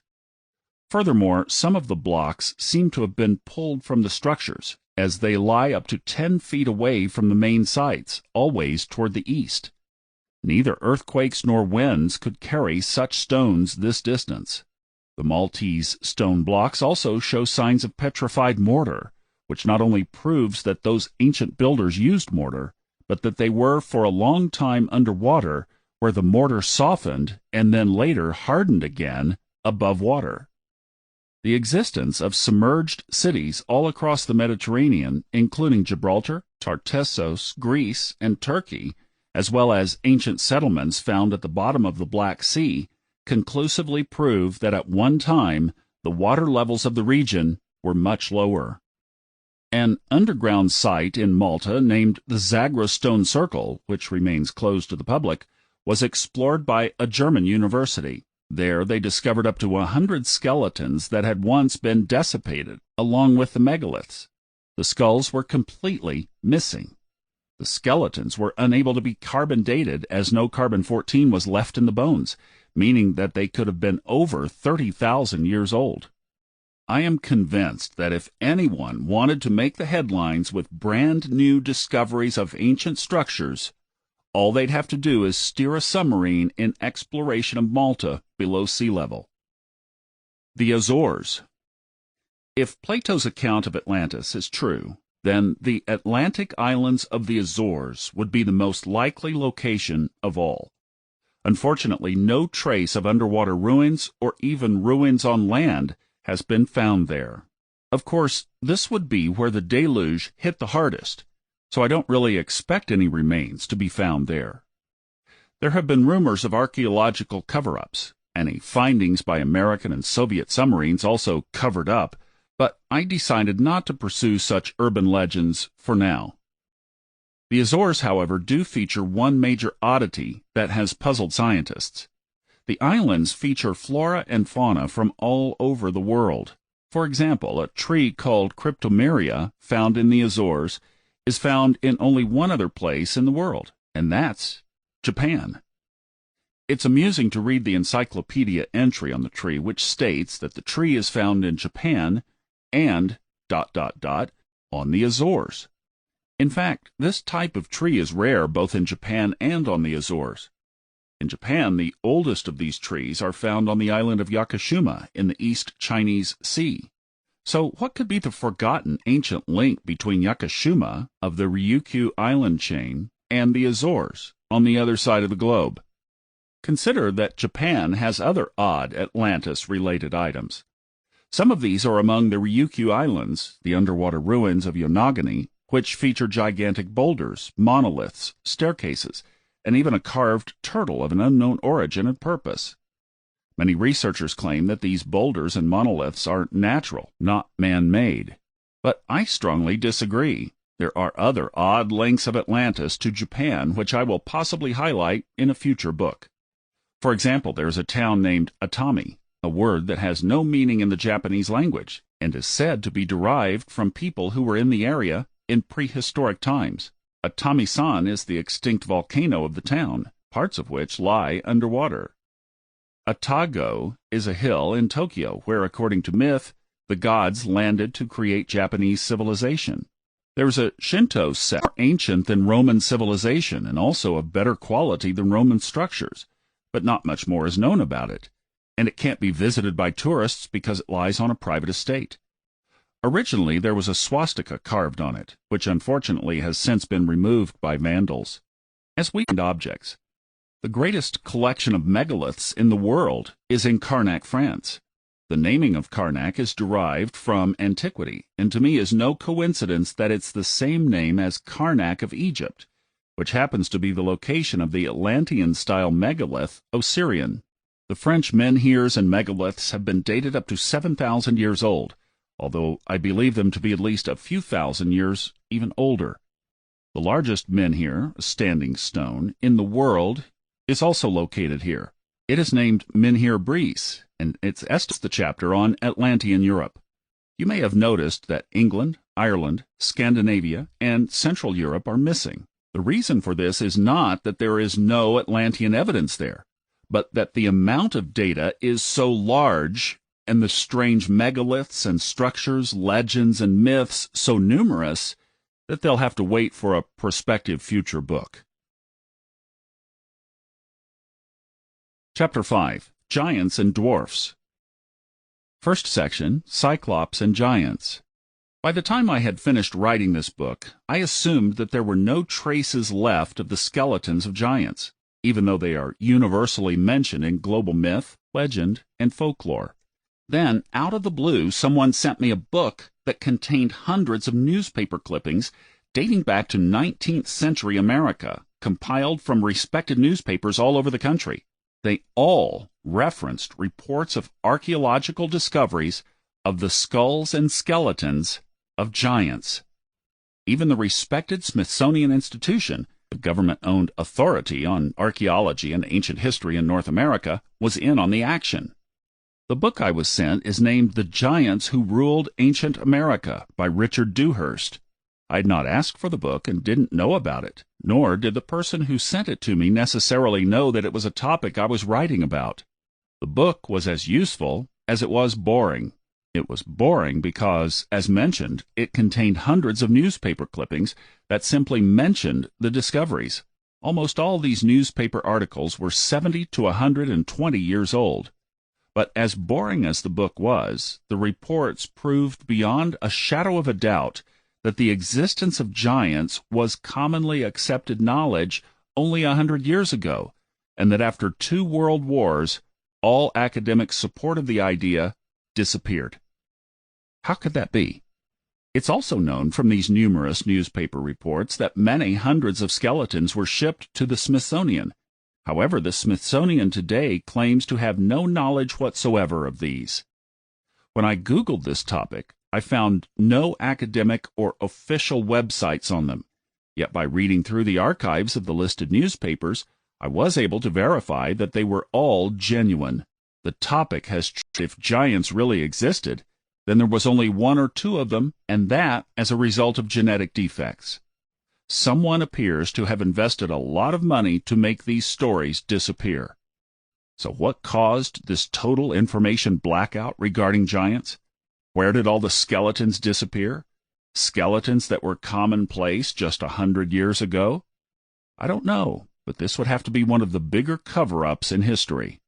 The giants' narrative is global. They are mentioned throughout the ancient Pacific, in the Philippines, in Hindu texts, ancient China and Japan, in Norse mythology, in Abrahamic religions, and the Atlantean cultures we've looked at. If remaining fossils of giants are scarce, it is because one of the intended purposes of the Great Flood was to wipe them out. But, as previously implied, the scarcity may also be due to other reasons. The giants are universally reported to be of great size in height and width, and to have enormous strength. The pre-flood giants are said to have been bigger than those of the post-flood era. Giants have also found their way into British, Irish, Scottish, and Welsh legends, and fairy tales, where they are usually described as extraordinarily stupid beings.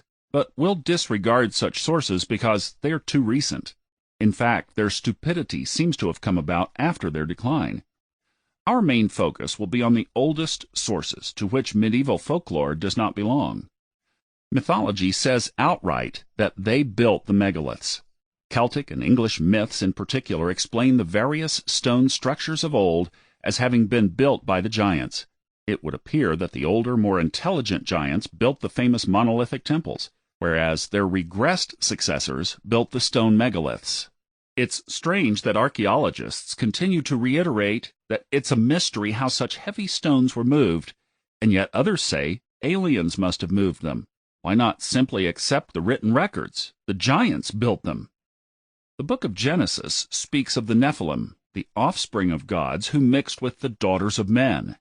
In Genesis we read, among other things, "Now it came about when men began to multiply on the face of the land, and daughters were born to them, that the sons of God saw that the daughters of men were beautiful, and they took wives for themselves, children to them. Those were the giants of old, men of renown."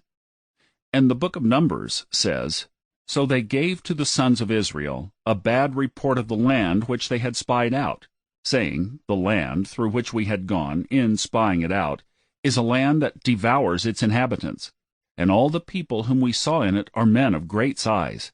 There we also saw the Nephilim, the sons of Anak are part of the Nephilim, and we became like grasshoppers in our own sight, and so we were in their sight."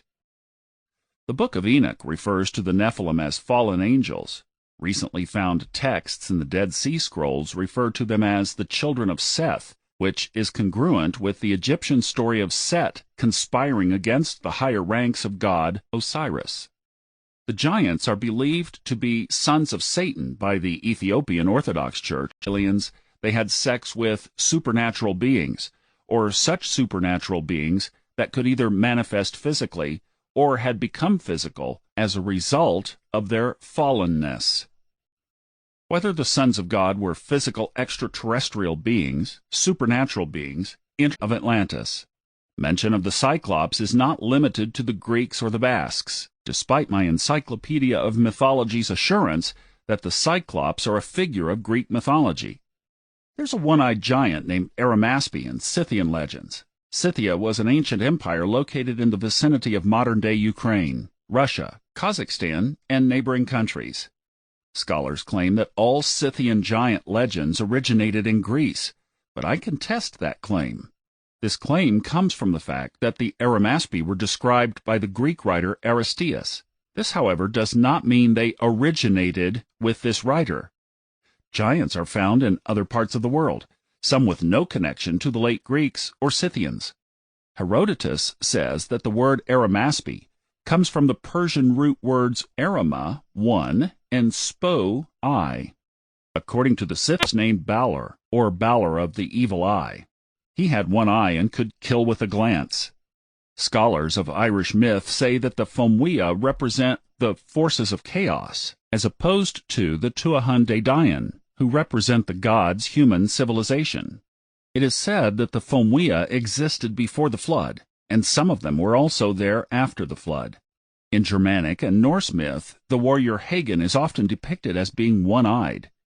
In ancient Japan, there were mentions of the Hitosumikozo, one-eyed monsters, said to be fallen mountain gods in Japanese folklore. The Hindu Ramayana tells of a being called Kabanda who was blessed with immortality by Brahma. He was drunk with the wine of youth and beauty, and roamed the universe enchanting beautiful women. But after mocking the sage Ashtavakra for his deformities, he was cursed by the god Rama to have a deformed body and only one eye at the center of his chest, until Rama healed him of the curse. In the Slavic mythology that encompasses Russia, Poland, Byelorussia, and several other countries, the word liko or licho means evil, bad luck, misfortune, or evil fate. The word is used today in these contexts. In medieval times, liko was personified as either a skinny old woman dressed in black, similar to our witches, or as a goblin who lived in the forests. In Slavic mythology, liko was also and the Saglavak of Croatia was said to be a demonic hybrid of various animals, with one eye at the center of its forehead. They lived in caves and subterranean dwellings, as did so many other one-eyed demons. Legends also throughout Croatia, Serbia, and Montenegro say that these beasts lived in a land of many gemstones, but no sunshine. Like other cyclops and giants, they were linked to cannibalism, and similar to the English ghoul, they are said to have robbed graves to eat the flesh of corpses. This monster was referred to as the Ojinkanu in Cantabrian legends. He had reddish hair, a reddish beard, and one eye. He roamed the woods, tearing down trees and cabins, throwing rocks and fighting with bears and bulls. He usually won these fights due to his superhuman strength. These monsters lived in caves and deep underground caverns and emerged from them to devour humans. It should be obvious that these separate cultures are referring to the same being and that there is some truth in these tales. The ancient Greeks tell us that Cyclops were members of the primordial race of giants. The two-eyed giants were called the Titans, and Cyclops is called Polyphemus, the son of Poseidon and Theusa. Theusa was a nymph of the ocean. It's interesting to note that this Cyclops in particular was a product of a sexual relationship between the Atlantic god, Poseidon, and a nymph of the ocean, a human Atlantean. Poseidon's symbol is the trident, which is also a symbol often linked to Atlantis. This ancient memory may later have been adopted by medieval Christians when they displayed demons holding pitchforks. Polyphemus was said to live on a distant island, which historians believe is Sicily. But if we consider the existence of giants, then building such structures becomes feasible. Modern academia is oblivious to these connections. Some say that stories of the Cyclops are fiction. Others say Cyclops may be blacksmiths who injured their eyes, and yet others claim that Cyclops are false interpretations of dwarf elephants who had such large skulls that often one eye was concealed. The stupidity of such explanations baffles me, as they had nothing whatsoever in common with the stories. The Quran and the biblical Old Testament are full of stories of giants. The Old Testament mentions pre-flood giants, such as the Nephilim, the Anakim giants in Egypt, and post-flood giants such as Goliath and Og. The Anakim lived during the days of Abraham in the land of Canaan near Hebron, the modern-day West Bank of Palestinian territory. And yes, megaliths of incredible size and age are also found all over Israel and Palestine. The Israelites were terrified of the giants and believed they were the descendants of the pre-flood Nephilim. It was Joshua who expelled all except a few who found refuge in Gaza, Gath, and Ashdod. The Israelites believed that the Philistines are descendant of these formidable and unwelcome people. Here again we see that the modern-day conflict between the Palestinians, the Philistines, and the Israelis goes back a long, long time. History repeats itself. Of course, this is not to imply that modern Palestinians are horrible people, but merely to show how old these conflicts are. Genetically speaking, there is not that much difference between the various peoples occupying the area today. One of the last remaining giants, Goliath, is said to have descended from the Anakim surviving giants. Before the flood, giants were a common sight, yet after the flood they gradually died out or were slain by their enemies. They were unwelcome globally due to the common perception of their being the spawn of fallen angels, who had committed the sin of mixing with humans. Og was another of the last giants, and is mentioned in both the Quran and the Bible. He is said to have been an Amorite king of the country of Bashan. He and his army were slain by Moses and his army. Og lived from the time of Noah, and is said to have survived the flood along with Noah. He had, quote, the height of cedars. This would be quite tall, as cedars, Nephilim, and the Anakim spawned the last giants. Another Hebrew word for giant is Rephaim, and Og is described as the last of the Rephaim. Bashan is referred to as the land of the Rephaim, and contains many gigantic megaliths, said to be more than 7,000 years old. The book of Deuteronomy claims that at the time the book was written, Og's bedstead could still be marveled at as a novelty, and was apparently a tourist attraction. What lends credence to the actual existence of Og is that he is also mentioned on Phoenician inscriptions, as well as in older Canaanite Ugaritic texts. In those texts he is revered as a giant king. Finally, Og is mentioned in the apocryphal Book of Giants. The Book of Giants was only recently discovered among the Dead Sea Scrolls at Qumran, and it details the entire history of the giants in congruency with biblical texts. Amazingly, the book not only mentions the deluge and the Nephilim, but it also identifies the Sumerian half-god Gilgamesh as a giant who survived the flood and built the walls of Uruk with his superhuman strength to protect his people against external threats. The Book of Giants is perfectly consistent with Sumerian accounts. Gilgamesh was 2/3 a god, 1/3 a human. The giants are even mentioned by the historian Flavius Josephus, quoting from his text, for which reason they removed their camp to Hebron, and when they had taken it, they slew all the inhabitants. There were then left the race of giants, who had bodies so large and countenances so entirely different from other men, that they were surprising to the sight and terrible to the hearing.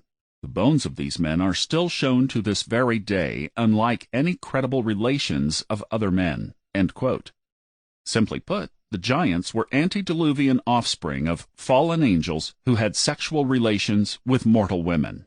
This nicely coincides with Greek mythology, according to which the gods mixed with women, bred giants, and made other gods very unhappy, so unhappy that they decided to destroy the earth.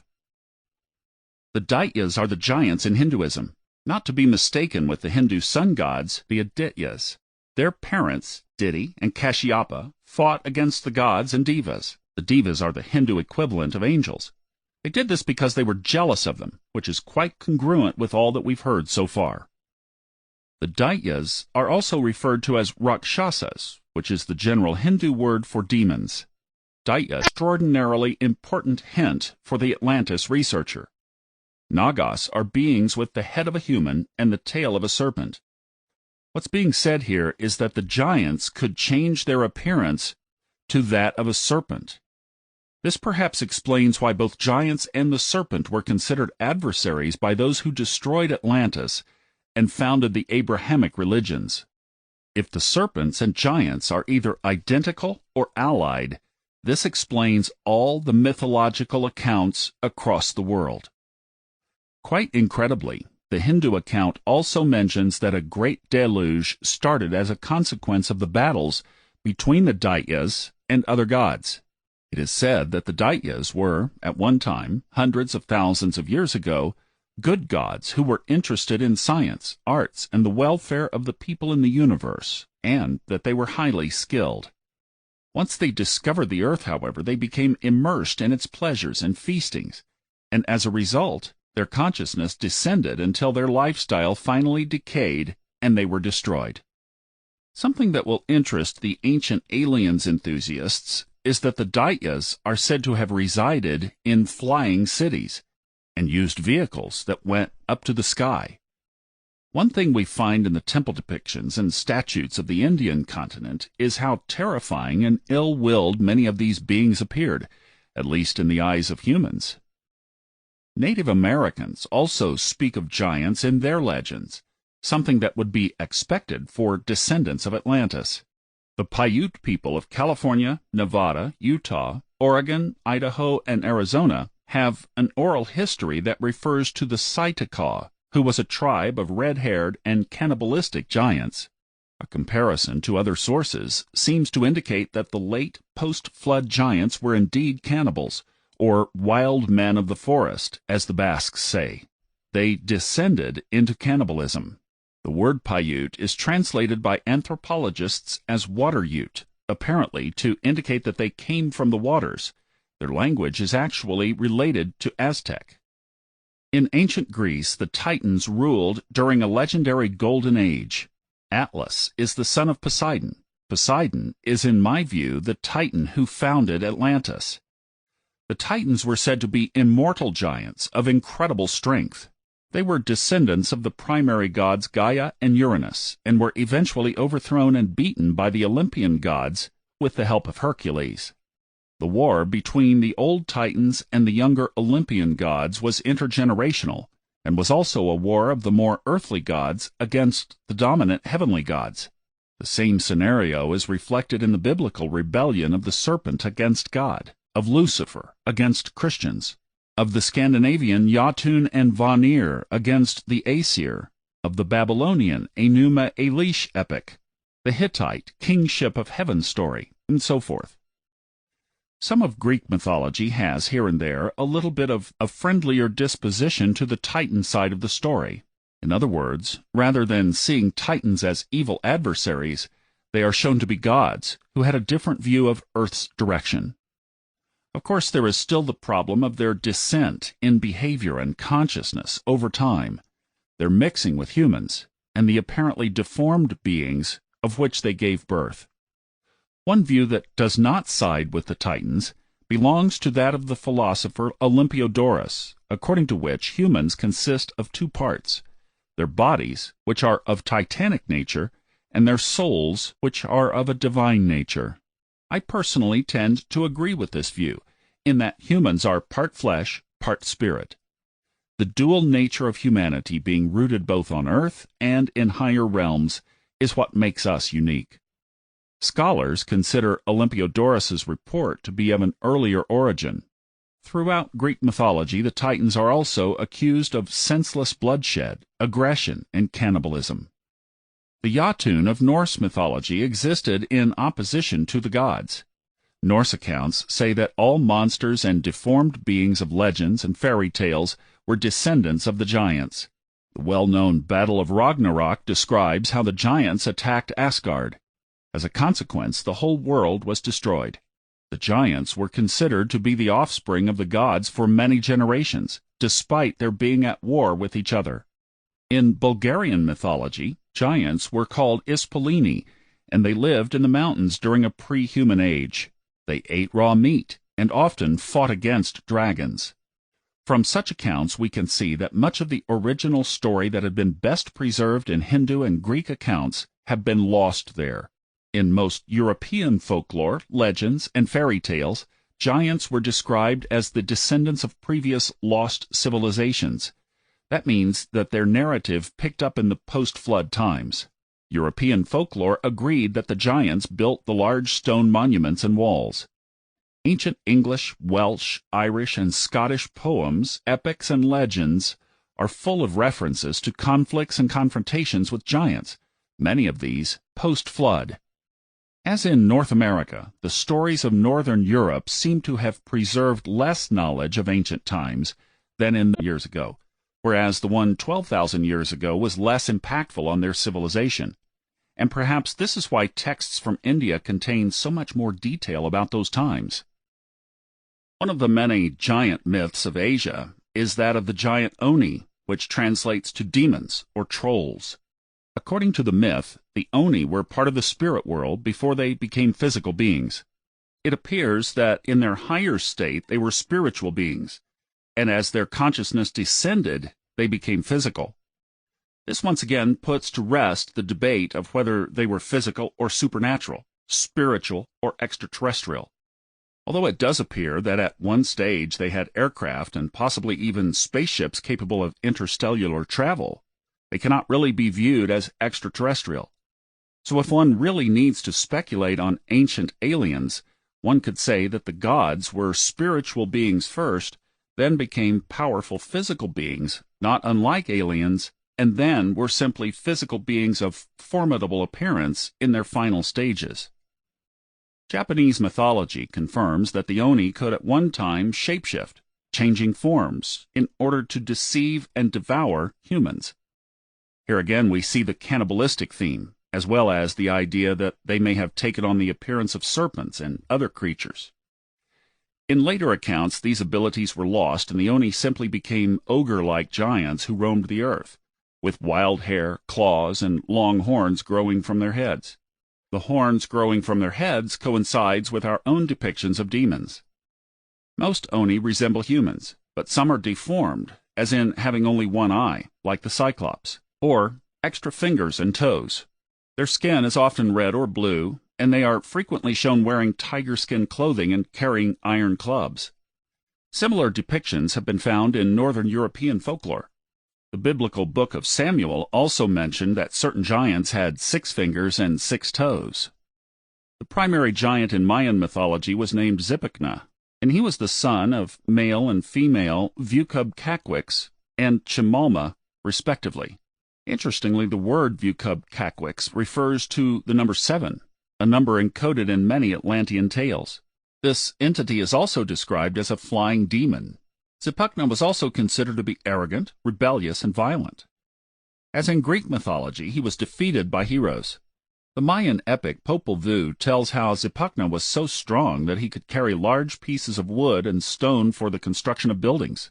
He tended to mock and ridicule others for having less strength than he. Hence it was decided the result are said to have entered the heavens through the stars known as Pleiades. This is yet another fascinating synchronicity with Greek mythology, according to which the Pleiades, who were the offspring of gods mixing with humans, committed suicide and then traveled to the system of 7 stars that was named after them. Discovery by the gods. These locations are referred to as the underworld in Greek mythology, and hell in Abrahamic religions. The descent of consciousness among these fallen gods therefore coincides with their retreat into physical lower levels as well. According to the Ayavasi religion of southern India, a giant called Kroni was the first evil being born into the universe. He manifested himself into many different shapes and forms. He was constantly hungry and devoured everything he could get his hands on. Seeing his destructive nature, the god Maon planned to destroy him. For this purpose, he sent various avatars and teachers to Earth, such as Rama and Krishna, to counteract Kroni's negative influence. Finally, Maon achieved his goal by slicing Kroni into 6 pieces and thereby ending that age of history. Of course, mythology and religion are not the only sources of information on giants. If they really existed, there would be other evidence. In fact, they were also mentioned by renowned historians such as Flavius Josephus and Herodotus. In those days, the giants no longer existed, but their skeletons, corpses, and coffins could still be viewed. Herodotus tells of how Spartans uncovered the body of Orestes, which was 7 cubits long. That equals 10 feet or 3.4 meters. Plutarch tells of how the Greeks uncovered the body of Theseus, the son of Poseidon, a god, and Aegeus, a human, and how his body was in royal casts. Might these keepers of the secrets have been doing so to prevent what they thought would lead to the destruction of mankind? If true, then advanced knowledge could be destructive for those not ready for it. Advanced knowledge is guarded and concealed, even to this day, if ever existed. This is after they first attacked and ridiculed the find. Those scientists who do accept the find as authentic refer to the giant as abnormal, as if he were the exception. As we have surmised, he is by no means one of the largest beings to have ever existed, but merely one of the giants of a later generation, from a time when they were already in decline. The bones were dated to be somewhere between 6,000 and 8,000 years old. In 1894, both the French press and the New York Times reported the discovery of bones of human giants by anthropologists at Montpellier, France. They were said to be up to 15 feet, or 4.5 meters in height. The bones were sent to universities and museums in Paris, after which they disappeared, and nothing was ever heard of them again. The incidence of widespread reports of such discoveries by reputable scientists and their subsequent disappearances are quite common in this area of research, once again bringing up the possibility of some kind of secret agenda. Other skeletons of giants have been found around the world, as well as very large human footprints and extremely large tools and artifacts.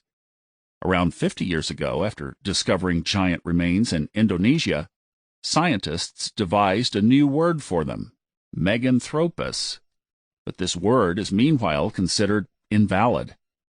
A question that often arises is, who is it that is deciding the validity and invalidity of various scientific concepts? In encyclopedias and university texts, we learn of various ideas being considered valid or invalid, but we rarely learn who exactly the source of such arbitrary labeling is. Monoliths and megaliths. The megaliths and monoliths themselves are the best evidence that giants have existed before our time. The number of explanations that people have tried to come up with to explain how stones as heavy as 1,200 tons were quarried, lifted, and transported number into the hundreds. If you search the internet, you'll find many explanations, but in looking a little deeper, you will find that they all are simply conjecture. Conventional archaeologists speak of strange transportation and leverage constructions. Fringe researchers mention the melting of stone or even sound levitation. To me, these many explanations are a waste of time. Mythology and folklore say it was the giants who lifted them, and that's good enough for me. At the Temple of Baalbek in Lebanon, there is a stone called the Stone of the Pregnant Woman that weighs approximately 1,200 tons. A second, even heavier stone was recently discovered at an abandoned quarry site nearby. Bear in mind that 1 ton equals 2,000 pounds, or 907 kilos. An average-sized car weighs about 1 ton. So if you can imagine lifting 12 cutting and transporting these massive stones. But no one has been able to explain how the stones might have been extracted or moved. Nor have other examples of such Roman building styles been found. More recently, academics have found that the Roman temples were built on top of older, already existing sites. They now say that this site itself dates back 9,000 years. The lack of any sort of inscriptions on the older temple is typical of Atlantean structures. Luckily, the legends of the Arabs claim to know exactly who built the original temple at Baalbek. They say they were built very shortly after the flood, at the command of Nimrod and using giants as workers. It is said that Baalbek was first built before the flood by Cain, the son of Adam, who had been banished from the land of Nod that lay east of Eden for murdering his brother Abel. Baalbek was then earthward dispersed over the globe and given different languages. The lineage of Freemasonry happens to go back to these ancient builders. The Masonic hero Hiram worked for Nimrod. This is the reason that even today the Brotherhood of Freemasons, who seeks to rebuild the Temple of Man, and the Christians are generally antagonistic toward each other. The mystery schools generally believe that the God of the Bible wishes to withhold knowledge from humans, going back to forbidding Eve to eat of the tree of knowledge, whereas the Abrahamic religions claim that all this knowledge is only destructive to mankind. It's interesting to note that there is an ancient Canaanite as well as a biblical correlation to the Greek word Titan. The word is Dedanim or Tidanum. Not much is written about the Dedanim people except that they were related to the Nephilim and Rephaim, that they were of large stature and enemies of the Sumerian goddess Inanna, possibly identical to the Egyptian Isis. In summary, we have on one side of the conflict the Titans, serpents, giants, Nimrod, Anakim, Nephilim, fallen angels, Rakshasas, and Set. And on the other side we have Yahweh, the Olympians, Rama, Osiris, and the monotheistic God. It's easy to see that these beings are equivalent to each other in their claims and goals. In some respect, these forces represent children versus parents. Hinduism's bad side were inherently evil. Many of them were great heroes and protectors of humans and sought to help humans. The problem is that spending too many thousands of years on Earth tended to have a deteriorating effect on the soul. Of course, one viewing this history from the serpent perspective might see it differently. They would likely see the rule by the God side as a conspiracy to keep humans ignorant, or as belittled as children who are not ready for enlightenment. Whatever the case may be, as humans, we are witnessing an age-old conflict between the gods and the unfinished obelisk in Aswan, Egypt. It weighs over 1,100 tons and was also discovered at an abandoned quarry. It is yet another stone that had been cut out but not transported to its intended site. This leads me to believe that they were interrupted by some disturbing event, perhaps the flood. Upon crossing the ocean to Bolivia and Peru, we find the structures of the Incas are massive, but not quite as massive as the pre-Incan structures. Again, this indicates a culture of regression rather than progression. The Incan Gate of the Sun in Bolivia weighs about 10 tons and is some 1,500 years old. In Ollantaytambo, there is a pre-Incan site around which the Incas built sites of their own, called the Wall of Six Monoliths. It weighs approximately 300 tons. Just as giants descended in intelligence and ability, British folklore considered giants to be of low intelligence. The more sophisticated structures appear to have been built by early giants who were more sophisticated, whereas many of the megaliths throughout Ireland, England, Scotland, and France. The strongest evidence regarding pre-flood megalith and monolith buildings are that such structures have been found underwater, sometimes at very far depths underwater, all over the world. Of special interest are the megaliths found off the coast of Morocco, Cadiz in Spain, and of course the Yonaguni Monument outside of Japan. Some of the most stunning underwater ruins have also been found outside of Alexandria and along the coasts of India. Scientists are not solely to fault for our ignorance of our distant past.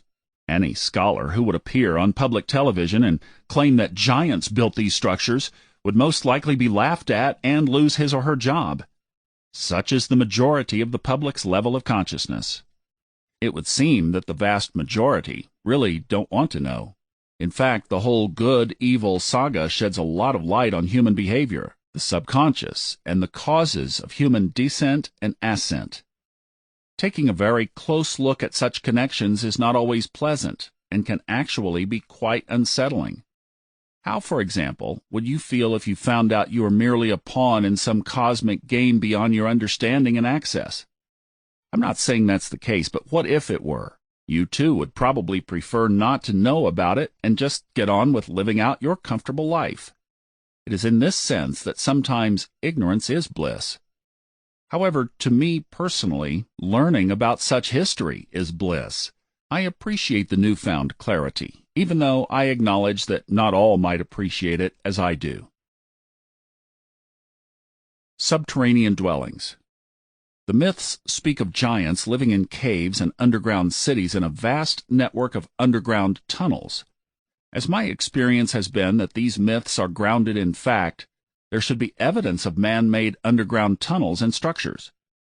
As we've already seen, the hypogeia may be considered evidence along those lines. So can the many Buddhist and Hindu underground caverns throughout Asia. The non-physical version of the subterranean world was called the underworld, the place of the dead. Later religions called the underworld hell.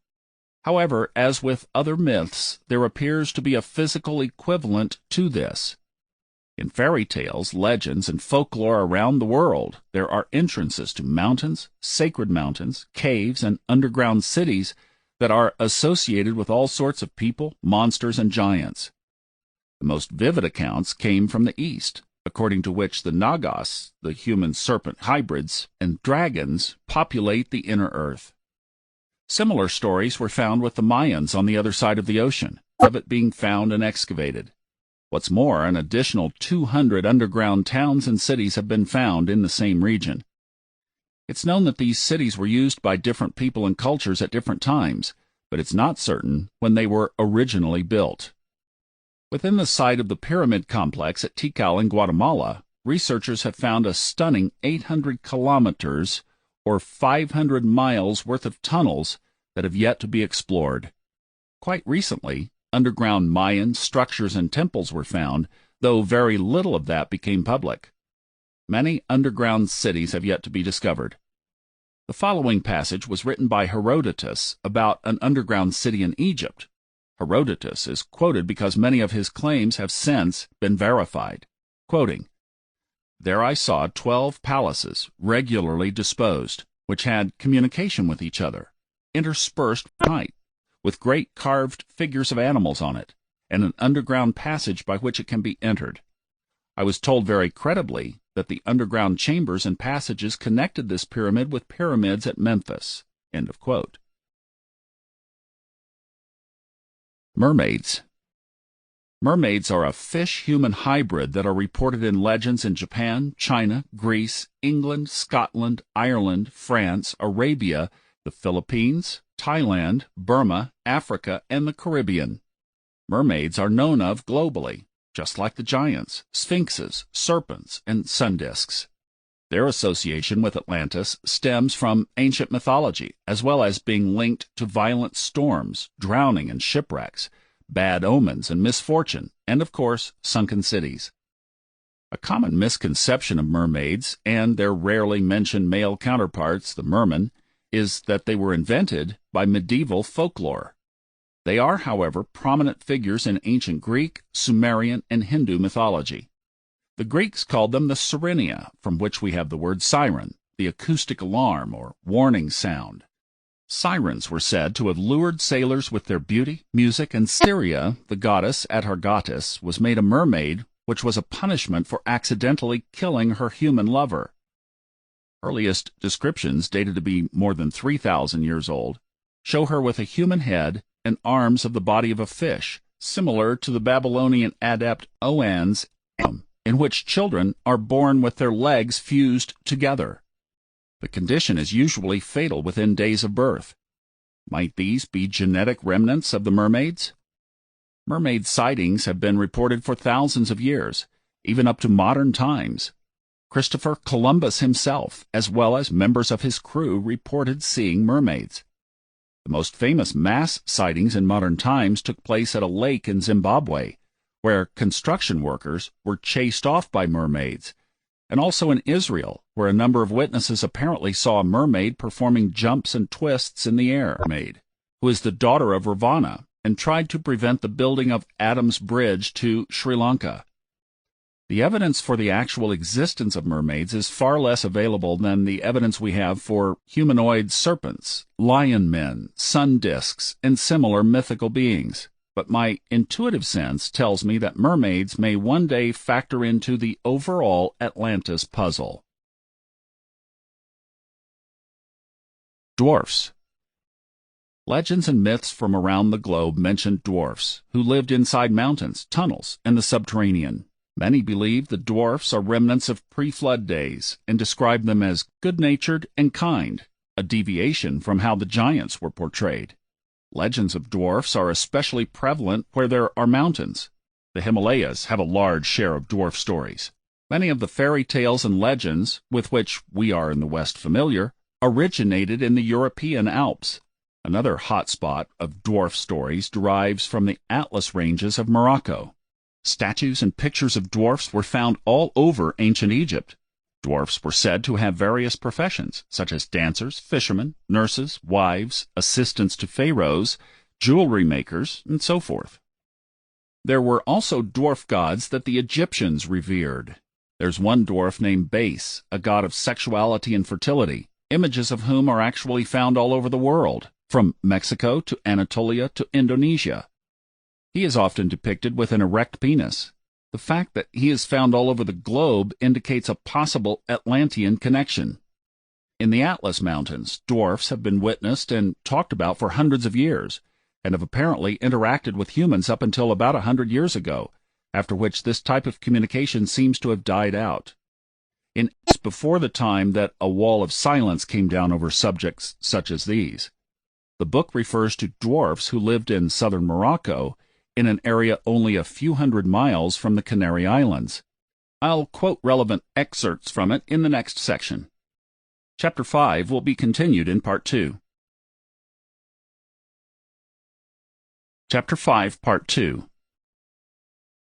With regard to the present controversy raised regarding existence of a dwarf race, I remember in 1888 you wrote me from Algeria about your servant, a native of Sousse, having stated that there was, in Akka, the country adjoining the Sousse district he came from, a race of dwarfs about 4 feet high, having a reddish complexion, differing from that of the Moors, Arabs, Berbers, or blacks. On inquiries made by me regarding these dwarfs, I found a man from Dra who described a similar race of dwarfs dwelling at or near Akka, on the subject of dwarfs, and he gave without hesitation, and, as I'm being led to believe truthfully, the same account as my previous informant, whom he did not know I had examined. But he said that the Dra dwarfs are called the Little Haratine. He described them as about being 4 feet high and with a red complexion and short woolly hair. He said they are very active and are more ancient than the larger Haratine, who are sprung from them and resemble them in color and ways, but are taller from intermarrying with other races. The small people are called Baka, or Ulad Mibrak, the blessed tribe, or sons of the blessed, and are supposed to bring good luck, so we do not like to talk about them. While in the interior, I made the acquaintance of a leading Moor, who told me that such dwarf tribes existed, and that he was yearly visited by 3 or 4 dwarfs on business. I've often been asked by Moors whether it was true that there was a race of people to the south known as Beni Kirbu, with dogs' heads, and also a race with one eye. Beni Kirbu means the sons of dogs. It turns out that not much more than 100 miles from the French frontier, the country inhabited by the Beni Nassan, state that towns or hamlets of these dwarfs are to be found in or near the following places: in Akka, at or near Akkari, Akka-Egan, Juil, Itonali, Tamsrat, and Tadakust, and also in the mountains of Kaliz, at Tazawalt in Sousse, and also a few in Haha and Skidma in the Dra Valley, at or near Taurirt, 8 Tinker, 8 Souk, 8 Shelltower, Teyuanart, and Valley of Amini, southeast of Dre, at or near Asa, Atumribit, Tasker Nyattish, Bani Yusi, and River Dora of Didu, near Tenzone, east of Dinyat, at or near 8 Masad, 8 Masal, 8 Bensid, and in the 8 Atta country, in the country of Beni Nassan, and at Igilmim in Sashel. There is safety in numbers in this matter, as to not only my 65 informants, but also my interpreters, 10 of whom, northern cities, speak Arabic, and 2 or 3 of my Shilhak informants were able to speak English. 35 native informants have testified on that point, and the most important of their statements respecting it are not published. The total number of natives, European residents, and travelers who have seen one or more of these dwarfs, or have testified as to the existence of a dwarf race, amounts to 65. I may refer to an unwillingness on the part of many natives to speak of them, arising probably from the belief that it is not lucky to do so, which prevents an Irish peasant from mentioning the names of the fairies, who are only called the little people, the good people, the gentry, a vestige of the influence of the earliest ages of a worship of a dwarf race. In 1881, I commenced investigations into the beliefs, traditions, and mythology of the races that inhabit the country south of the Great Atlas, many of whom come to northern towns in caravans or as acrobats, or wandering fortune-tellers, or cunning workers in silver, brass, and leather. Up to that date, and for several years afterwards, I was the only person who had made or stupid. Mention was made of the little people of a Susi that I met at Tangier, and also by a Talib that was examined at Mogadon. According to the first, Ayusa, or Idil, is the name of the small people that bring down Isiri and take him back. The second said, on that day the Adusal, a small people, will appear. I never suspected that these expressions referred to a dwarf race, but assumed that they alluded to cherubs or fairies. The next time I heard of these little people was while in Algeria early in 1888. A remarkably intelligent Susi, who had lived as a valet or a cook in England for some years, was engaged as a servant. He spoke English as fluently as an Englishman, and had become a Christian, and nothing delighted him more than to talk about his country and his people. His native place was 100 miles east of Massa, or about 2 days' Aucas. He then described them as a race of little people, not higher than 4 feet, and of a particular reddish color, like that of a red Indian of America, and differing from the complexions of the Moors, Arabs, and blacks. According to him, they were very brave and active, and dressed more like the French than the Moors, as they wore a woolen shirt, embroidered at the neck in front and on the back. They had red leather boots or leggings coming up nearly to the knee, and their knife or dagger had a peculiar crescent-shaped handle. They made spindles and other small articles which they sold at the markets. Their name was derived from living in Akka, the country adjoining his own. The story seemed so utterly incredible that I didn't believe it, for I felt convinced that if there was a dwarf race so near the Mediterranean, the world would have long ago heard of them. He himself did not seem to think they would interest me, and merely mentioned them casually, and, had I not brought him back to the Akkas by my wish to know who they were, he would have passed on to other subjects, and I would have never suspected that he had alluded to a dwarf race. On one point I knew he was correct, and that is that there is a district, a very barren one, between Dra and the Sahara called Akka. The conversation was forgotten, and probably never would have been recalled to my mind but for seeing it in the Times and other English papers, about 2 months afterwards, that Emin Pasha had sent to the Royal Society the skeletons of 2 Akkas, a dwarf race living at Akka, in the Mumbuto country, who are the smallest people in the world, as they are not much over 4 feet in height. The complexion of these Akkas was described as like the color of slightly roasted coffee. The Right Honorable Sir J. Drummond Hay, who was spending the winter there, and who had for many years been connected with Morocco as our minister to that country, his first letter, dated May 10th, was as follows: The information you had received regarding the race of men dwelling at Akka, a barren district adjoining the Dra country, is quite correct. They are described to me as a race about 4 feet high, broad and muscular. They are called Nizigan. The Moor who gave my informant this account of these people said they live on milk and camel's flesh. They pound the flesh and salt it. The pounded meat is put in goat skins, and a handful of this stuff will suffice as the sustenance of a man for 2 days. They are renowned for strength and courage. With reference to the queries put to your letter of the 26th, the only further information I can obtain is that the small race of men are of mahogany color. They use the Shilhak language, but there is a slight difference in the dialect from that spoken by the population of Sus. Berber and Shilak are as alike as the Portuguese and Spanish languages. It was evident that the subject ought not to be neglected, but that somebody ought to look into it in Morocco. From the state of my health, I did not feel disposed to engage in an investigation that would need many months of steady work. Therefore, while passing through Paris, I called to the eastward, where his tribe lived secluded from other people. and he told a curious story as to the creation of a dwarf ram, and why the Creator allowed them to be so small, and so many other races so tall. Mr. E. G. Halliburton, in an interesting paper read before the Congress of Orientalists and reported in the Times of Thursday, September 3rd, gives an account of the dwarf tribes of southern Morocco and Mount Atlas.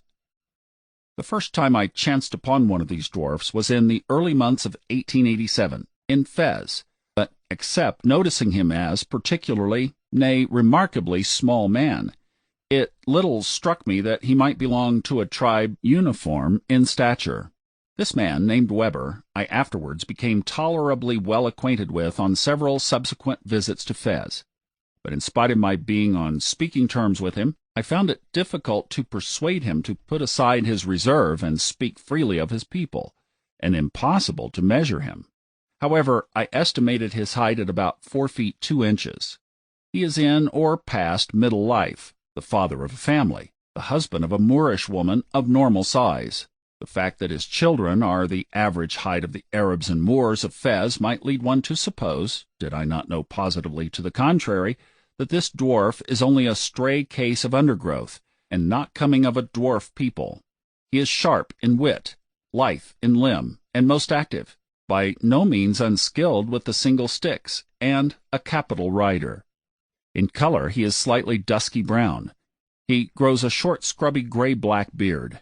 Until this year, this much petted and well-known dwarf of Fez was the only specimen I had chanced upon. But during this last spring, fortune put another in my way, this time a younger man. As I was traveling in native costume, he seemed much less reserved and suspicious than his fellow tribesmen, and entered into conversation tolerably freely, though again he refused to be measured or allowed me to take his photograph or measurements of his skittle and limbs. His tribe has stated to be Mohammedans, living in caves and tents in a range of mountains situated to the west of Wad Ia. In another portion of his paper, Mr. Halliburton mentions the hike bearing the eye. Does he not mean the Berbers' black woven goat hair, with the eye in red and slightly decorated? The writer had one he bought off the back of a Berber in the Atlas Mountains, for they are not by any means confined to the dwarf tribes, but are worn all through the Atlas Mountains. The theory that this eye is the origin of the Cyclops is by no means far-fetched. The next is from Mr. George Hunot, our counsel at Sofley, who has, more than once in recent works on Morocco, been pronounced the highest living authority on the Moors. His clerk, Mr. Harry Broom, a native of Mogador, has promised to get me a Shillhawk version of an ancient poem on Karun and the river Stocha, or Charon and the Styx. Stocha is the name of a tribe, an extensive district, and also a river that flows into the ocean at Massa and finds its way to paradise. Karun, however, like Noah or Osiris, called Isiri, is also a divine instructor. God, at his request, gave him a plow, and he taught men agriculture. He was very broad-shouldered, and had a peculiar reddish complexion, good features, and long-shaped eyes, a little slanting up at the side like the Chinese eye. His expression was honest, intelligent, and good-humored. I got him to let me mark his height on the wall, but he was in a tremor, evidently fearing the evil eye. He would not remove his fez. The edge of it was therefore included in taking his height. I made it 4 feet 8 inches, but S. said that the dwarf raised his heels at least 2 inches. Therefore, allowing for the fez, we can make his height about 4 feet 6 inches. His name is Yakin ben Maliomed. He is 30 years of age and a native of Wadnoon. His father is a native of Akka, and one of the small races there, and is, he says, much smaller than he himself. Yakin is larger than any of his brothers and sisters. His mother is an ordinary-sized Moorish woman. The dwarfs, he says, are very brave and active, and great hunters of ostriches, having small, swift horses that are called by a name meaning those that drink the wind, and that are fed on dates and camel's milk, and are very lean, and if judged by their looks, would be set down as worthless. The dwarfs, he says, are so active that one of them can jump over 3 camels standing side by side. They wear a blue shirt, embroidered on the breast and back, and have leggings that come up nearly to the knee, and bring them to the fair at Tazawalt, a town near the sea, about 3 days north of Wadnoon, where the tomb of Sidi Hamed Musa is, and where the chief of the acrobats reigns as a king. They are called Sahara people, and live about 8 days to the east of Wadnoon. They are about 4 feet high, and attend fairs at Sus, and are different from the Moors, blacks, and mulattoes, as they have a peculiar reddish complexion. They use firearms, and sometimes bows and poisoned arrows. He said there is a man like himself in Tangier, and he promised to bring him to me. I doubt him doing so, as the Moors evidently have a dislike to having anything known about these dwarfs.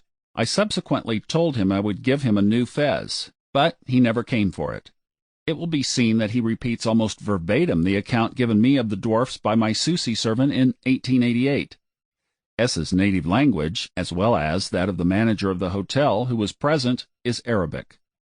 I often used to try to get Yakin to come see me. He shaves his face, which is always taken as a sign that a man is not a true Muslim. The 8 Ada who extend from Akka to Tafilet, and are found to the east of Demnat, are said to have been once Christians. They shave their faces. A large Heratin, about 5 feet 6 inches in height, a native of Tamanart, one of the headquarters of the dwarfs, was next examined. He said there were the remains of ancient buildings there, and that the following were the names of their towns in the Bani Mountains, arranged dates, who only spoke in Arabic and Falata. He was a stranger in Tangier, and could not find his way about town. My servant, who spoke English and Arabic fluently, brought him to me. He said he had been at Ta-Punt, called by the Arabs Ta-Bount. There are a small modern town, and 2 or 3 miles distant the ruins of the old town, where there are, quote, little figures with horses' heads, some of those bulls, end quote. At Safi, a man who had just arrived in the marketplace with dates was examined. He described the old ruins near the town of Ta-Punt, quoting, "There are many small figures there, about 18 inches or 2 feet high, but not of men. They are mixed, part men and part animals, some with the body of a man and the head of a monkey or a dog. They are called 8 Makrahu. There are small and large Heratin. The small are about 4 feet high." A rabbi from Ternate, below Mesgida, on the draw, was examined. He said, quote, 8 Ada are half-Christians. The little people are not Moslems. Their feast is by themselves. It is supposed they worship Didu Asiri, but they keep to themselves. There are many of them near the Sudan. The Arabs fear them, and Pate said that at Ta-Punt, quote, there are some small figures with the heads of wolves and dogs. They call them Bini Kerbu. Okilim is the name of the language of the Heratin, end quote. Another Dra'ui examined that day previously described these figures as some were mixed, some part animals and part men, about 18 inches to 2 feet in height. The following is a statement of a Moor made October 1st, 1891, in the presence of H.W. Bates, Esquire, Assistant Secretary of the Royal Geographical Society. Quote, "I am 32 years of age, about 17 years as a seaman. I frequently visited England. I married in England, and have been at Tazawalt. I went there when I was 9 years of age for a short visit. Have been at Mogador for about 4 years. There are some small people at Haha, about 4 feet high, reddish people, different from others. They, the dwarfs, are Akka people, but it is not lucky to call them by that name. There are thousands of them to the south. They call them Sidi Barakar. The people like to have them in town as they are lucky and bring good luck. Have seen them at Shidma, Turidant, and Tazawalt. Have been forward and backward, to and from Morocco. I often saw and spoke to an old Sidi Barakar who died at Mogador 10 years ago. People passing him often kissed his hand or his shoulder. The Moors think it is unlucky to talk about these Barakars. They tell you how to find money and know more about the stars than other men. The draw dwarfs are called Hartani or Heratin, also Jed Jedi, or the fathers of our fathers. When again examined by me, he said that the outside people who perform with the Sidi Hamed Musa do not belong to that tribe, who are acrobats from father to son. There are dwarfs on the draw. There must be many thousands of these dwarfs altogether. One of the ostrich hunters used to often come to Mogador to sell ostrich feathers. He lived east of the draw. Some of the dwarfs are shoemakers with good smiths. They know more about stars and hidden treasures than other men.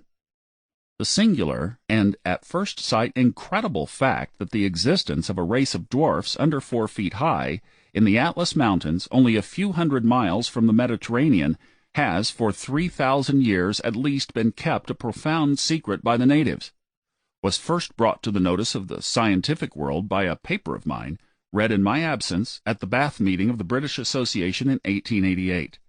The information which had been collected by me was confirmed by that subsequently obtained at Tlemcen, Algeria, by Miss Day, at a Tangier by the 8th Hone. Sir John during that period managed to collect very conclusive evidence both from natives and from Europeans who resided in that country.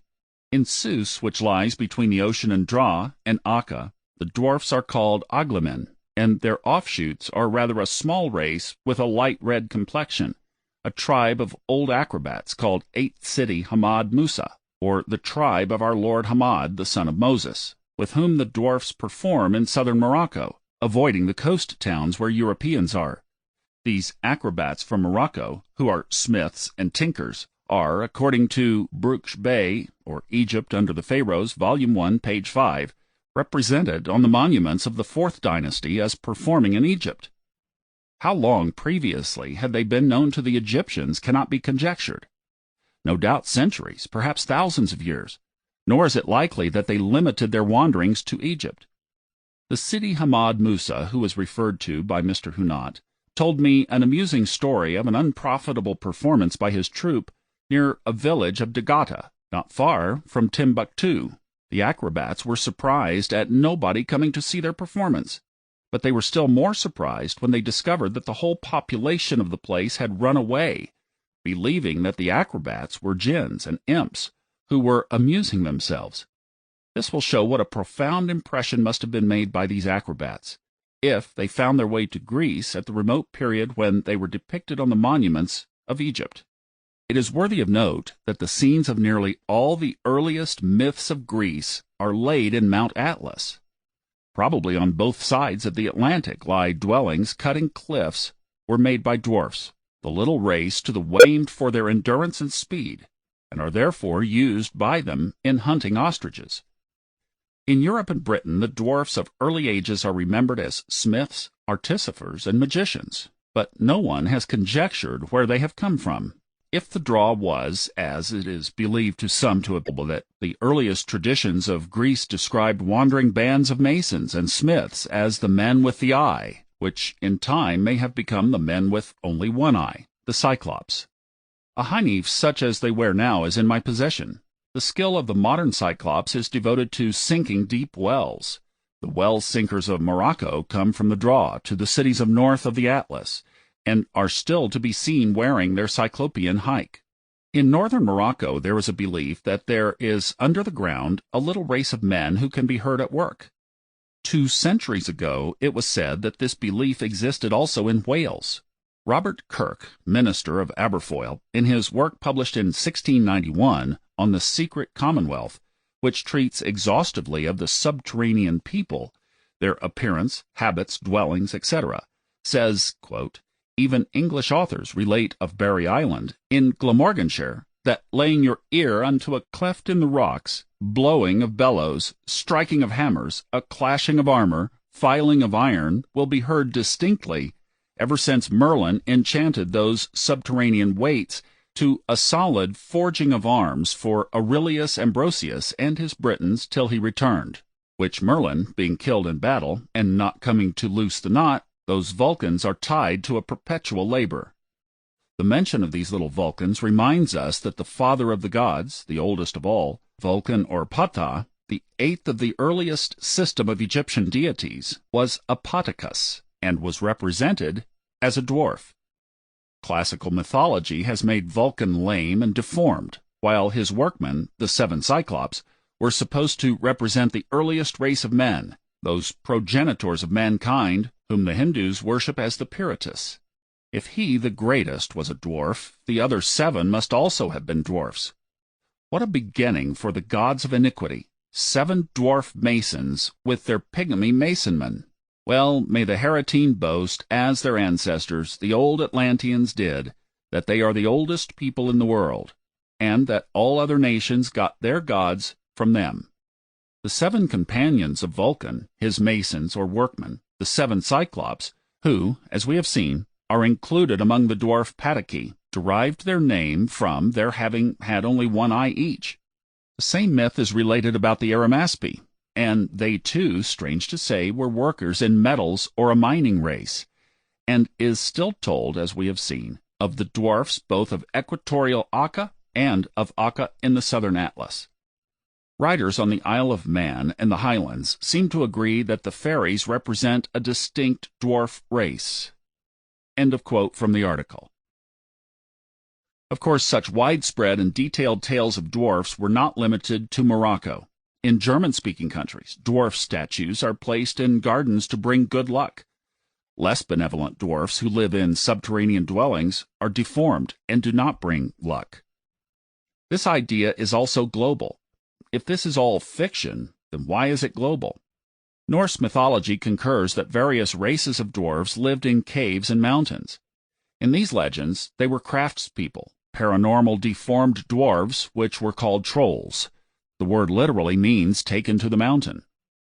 It is said that the trolls abducted beautiful women from above ground, took them to the mountains, and had children with them so that they could become more like humans.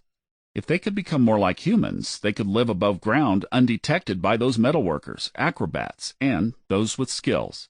The Scandinavians also strangely mention who originally banned them underground. A more benevolent race of trolls is called the Veti. Many legends around the world spoke of the distant drums of the little people being heard below ground. Such legends are found in Indonesia, India, and among the Cherokee of North America. Also in South America, Morocco, and other places. The Cherokee said that the benevolent dwarfs were metal workers and artists, and that the malevolent ones stole babies. The distant drums legend is also told in Morocco and Algeria. Playful mischievousness was another globally reported trait of the dwarfs. The tribal people of the island of Kauai, one of the Hawaiian islands, tell of the Minihune, a race of small people who arrived at the island. Chicksharnies is the word tribal people of the Andros Islands, the Bahamas, call a mischievous little people who a long time ago lived in the forests of the island, and were deformed, having only 3 fingers and toes and red eyes. The natives of South Africa say they drove the Kong. See the pattern of denial here? Giants, oh, that's just a genetic illness. Mermaids, a genetic illness. Dwarfs, just a genetic illness. Flying serpents, never existed. Myths, fiction. Religions, fiction. Massive monoliths? We don't know, but there must be a rational explanation that doesn't involve giants. Out-of-place artifacts. Someone planted them there. A civilization older than 6,000 years. Possibly, but up to 12,000 years at the most. At the most. One wonders whether mankind is under some kind of spell cast by the ancient ones to forget our own history. Or could it be that those who caused the flood are still working on eradicating all evidence of pre-flood times? Time will tell. Chapter 6. Consciousness of Atlantis. Here's a statement. Ever since religion was separated from science, the thinkers were hanged, tortured, killed, and imprisoned for speaking freely. Therefore, academia is opposed to anything that appears even remotely religious. The resulting revenge by academia was to completely cut themselves off from all religious traditions and to brand themselves as fiction.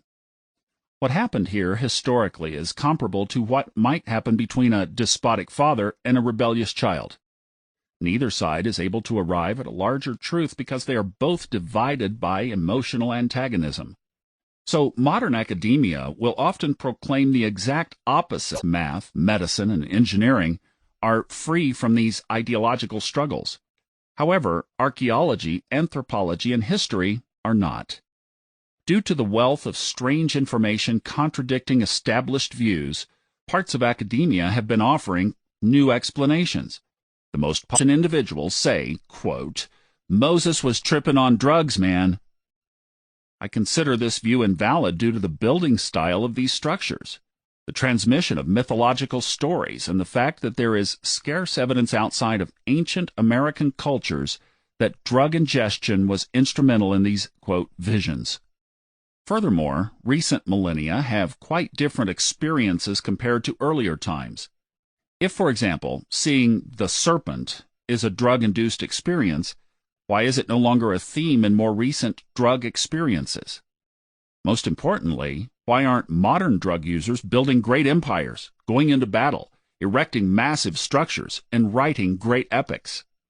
I acknowledge that drug users can likely access astral realms and view disembodied equivalents of mythological figures residing in those realms. They may even experience apparitional reflections from the past. But all in all, a drug-related experience is too weak to account for thousands of years of empire building.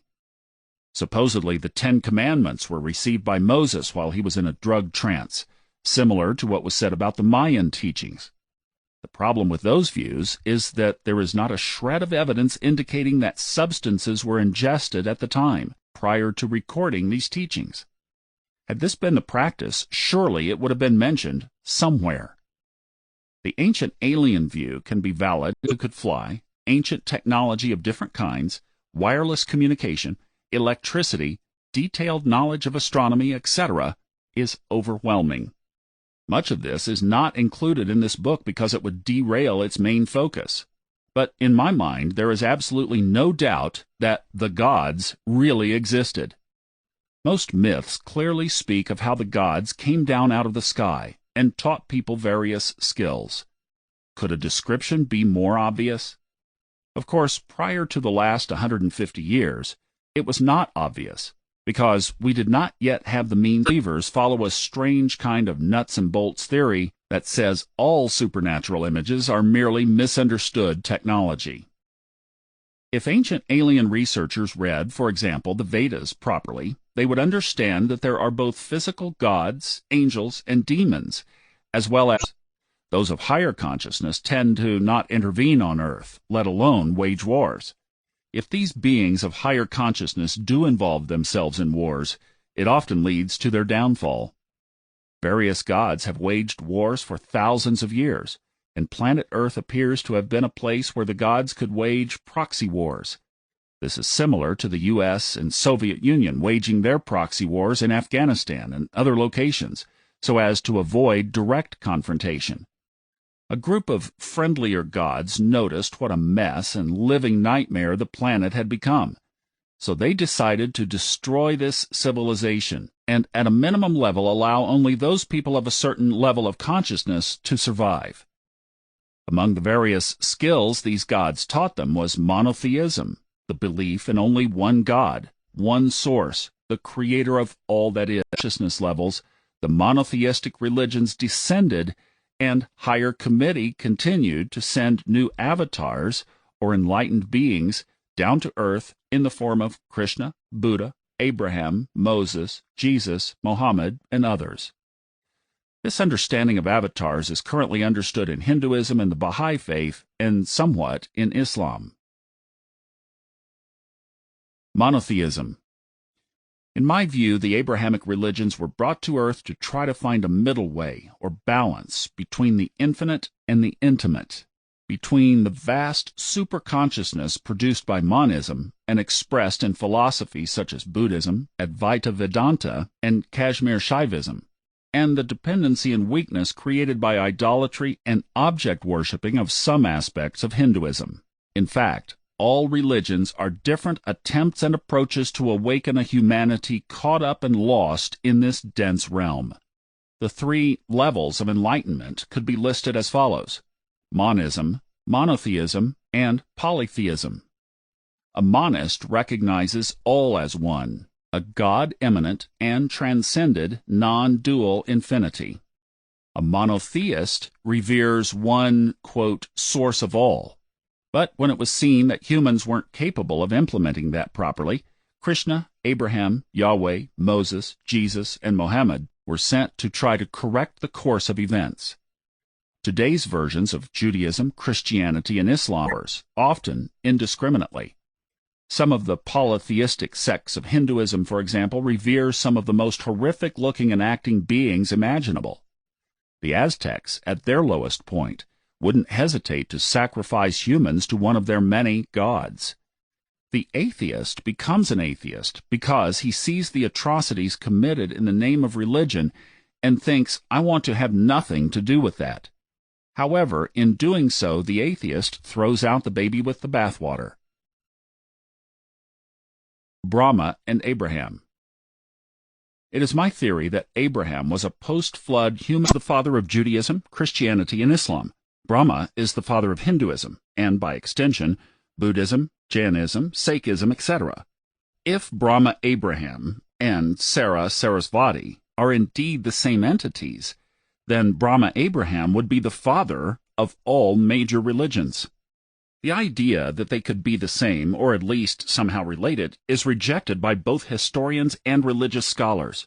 So again, it's up to the metaphysician, who is unrestricted by ideology, to shed some light on this. Both Hinduism and Abrahamic religions refer to Abraham as the father of all people. In Hinduism, Brahma is one aspect of the trinity of Brahma, Vishnu, Shiva, the idea being that God manifests in three different aspects, which is a parallel to the Western Trinity idea of Father, Son, and Holy Ghost. Saraswati is one aspect of the trinity of Saraswati, Lakshmi, Parvati.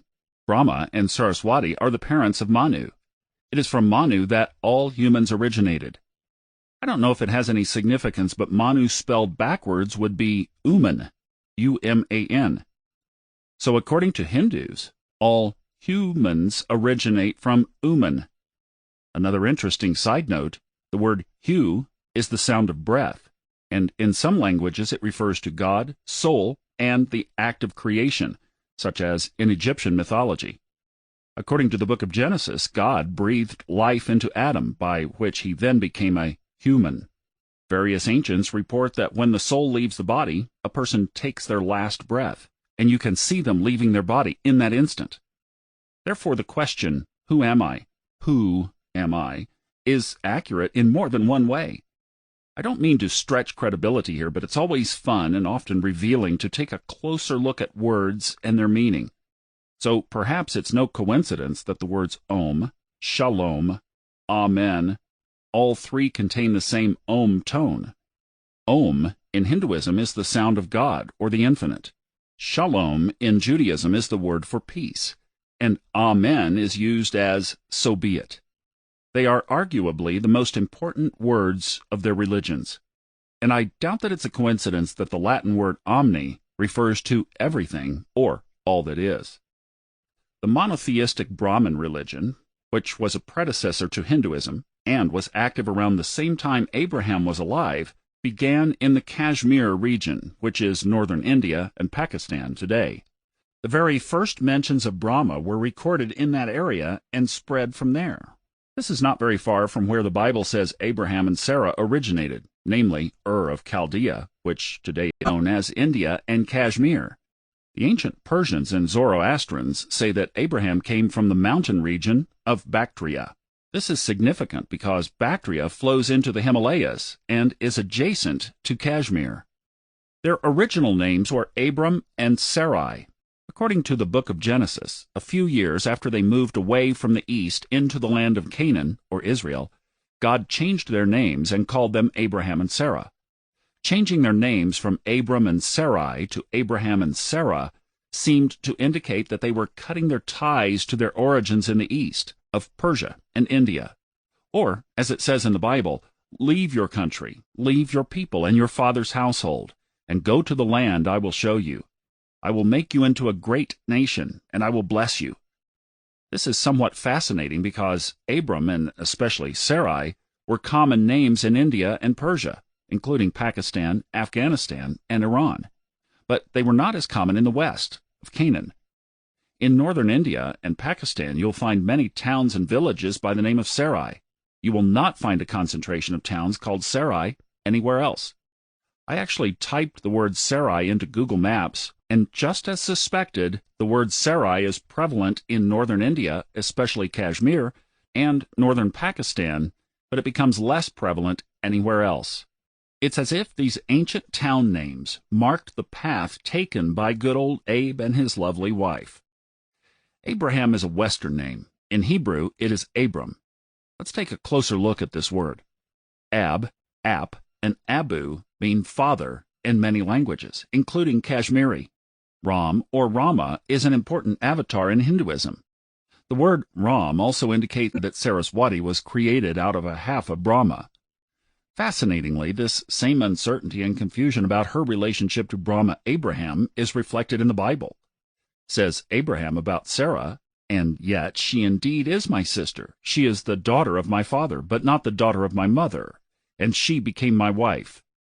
In the Bible, this confusion is explained as having to do with evading trouble from the Egyptian authorities.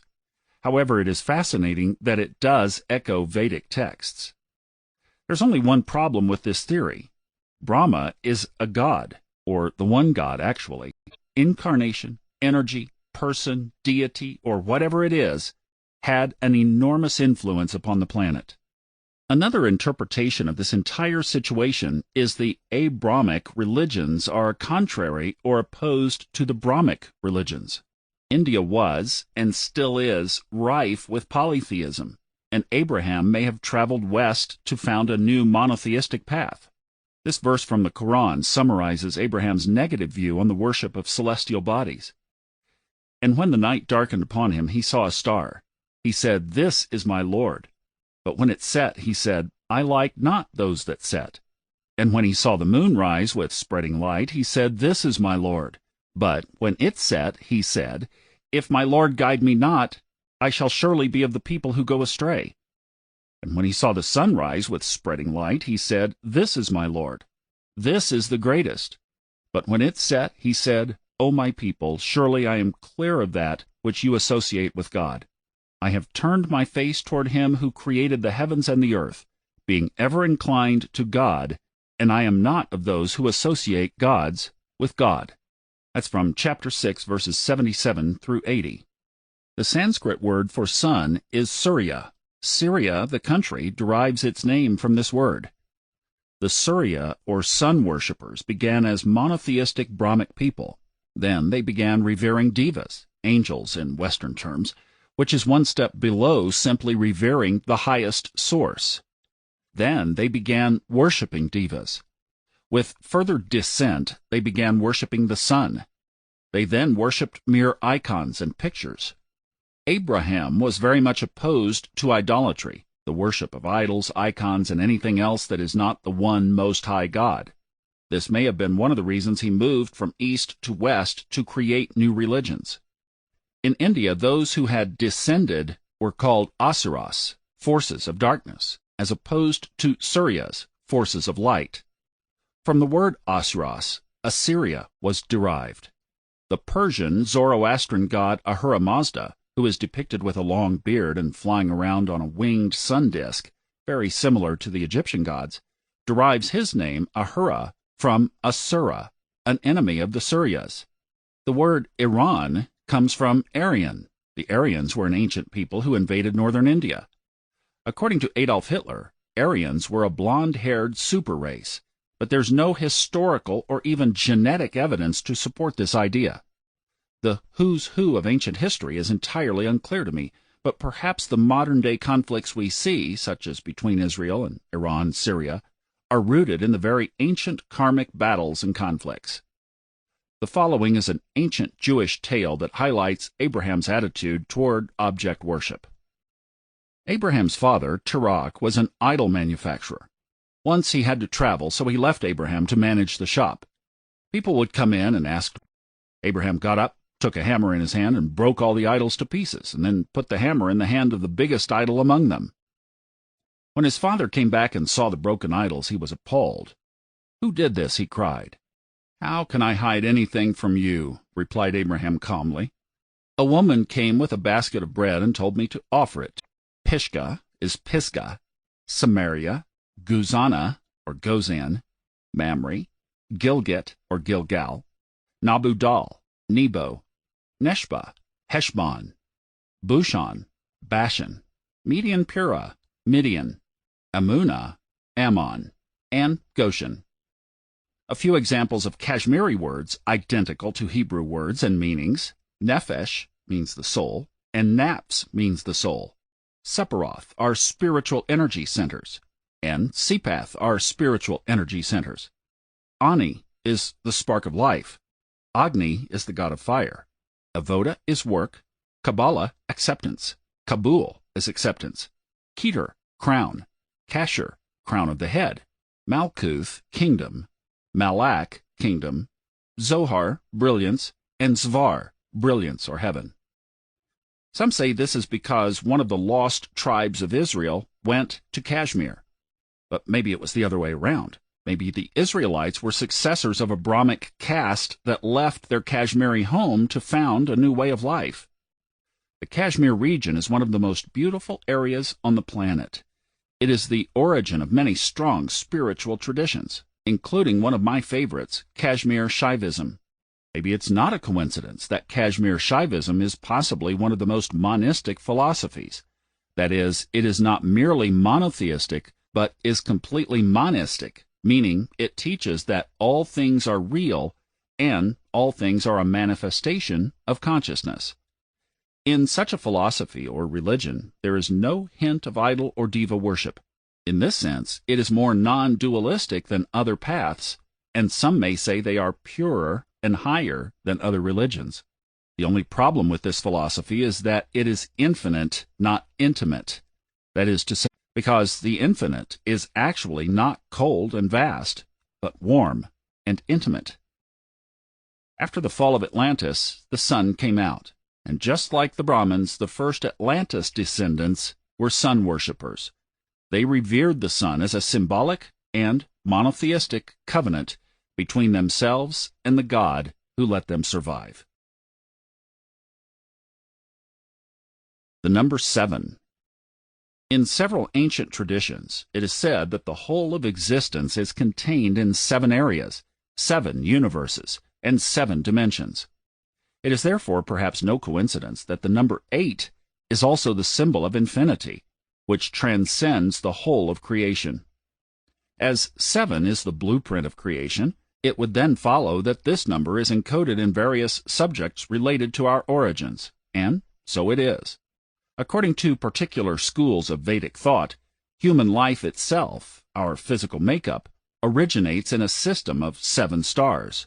This is echoed in various ancient tribal mythologies of Africa and Asia, which also make reference to the 7 stars as our home. They might be talking about the star system of the Pleiades, the 7 sisters.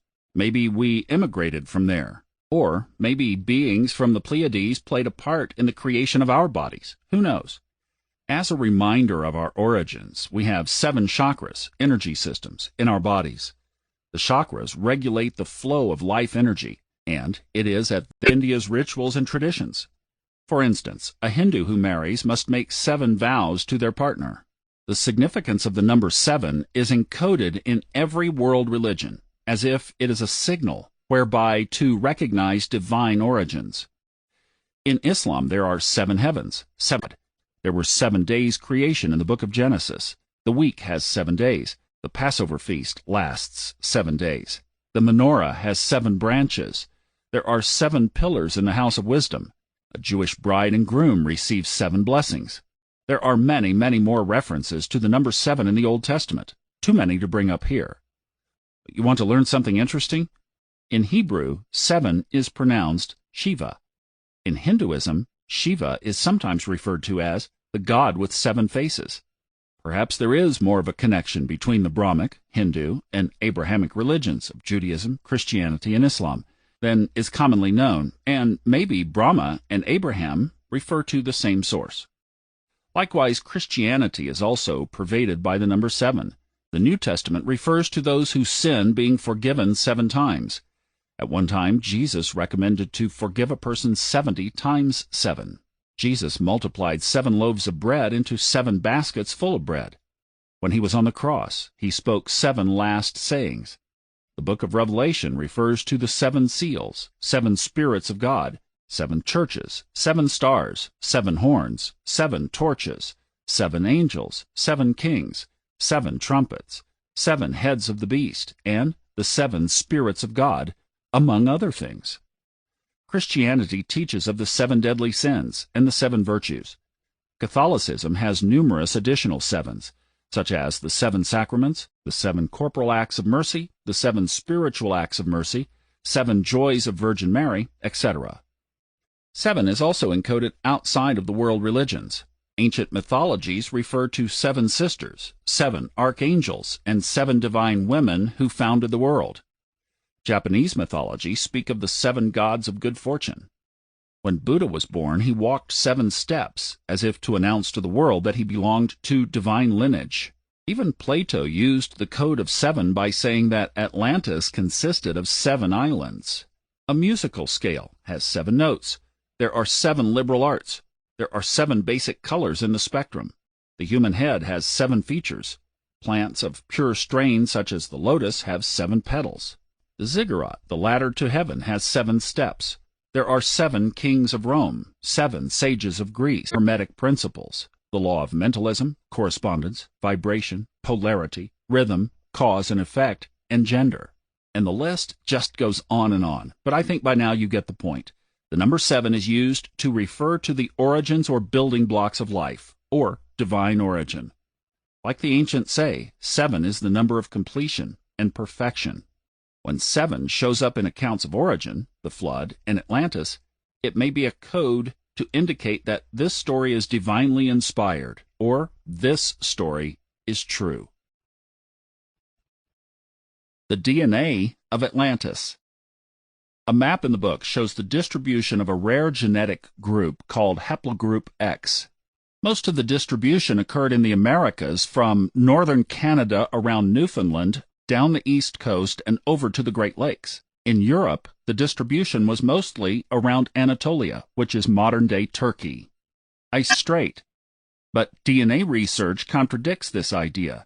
This mysterious haplogroup X, which I believe consists of the remaining descendants of Atlantis, was most prevalent in Anatolia, where the first land mass appeared after the Great Flood and Noah's arrival. They also appear on the American East Coast, where the other group of Atlantis survivors arrived. So rather than there being a primary link between Native Americans and Asians, there appears to be a strong link between Native Americans and Anatolians. Today, individuals with the highest prevalence of haplogroup X DNA are a mysterious people named the Druze, who occupy modern Jordan, Israel, Lebanon, and Syria. They are referred to as mysterious by their neighbors because they appear secretive and autonomous. They call themselves the monotheists, or the people of monotheism, have genetic links to prehistoric Southeast Asia, which is otherwise entirely uncommon in the Mideast. There's general evidence of Native American connections to tribes all around the world, including Asia, the Pacific, Europe, Africa, and South America. The latest findings indicate that the population of the Americas took place much earlier than assumed, namely up to 39,000 years ago. The mystery of the haplogroup X lineage is such that scientists cannot ascertain their origin, although they can with all other genetic groups. They can only indicate where it was most prevalent, which happens to be in 5% of Europeans and about 3% of Native Americans. A small percentage of the population received this gene maternally through the descendants of Columbus, whereas the rest of the population is said to have arrived in North America between 10,000 and 38,000 years ago. These discoveries prompted controversy and shockwaves throughout academia. However, these do not surprise me because I feel these people originated from an empire in the middle of the Atlantic. The greatest concentration of the X haplogroup, namely 25%, was found in the Ojibwe and related native tribes. There are several strange facts linking the Ojibwe tribe of Canada and Northeast America to Atlantis, one of which is that they recorded their history on birch bark scrolls, which say they originated from the Turtle Island. Their mythology describes their ancestors as people of the eastern land, as well as the land of the dawn, to whom which 7 radiant beings appeared to teach them a better way of life. One of those radiant beings became too powerful and hurt the humans. As a confirmation from their allied brothers, the Micmac and Abenaki mentioned earlier, they began migrating. The highest population of the X haplogroup in Europe can be found in the Basques and the Berbers, which again is a surprise and mysterious to academics, but not so to Atlantis researchers. The North American East Coast. If we consider that the people of Anatolia and the northeast coast of America appear to be the most direct ancestors of Atlantis, and having already looked extensively at Anatolia, let's now go into more detail with the aboriginal tribes of New England, Quebec, and eastern Canada. The already mentioned Abenaki tribe considers themselves Easterners. Their name means coming from the east, as well as coming from the land of the dawn. As there is nothing east of the east coast of America than the Atlantic Ocean, it's not far-fetched to assume that they are talking about Atlantis. The Abenaki worship the unpersonified Great Spirit and do not like personifying gods. This means they are essentially monotheistic, or even almost monistic. There are several important figures in their mythology. One is named Ojihozo. This is a shapeshifter who can also become invisible. The Giwakwa is an evil cannibalistic giant. The Bedogiak are 7 supernatural warriors who create thunder and lightning. The Bokwajiman are dwarfs who are generally benevolent and occupy the forests. The Manogamasic are other little people who are similar to river elves and mermaids and can be mischievous. There's also a swamp woman named Muskagwademus who makes eerie, mournful cries and seduces people so that they get lost in swamps. Tataskok is a horned serpent who dwells underwater and devours humans. If you had read these descriptions before listening to this book, this would all sound like nonsense. But now that you're familiar with Atlantean mythology, talk of giants, dwarfs, mermaids, and serpents would be expected. The Abenaki creation story says that the first wife, and he wept over this for 7 months. The Algonquin of Quebec and New England have similar mythological figures. God is referred to as the Great Spirit and is never personified. The name of the Great Spirit is Kichi Manido. The mischievous dwarfs of the forest are Kigo is an evil cannibalistic spirit or giant who eats people. The Algonquin flood myth says that the first humans appeared after the god Mikabo caused a giant flood and sought to rebuild the earth. The following are quotes from Nanabozo and the Algonquin story of the creation of the world, a 1913 summary of their creation myth. I'm not going to reproduce the story in entirety, but just share some relevant excerpts. Nanabozo is the eldest of the male quadruplets, the beloved Chipiapus being the second, Wasobo the third, and country of the Mains, after this transformation. Nanabozo and Chipiapus dwelt together in a land far removed from the haunts of mankind. They were noted for excellence of body and beneficence of mind, and for supreme character and the magic power they possessed. These qualities and attributes excited bitter antagonism of the evil Manitos of the air, earth, and waters, who plotted to destroy these 2 brothers. Nanabozo, who was immune to the effects of adverse orenda, and from whose knowledge nothing was barred, knew their snares and devices, and hence eluded and avoided them. He, however, warned Chipiapus, his less gifted brother, not to leave their lodge or separate from him even for a moment. But, disregarding this admonition, one day Chipiapus ventured out of the lodge and went on the ice of a great lake.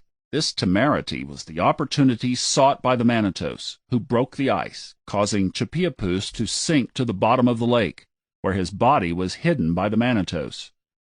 Upon returning to the lodge, Nanabozo, missing Chipiapus and surmising his fate, became inconsolable. Everywhere over the face of the earth he sought for him, in vain. Then he became enraged and waged relentless war against all Manitos, wreaking vengeance by precipitating a multitude of them into the abyss of the world. To further show their goodwill, the Manitos, by the exercise of their magic powers, brought back the missing Chipiapus, but, owing to his metamorphosis, he was forbidden to enter the lodge. Having received a lighted torch through a chink in the walls of the lodge, he was required to go rule the country of the Mains, where, with the lighted torch he carried, he should kindle a fire that should never be extinguished, for the pleasure of his uncles and aunts, namely all men and women, who would repair thither. Subsequently, Nanebozo again descended upon the earth and at once initiated all his family in the mysteries of the grand medicine. It is said that Nanebozo, in his many journeys over the earth, destroyed many ferocious monsters of land and water, whose continued existence would have placed in jeopardy the fate of mankind. It is believed by the faithful that Nanebozo, resting from his toils, dwells on a great island of ice floating on a large sea in the Northland, where the beings of auroral light keep nightly vigil. The disembodied souls of the dead on their journey to the great meadow in which is situated the village of their deceased ancestors must cross a swift stream precariously bridged by a tree trunk, which was in continual motion. Over this the manes of the justified pass in safety, while the shades of the vicious, overcome by the magic power of adverse fate, fail at this ordeal, and, falling into the abyss below, are lost. Primal man, being formed a world which he peopled with man-beings having the form but not the benevolent attributes of man, and that these primal man-beings, doing nothing but evil, finally caused the destruction of the world and themselves by a flood, that having thus satisfied his displeasure, the primal man-being brought the world again out of the waters and formed a new, fine-looking young man, but being alone, seemed disconsolate and weary of life. Then, pitying him, the primal man brought him, as he slept, a sister for a companion. Awakening, the young man was rejoiced to see his sister, and the two dwelt together for many years in mutual amusement and agreeable discourse." End quote. Not surprisingly, the same stories are found among the Iroquois tribes of eastern Canada. There are various sky gods who created mankind. There is the thunder god Hinu. The Joga are dwarfs that are about 2 feet tall, and there are the giants who are called stonecoats, and Onier, which is a horned dragon serpent who lives underwater. Interestingly, the Iroquois mummified their dead. The dwarfs are said to have lived in caves. By this I'm not surprised. What does surprise me is that they are also have said to have gone in and out of their caves on canoes that rose into the air. Here is the full text of the legend, The Gifts of the Little People. There once was a boy whose parents died. He lived with his uncle, who did not treat him well. The uncle dressed the boy in rags, and because of this the boy was called Dirty Clothes. This boy, Dirty Clothes, was a good hunter. He would spend many hours in the forest hunting food for his lazy uncle who would not hunt for himself. One day Dirty Clothes walked near the river, 2 squirrels that he had shot hanging from his belt. He walked near the cliffs which rose from the water. This is where the little people, the Jogeo, often beat their drums. Most of the hunters from the village were afraid to go near this place, but Dirty Clothes remembered the words his mother had spoken years ago. Whenever you walk with good in your heart, you should never be afraid. A hickory tree grew near the river. He saw something moving in its branches. A black squirrel was hopping about high up in the top of the tree. Then Dirty Clothes heard a small voice. "Shoot again, brother," the small voice said. "You still have not hit him." Dirty Clothes looked down, and there near his feet were 2 small hunters. As he watched, one of them shot an arrow, but it fell short of the black squirrel. "Ah," Dirty Clothes thought, "they'll never succeed like that. I must help them." He drew his bow and with one shot brought down the squirrel. The tiny hunters ran to the squirrel. "Whose arrow is this?" asked one of them. They looked up and saw the boy. "Yee-haw," said one of the tiny hunters. "You have shot well. The squirrel is yours." "Thank you," Dirty Clothes answered, "but the squirrel is yours, and also these others I have shot today." The 2 small hunters were very glad. "Come with us," they said. "Come visit our lodge so we can thank you properly." Dirty Clothes thought about his uncle, but it was still early in the day, and he could hunt some more after visiting them. "I will come with you," Dirty Clothes said. The 2 little people led the boy to the river. There a tiny canoe was waiting, only as big as one of his shoes, but his friends told him to step inside. He took one step and found he had become as small as the tiny hunters, and was sitting with them inside their canoe. The little people dipped their paddles, and up the canoe rose into the air. It flew above the hickory tree, straight to the cliffs and into a cave, the place where the Jogeo people lived. There the two hunters told their story to other little people gathered there who greeted the boy as a friend. "You must stay with us," his new friend said, "for just a short time so we can teach you." Then the Jojio taught Dirty Clothes things which he had never known. They told him many useful things about the birds and the forest animals. They taught him much about the corn and the squash and the beans which feed human life. They taught him about the strawberries which glow each June like embers in the grass, and showed him how to make a special drink which the little people love. Last, they showed him a new dance to teach his people, a dance to be done in a darkened place, so the little people could come and dance with them unseen, a dance which would honor the Jojio and thank them for their gifts. 4 days passed, and the boy knew that the time had come for him to leave. "I must go to my village." "Don't you know?" he answered. "I am Dirty Clothes." "How can that be?" said the woman. "Your clothing is so beautiful." At that he saw his old rags were gone. The thing he wore now was of fine new buckskin, embroidered with moose hair and porcupine quills. "Where's my uncle?" he asked the woman, "the one who lived there in that lodge and had a nephew dressed in rags." Then an old man spoke up from the crowd. "Ah," said the old man, "that lazy person?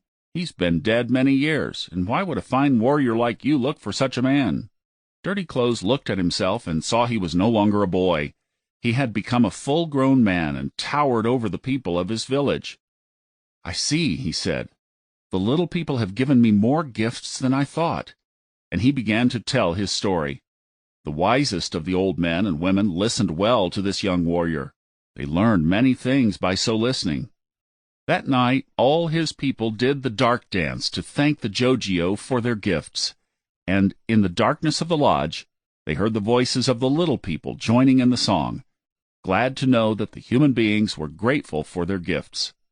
And so it is, even to this day, that the little people remain the friends of the people of the Longhouse, and the dark dance is done even to this day. The Iroquois legends speak of the importance of the 7 stars of the Pleiades, as well as journeys of sky gods. This following story includes a time dilation after one of their journeys into outer space. I'm quoting the last part of the story named 3 Brothers Who Followed the Sun. They discovered that on the other side of the sky everything was different. Before them loomed a large hill which they ascended, and they saw a very large village in the distance. A man came running toward them. He approached them and called out, "Come." They realized he was their eldest brother. "How did you arrive here so quickly, brother?" they asked. "We didn't see you come." "I was too late and passed by on a spirit road," he replied. They noticed an old man walking toward them. He was youthful and strong in body, but his hair was long and white. He seemed like a very old man. His face showed wisdom and bore himself like a chief. "I am the father of the people in the above-the-sky place," he said. "Hawiniyu is my son. I wish to advise you because I have lived here a long time. I've always lived here, but Hawiniyu was born of the woman on the island. When you see my son, call quickly, Nawe Skano. If you fail to speak first, he will..." The brothers entered the house.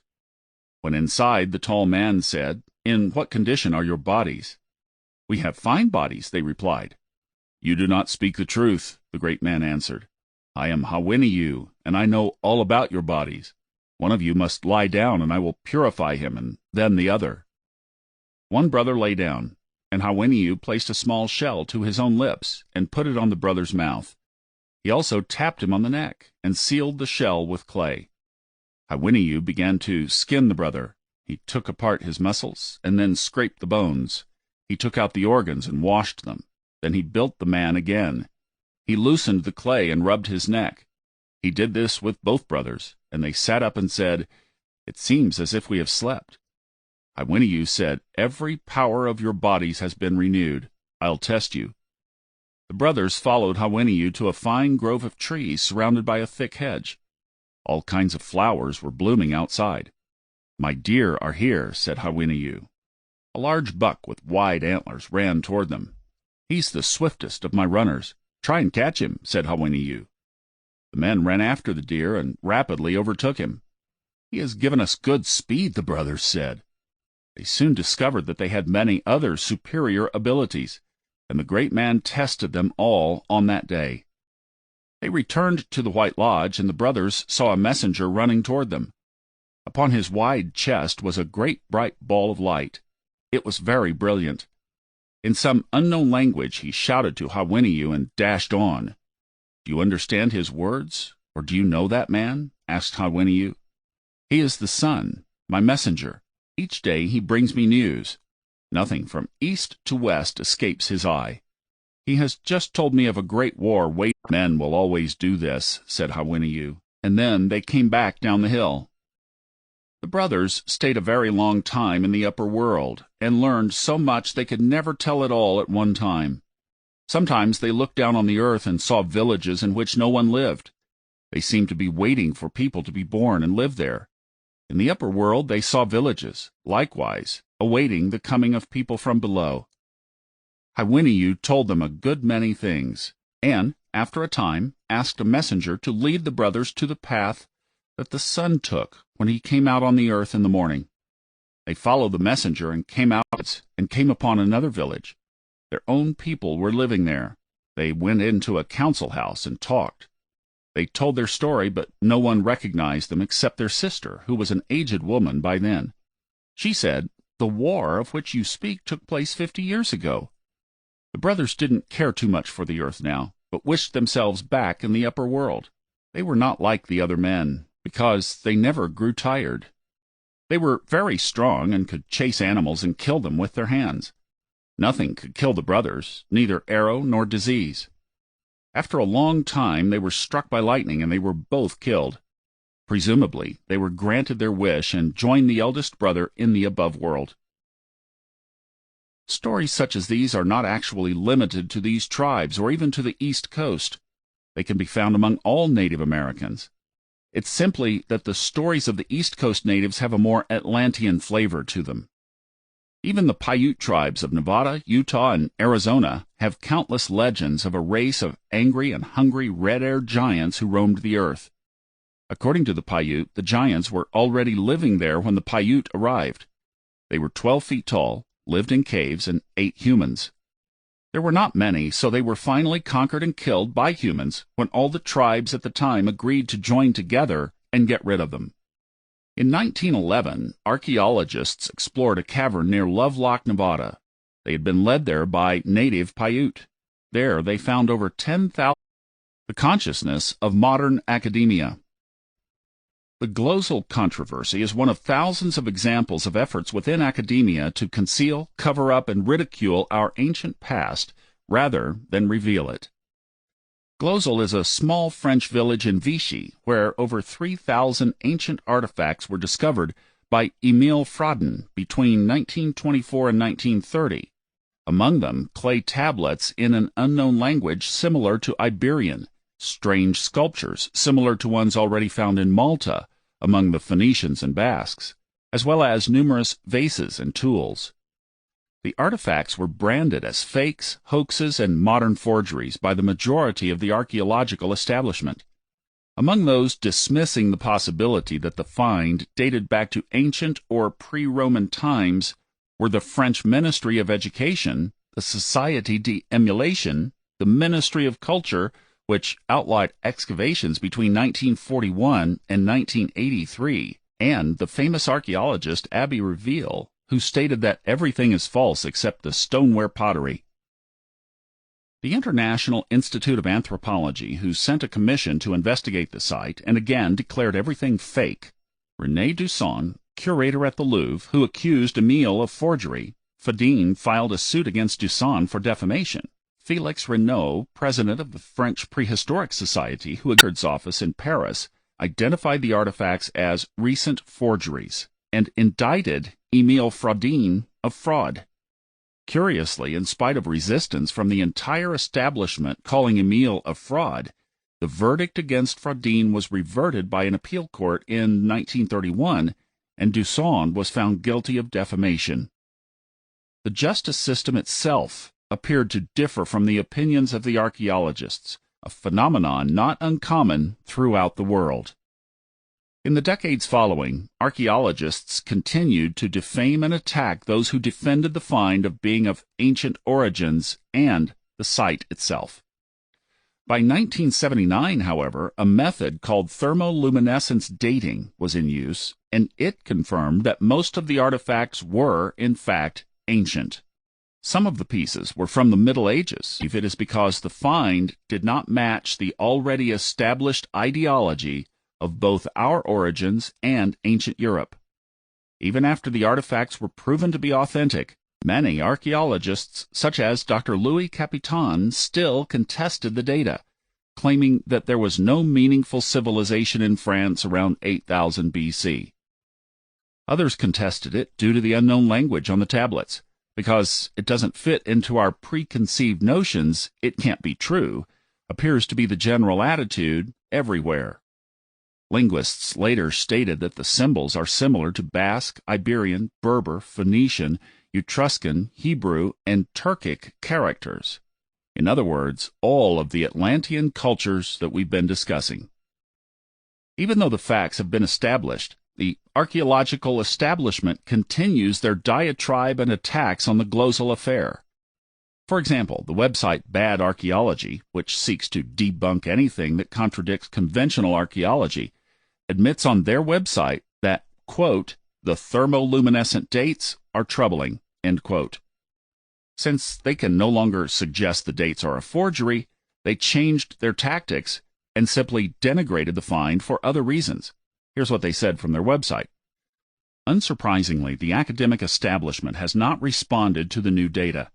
A trial excavation carried out on the site in 1983 failed to produce any archaeological material, and, although no official report was ever produced, a summary made available in the 1990s dismissed the site.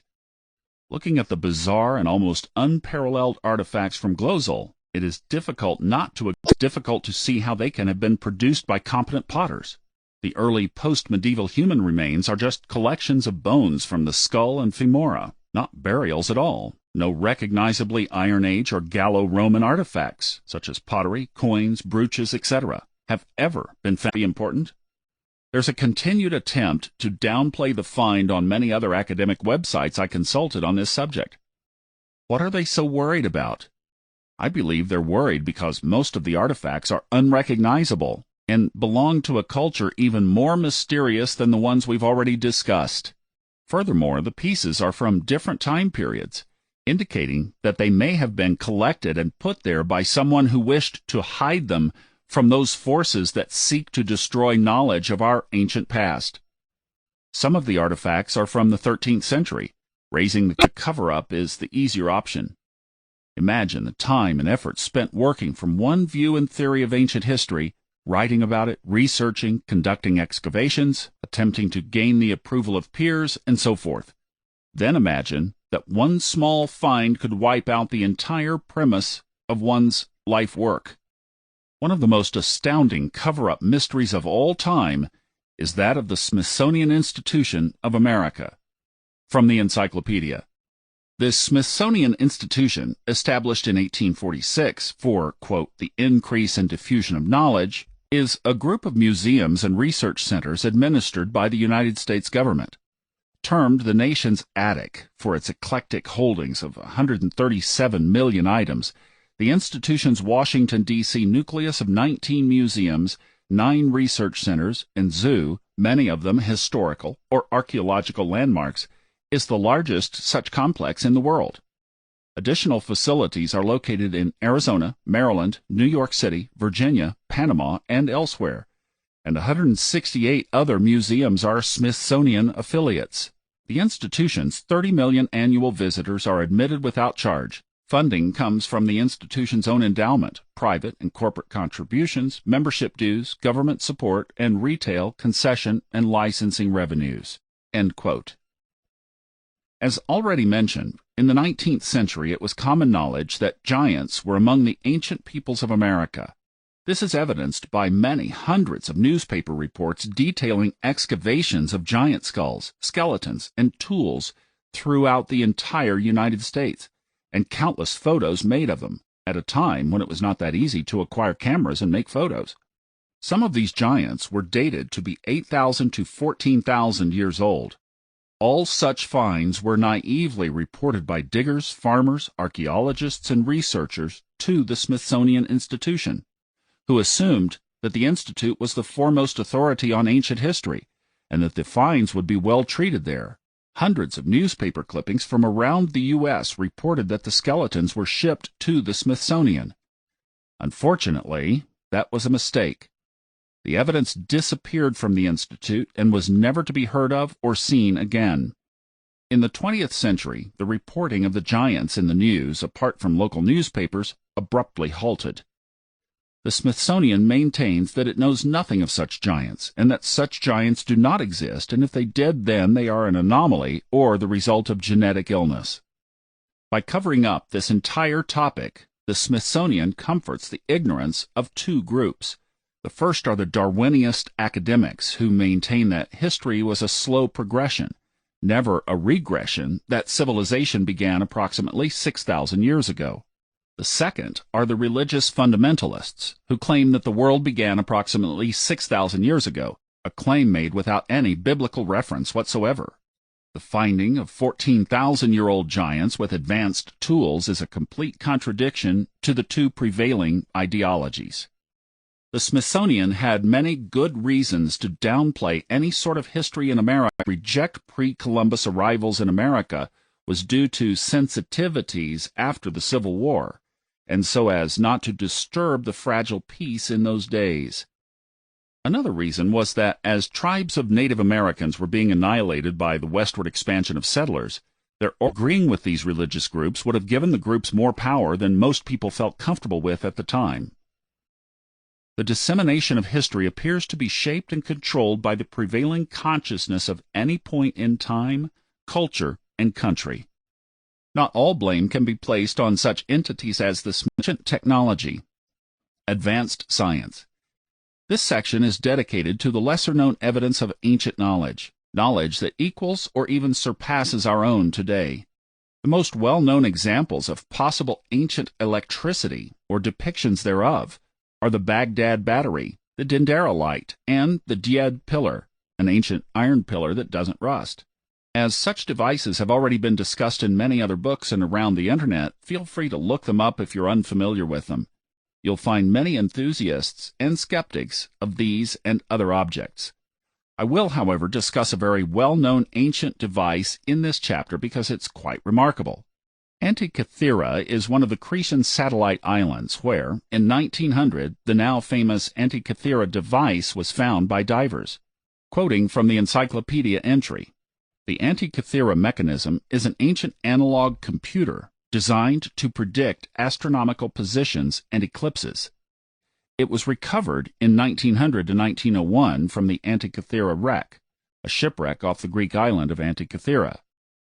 Although the computer's construction has been attributed to the Greeks and dated to the early 1st century BC, its significance and complexity were not understood until the 1970s, when it was analyzed with modern X-ray technology. Technological artifacts approaching its complexity and workmanship did not appear again until the 14th century. The astronomy is exactly right. The way the mechanics are designed just makes your jaw drop. Whoever has done this has done it extremely carefully. In terms of historic and scarcity value, I have to regard this mechanism as being more valuable than the Mona Lisa." End quote. The mechanism was housed in a wooden box approximately 340 by 180 by 90 millimeters in size, and was comprised of 30 bronze gears, although some may have been lost. The largest gear was approximately 140 millimeters in diameter. Of such sophistication did not reappear until the invention of modern mechanical clocks. I disagree that it can be attributed to the Greeks, as the later Greeks did not appear to have any such interests. Perhaps the early Greeks, who lived during a time closer to their Atlantean ancestors, did. Unfortunately, diving in search of ancient artifacts is banned by the Greek government, and one would need permission to do so. My understanding is that our ancients had access to modern technology, electricity, machinery, and even aircraft up until the Great Flood. Originally kept technology away from humans for their own good, It looks as if, in later times, some of the elite's superior knowledge was used to hoard power. Today's technology is again available to all, and just as in pre-flood days, we are worried about what would happen if weapons of mass destruction fall into the wrong hands. One would not refer to the Vedas, the Bible, the Quran, and the Sutras as fairy tales devoid of meaning or relevance, just as one wouldn't classify the scriptures of a competing belief system as, quote, wrong. Transreligious study unveils a treasure text that they could only be decoded with modern computers. One of the more simple codes not requiring a computer lies in the word Torah itself. The Hebrew letters of the word Torah, Tav, Wav, Resh, He, are placed in correct sequence every 49 letters throughout the book. The exceptions are the books of Exodus, Numbers, and Deuteronomy, where this 49 skip code applies when the books are read backwards. But this is only the tip of the iceberg. The Quran, for instance, contains a similar sequence but with the number 19, which has since become known as the Quran Code. What follows are examples of scientific facts in ancient sacred texts that were considered to have been unknown in those times. Such facts, then, are either evidence of mystical transference of knowledge or communication with more advanced beings, human, extraterrestrial, or spiritual. According to the Vedas, nothing new is actually discovered, but merely recovered, lost, and once more recovered as civilizations rise and fall. Hinduism. The Rig Veda is full of astronomical data. For instance, it describes the Earth as a sphere, contrary to the ancients at the time who viewed the Earth as flat. The following are a few more verses that were ahead of their time. Rig Veda 1:84-15. The moving moon always receives a ray of light from the sun. Rig Veda 10:149-1. The sun has tied Earth and other planets through attraction and moves them around itself as if a trainer moves newly trained horses around itself, holding their reins. Rig Veda 8:12-28. O Indra, by putting forth your mighty rays, which possess the qualities of gravitation and attraction, illumination and motion, keep up the entire universe in order through the power of your attraction. The sum of references to astronomers have allowed ancient Vedic astronomers, such as Bhaskara, to calculate the time the Earth takes to orbit the Sun as 365.258756484 days. This is only 3.5 minutes off from modern calculations. It was later proved that the Vedic scholar Sayana correctly assessed the speed of light based on his interpretation of verses in the Rig Veda. Although modern scientists dispute the claim and assert that Sayana lived in the 13th century and not when the Vedas were written, that would still mean Sayana correctly calculated the speed of light 300 years before it was discovered by modern science. Judaism. The Talmud, Rosh Hashanah 24a, claims that the lunar month is 29.53059 days, or 29 days, 12 hours, 44 minutes, and 3 seconds long. It took until 1952 for NASA to verify this incredibly precise calculation scientifically. That's one with 18 zeros behind it. This is remarkably close to modern estimations, which estimate that there are between 100 billion and 1 trillion galaxies in the universe, with about 100 billion stars in each. As well, Jewish oral tradition states that the universe began with a flash of light, and this happened billions of years ago. Nowhere in the Bible does it say that the universe, or even the Earth, was created 6,000 years ago, despite the insistence of such by some in the Christian community. The number pi is the ratio of a circle's circumference to its diameter. This mathematical constant equals 3.141. The Book of Kings describes King Solomon's basin as being 30 cubits in circumference and 10 cubits in diameter, which results in a value of 3.0, which would be incorrect. However, Hebrew texts traditionally contain deeper meanings, which are revealed looking at spelling irregularities and numerical values of the words used. The word line in the verse spelled as kava, containing a superfluous a at the end, which is actually pronounced kav. Dividing the numerical value of the written word kava, 111, with the numerical value of the word kav, 106, equals 1.0472. When multiplied by 3, as the verse is implied, the result is exactly 3.141, or the value of pi. The Talmud describes all sorts of objects that resemble modern inventions. The telescope, for instance, which was supposedly invented in the 16th century, is described in the Talmud as follows. Rabban Gamliel had a tube through which he could see at a distance of 2,000 cubits across the land, and a corresponding distance across the sea. In other parts of the book there are references to flying boxes and flying towers, as if describing airplanes. For example, as priests are not allowed to enter a cemetery, the Talmud asks, is a priest permitted to fly over a cemetery in a flying box? Job chapter 38 verse 35 implies that light can be transmitted and then manifest itself as speech. This would seem to anticipate knowledge of radio signals or wireless communication. Job 38:19 in Hebrew is made of invisible elements. Job 28:25 states that the air has weight. Ecclesiastes 1:6 says that wind blows in cyclones. Samuel 22:16 and Jonah 2:6 say that the floor of the ocean contains deep valleys and mountains, and Job 38:16 says that the ocean contains springs, facts difficult to ascertain without submarines. Islam.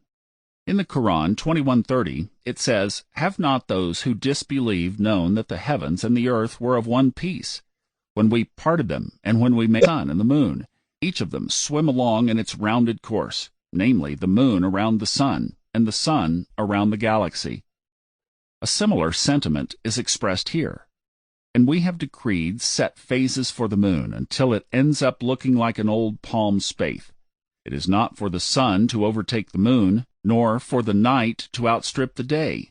Each one is swimming in a sphere. Surah Yasin 38-40. The idea that the universe is expanding is not new at all. Several Quran verses refer to it. And it is we who have constructed the heaven with might, and verily, it is we who are steadily expanding it. Quran 51:47. The fact that mountains prevent shocks and earthquakes in the earth is another recent geological discovery.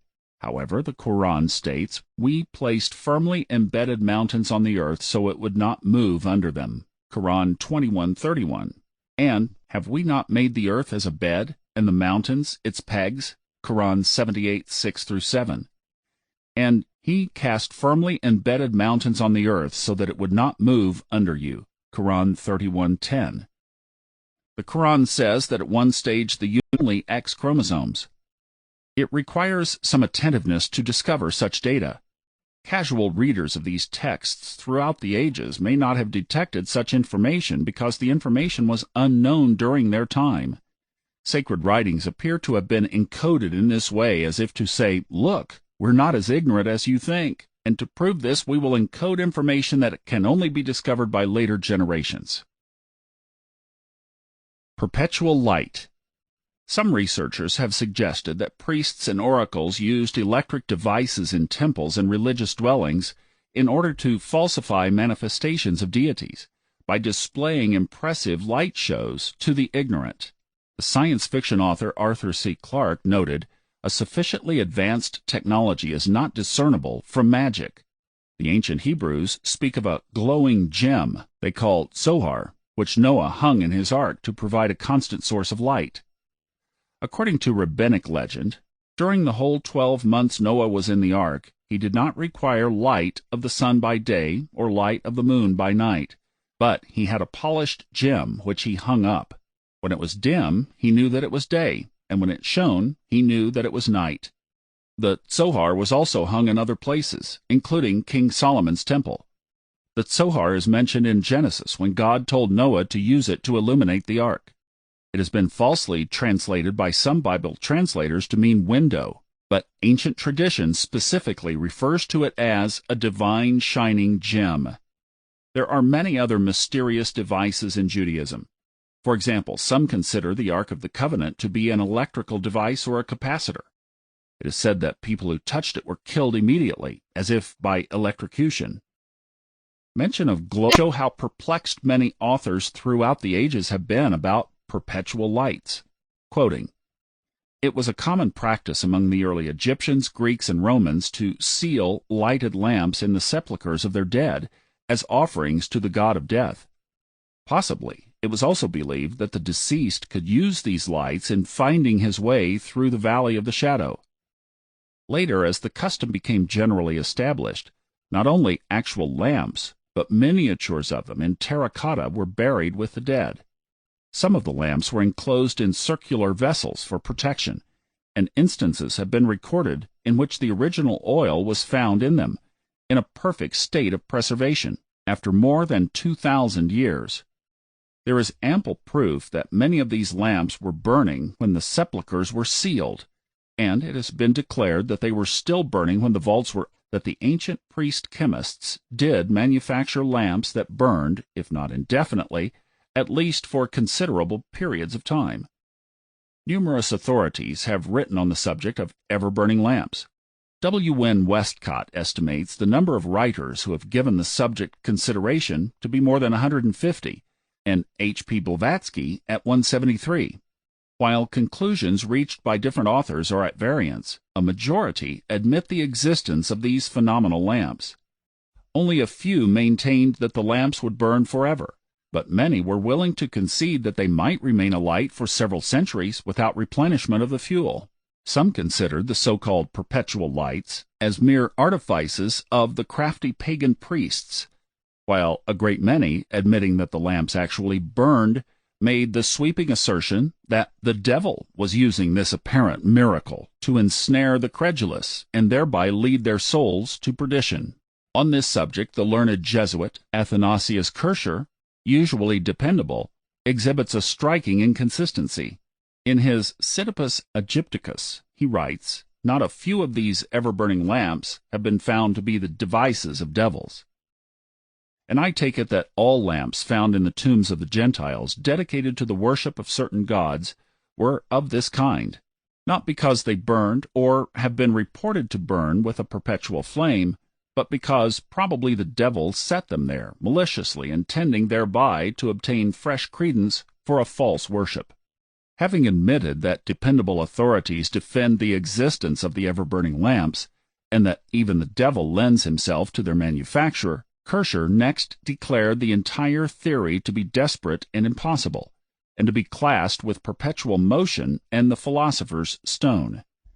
Having already solved the problem to his satisfaction once, Kircher solves it again, but differently, in the following words.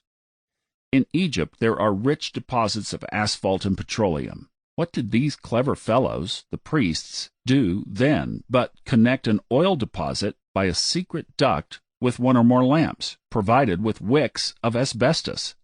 How could such lamps help burning perpetually? In my opinion, this is the solution of the riddle of the supernatural everlastingness of these ancient lamps." Montfaucon, in his Antiquities, agrees in the main with the latter deductions of Kircher, believing the fabled perpetual lamps of the temples to be cunning mechanical contrivances. He further adds that the belief that the lamps burned indefinitely in tombs was the result of the noteworthy fact that in some cases fumes resembling smoke poured forth from the entrances of newly opened vaults. Parties going in later and discovering lamps scattered about the floor assumed they were the source of the fumes. There are several interesting stories concerning the discoveries of ever-burning lamps in various parts of the world. In a tomb on the Appian Way, which was opened during the papacy of Paul III, was found a burning lamp which had remained alight in a hermetically sealed vault for nearly 1,600 years.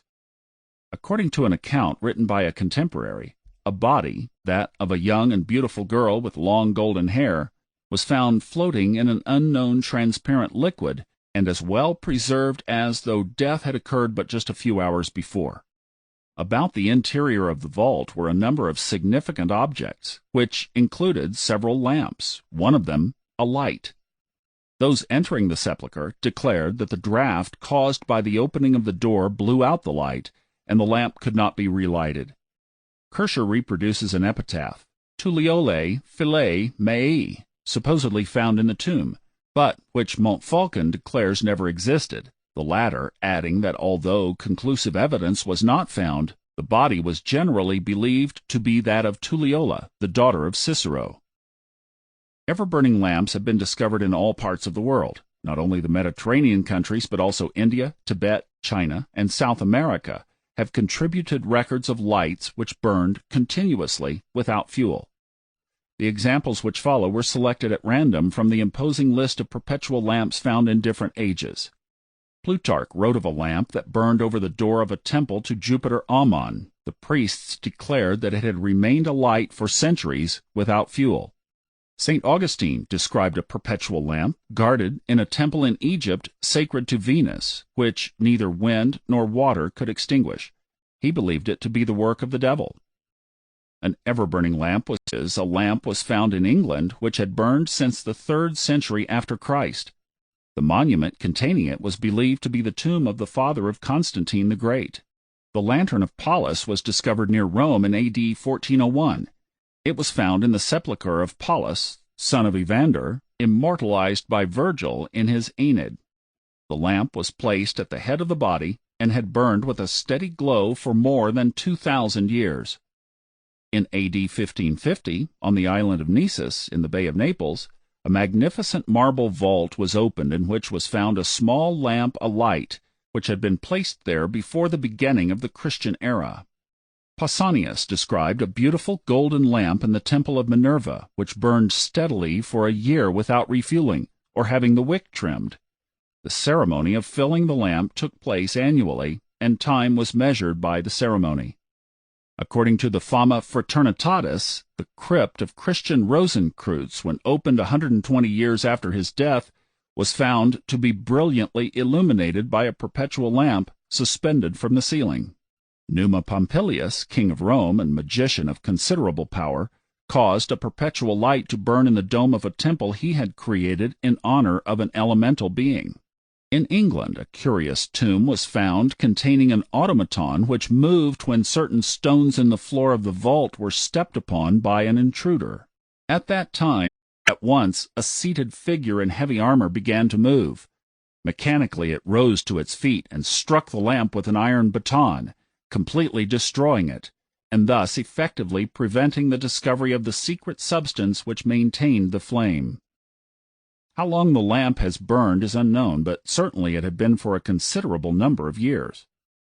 It is related that among the tombs near Memphis and in the Brahmin temples of India, lights have been found in sealed chambers and vessels, but sudden exposure to the air has extinguished them and caused their fuel to evaporate. End of quote. Manly Hall reports that sightings of perpetual lights have been reported around the world. For example, in 1601, the Spanish author Barco Centenera wrote about the discovery of the lost city of Gran Moxo near the source of the Paraguay River in the Mato Grosso. Scholars considered his report fictitious. Oddly, other reports of his are considered non-fictitious and have been used by those same scholars. Writes Centenera, quote, "In the middle of the lake was an island, on which there were buildings of great beauty and splendor, beyond human understanding. The mansion of the Lord, Gran Moxo, was built of white stone, right to the very roof. It had 2 high towers at the entrance and a stairway in the middle. At a pillar in the middle, on the right, were 2 live lions. They crouched at its side, in chains, whose links were of gold. On the summit of this pillar, 25 feet high, shone a great moon. It illuminated all the lake, dispelling darkness and shadows by day and night, so that all appeared bright. Past these towers you entered a small plaza well squared, and the greater part of its expanse was fresh and cool with shady trees. In the middle of the plaza stood a fine fountain from which water gushed out in abundance." End quote. What makes this account interesting is that this is precisely how we would expect a person who lived in the 16th century to describe our modern streetlights. There was, quote, "a great moon shining on top of a pillar, rather small temple stands a pole, a staff, 60 feet in height, and described by tourists as glistening like a silver needle in the sun." What ancient lore says about this staff is quite extraordinary, namely, that it is a lightning conductor, and that the staff receives divine blessings in the form of lightning, which travels through the pole and destroys an object called the Shiva Linga, shattering it into pieces. The priest of the temple then proceeds to restore the Shiva Linga. From this object alone, it would appear that the ancients knew very well what electricity was, and how it could be used. My archive is full of such mystery stories, and I've chosen just a few for this chapter to make the point. The sun gods. Around the world, people began worshipping the sun, or sun god, after the great flood that destroyed Atlantis. This likely alluded to the fact that it was the first time the sun appeared through the antediluvian mist.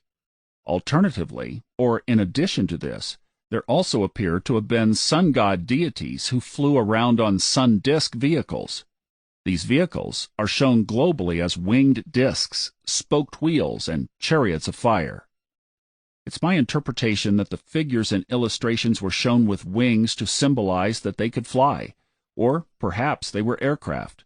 Perhaps the ancients said, "How can we show later generations that these disks fly? I know, let's add wings to them. That should deliver the message." This, of course, circling the sky, going up to the heavens, and so forth. To my eyes, such descriptions are the best evidence for ancient flight, or the presence of technologically advanced beings. The winged disk symbol is most prevalent in ancient Egypt. Horus was usually depicted as a disk with wings, the wings signifying that the disk, some would say flying saucer, could fly. Evidence to indicate the sun wheel was some sort of aircraft is that the wheel was often shown flying above people, as seen on 2 Mesopotamian steles, one of which looks like an aircraft hovering in the sky with people sitting inside. Then there is the Ahura Mazda, also known as Hormazd, or reminiscent of Horus. He is ascribed as the monotheistic one god of the Persian religion of Zoroastrianism, but he actually predates the religion itself. Ahura was also worshipped in a trinity of 3 gods. Pictures of the Assyrian sun wheel display spoked wheels as if to indicate machinery, and some pictures also have people sitting in the wheel. It's also interesting to note that the Celtic cross originates from an earlier sun cross, which was itself a spoked wheel. The sun cross is an earlier version of the Christian cross, and while it is widely attributed to Jesus having been nailed to the cross, it is maybe no coincidence that the symbol was used before that, and is derived from the sun wheel. Suns, sun wheels, spoked wheels, and sun gods are again a part of every culture. The Mayans depicted flying sun gods, and the Anatolians showed their god Tarhun as a spoked wheel. The Celtic god Theranos, which sounds strangely similar to Tarhun, is also because these craft made sounds of thunder when they broke through the sound barrier. Of course, other indicators for ancient flight are numerous. We have legends of flying chariots from China, flying carpets from Arabia, and even examples of ancient spaceflight, the most notably probably being found in the Etana epic.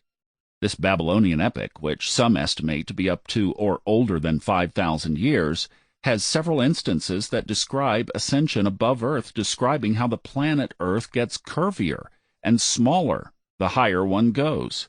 Etana was one of the reigning kings shortly after the deluge. The epic, among many other things, describes how the serpent reigned at the bottom of the life tree and the eagle reigned at its top, and how both had to promise the sun god to behave well towards one another. In one part of the epic, Etana asked the god Samos for the herb of immortality. He is told to go to the eagle. The eagle takes Etana on a ride up to the skies.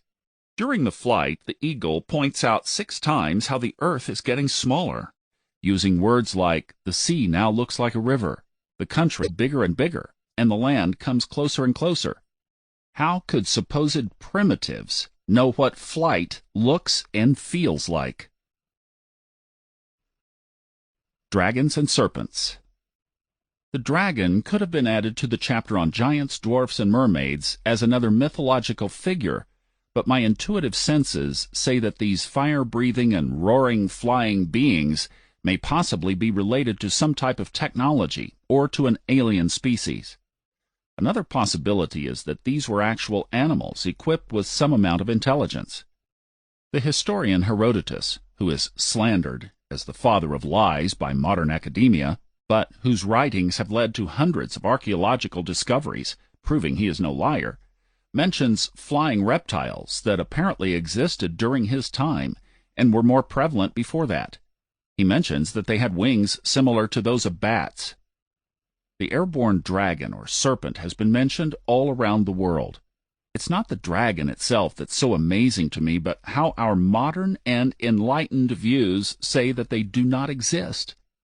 Of course, many fossils and skeletons of reptile-like creatures with wings have been found. However, those have been named dinosaurs. The snakes and lizards we see today may actually have dragon ancestors. A number of myths tell us that the serpent's punishment was to crawl on the ground or to live underground until the end of days. Over 2,000 years ago, apparently a few stray dragons still existed. They were dying out, at least to the non-subterranean world, but a few of their remains could still be found. Alexander the Great, after returning from India, claimed that he saw hissing dragons living in caves. Herodotus makes mention of seeing griffin eggs in Asia. The ancient Greeks apparently brought live dragons back from Ethiopia. Ancient Chinese texts refer to the discoveries of dragon bones. The historian Josephus also mentions flying reptiles that live in Egypt and Arabia, an account which was echoed by the Roman historian Gaius Solinus. Herodotus wrote, quoting, "There was a place in Arabia, situated very near the city of Buto, to which I went, on hearing of some winged serpents, and when I arrived there I saw bones and spines of serpents, in such quantities as it would be impossible to describe. The form of the serpent is like that of the water snake, but he has wings without feathers, and as like as possible to the wings of a bat." The Greek historian and avid traveler Strabo wrote in 300 BC that in India there are reptiles 2 cubits long with membranous wings like bats, and that they too fly by night, discharging drops of urine, or also of sweat, which putrefy the skin of anyone who is not on his guard. End quote. Marco Polo said that he witnessed huge serpents on his travels to the Chinese province of Karyong, having, quote, "at the forepart 2 short legs, each with 3 claws. The jaws are wide enough to swallow a man. The teeth are large and sharp, and their whole appearance is so formidable that neither man nor any kind of animal can approach them without terror." From a dig at the Neolithic Vishuapo Cemetery in China, one of the finds was the depiction of a dragon placed alongside a human. The dragon was composed of white shells. The claims that this is the actual skeleton of a dragon are wrong. I believe the importance of this find is as follows.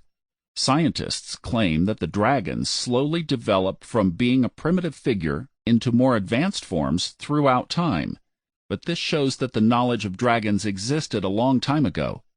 It would in fact seem that dragons themselves regressed over time, just like the giants and the various Atlantean civilizations. The pre-flood creatures of mythology have a very advanced and intelligent feel to them, whereas a few post-flood dragons that survived appear to be mere animals. The Babylonian hero Gilgamesh is connected to all subjects of this book. He was one of the giants who survived the Great Flood, and he was a god-human hybrid and a dragon slayer. Recent confirmation of the Gilgamesh epic was found in the Dead Sea Scrolls in the Book of Giants. Throughout history, dragon slayers have been the heroes of numerous adventure tales, such as Hadad versus Yam, Marduk versus Tiamat, Tessub versus Ilionka, Indra versus Vrtra, and God versus the serpent in the Garden of Eden. Asian dragon traditions assert that dragons and serpents are the ancient ones, and older than humankind, and exceedingly wise and intelligent. These ideas came from a time when serpents were not yet the fallen creatures everyone feared. The myths say that dragons taught humans to talk. After their fall from grace, dragons could no longer speak and became increasingly more stupid until they died out altogether, were banished underground, or regressed into normal reptiles and snakes. In many, dragons are depicted without wings and with clawed feet, but even so, they were known to fly. The Vietnamese ancients believed they were descendants from the marriage of a dragon and a fairy. For Asians, the dragon symbolizes the yang side of yin-yang. Dragon symbols are used as many other serpents and dragons, some of which had multiple heads. This is echoed in ancient Persian texts. The idea is that they originated in Sumeria comes from the false idea that Sumeria was the oldest civilization. Another false claim by academics is Bariac and Leviathan, both of which may refer to the same being. The Leviathan is a dragon-like sea monster. There is also mention of a sea demon called Rahab. In Jewish astronomy, dragons are identified with the oceans, the North Pole, and the star Thuban. Thuban was a star in the Draco constellation approximately 4,500 years ago. Some scientists claim that dragon myths are derived from stories about fire-spitting cobras in Egypt. Others say they are related to crocodiles. However, crocodiles would appear to be yet another genetically degenerate form of. This may sound bizarre, but when taking the words of the ancients and the evolution and de-evolution of consciousness into context, it makes perfect sense. Submerged cities. Ocean surveyors state that we have not even explored 5% of the ocean yet, not to mention the sea floors. Of the little we have explored, however, we find plenty of ruins, cities, temples, statues, and structures that are submerged, built at a time when their land was above water. The most fascinating ancient underwater ruins to me are those at Yonaguni, Japan. Yonaguni is part of the Ryukyu island chain in the East Chinese Sea. Most established academia make the ridiculous claim that the Yonaguni structures are natural, i.e. not man-made. Their reasoning is that if they were man-made, they'd be about 12,000 years old, and since there was no civilization back then capable of making such structures, they must be natural. One hears this false circular logic often from academics. Because it is not possible, it cannot be true. We therefore have to look for another, rational explanation. Another reason quoted is the underwater monolith is so large and heavy no human could have transported it, even if the location was once above water. If we believe the ancient global mythology that speaks of a race of giants destroyed by the flood that sunk much of the land is real, it is of course possible to explain the transportation and erection of such buildings. Disappointingly, even Atlantis-style researchers such as Robert Schoch, the geologist at Boston University who discovered that the Sphinx was at one time underwater, doubt that these structures are man-made. The reason I'm 100% sure we are looking at non-natural structures here is because such staircases, straight lines, and perfect curves are nowhere else to be found on the sea floor. There is no example in undersea nature of anything that looks like it. Furthermore, as already mentioned, Atlantis may have sent a post-flood colony to Japan. This evidence is encoded in Japanese mythology, as well as in the odd occurrence of the rare cryptomeria tree, which can only be found in one other place in the world, and that's the Azores, in the middle of the Atlantic Ocean. However, judge for yourself. Look at the images of Yonaguni on Google Images, or my website, ancientatlantis.com. Considering its presumed age, an age estimated by Atlantis researcher Graham Hancock, who has personally dived on the location, asked Masaki Kimura, the foremost expert on these structures, why academia takes no interest in the find, he coolly responded, because Japanese archaeologists can't dive. Another remarkable and rather recent find of artifacts and statues off the coast of Egypt dates back thousands of years, and once again indicates that parts of the Mediterranean were once above land. You can search them on the internet with the keywords underwater structures near Alexandria or Heracleion. If you consider that nobody had a clue about these until divers discovered them, we must conclude that there is much more lost knowledge waiting for discovery. For example, a pyramid city off the coast of Cuba called the Cuban Underwater City. The marine engineer Pauline Zalitsky and her husband Paul Weinswig discovered it in 2001 when they were working on a survey for the Cuban government. The area is about 2 square kilometers, and the depth is a staggering 760 meters. That's 2,460 feet. Academics say that it is only an interpretation that these are man-made structures because people see what they want to see, and that nature can do wonderful things. Images have been taken with a diving robot, but of course, due to the disinterest, no officially funded research has taken. It should have made headlines around the world. But, as usual with Atlantis-related material, it was kept hush-hush and no further action was taken.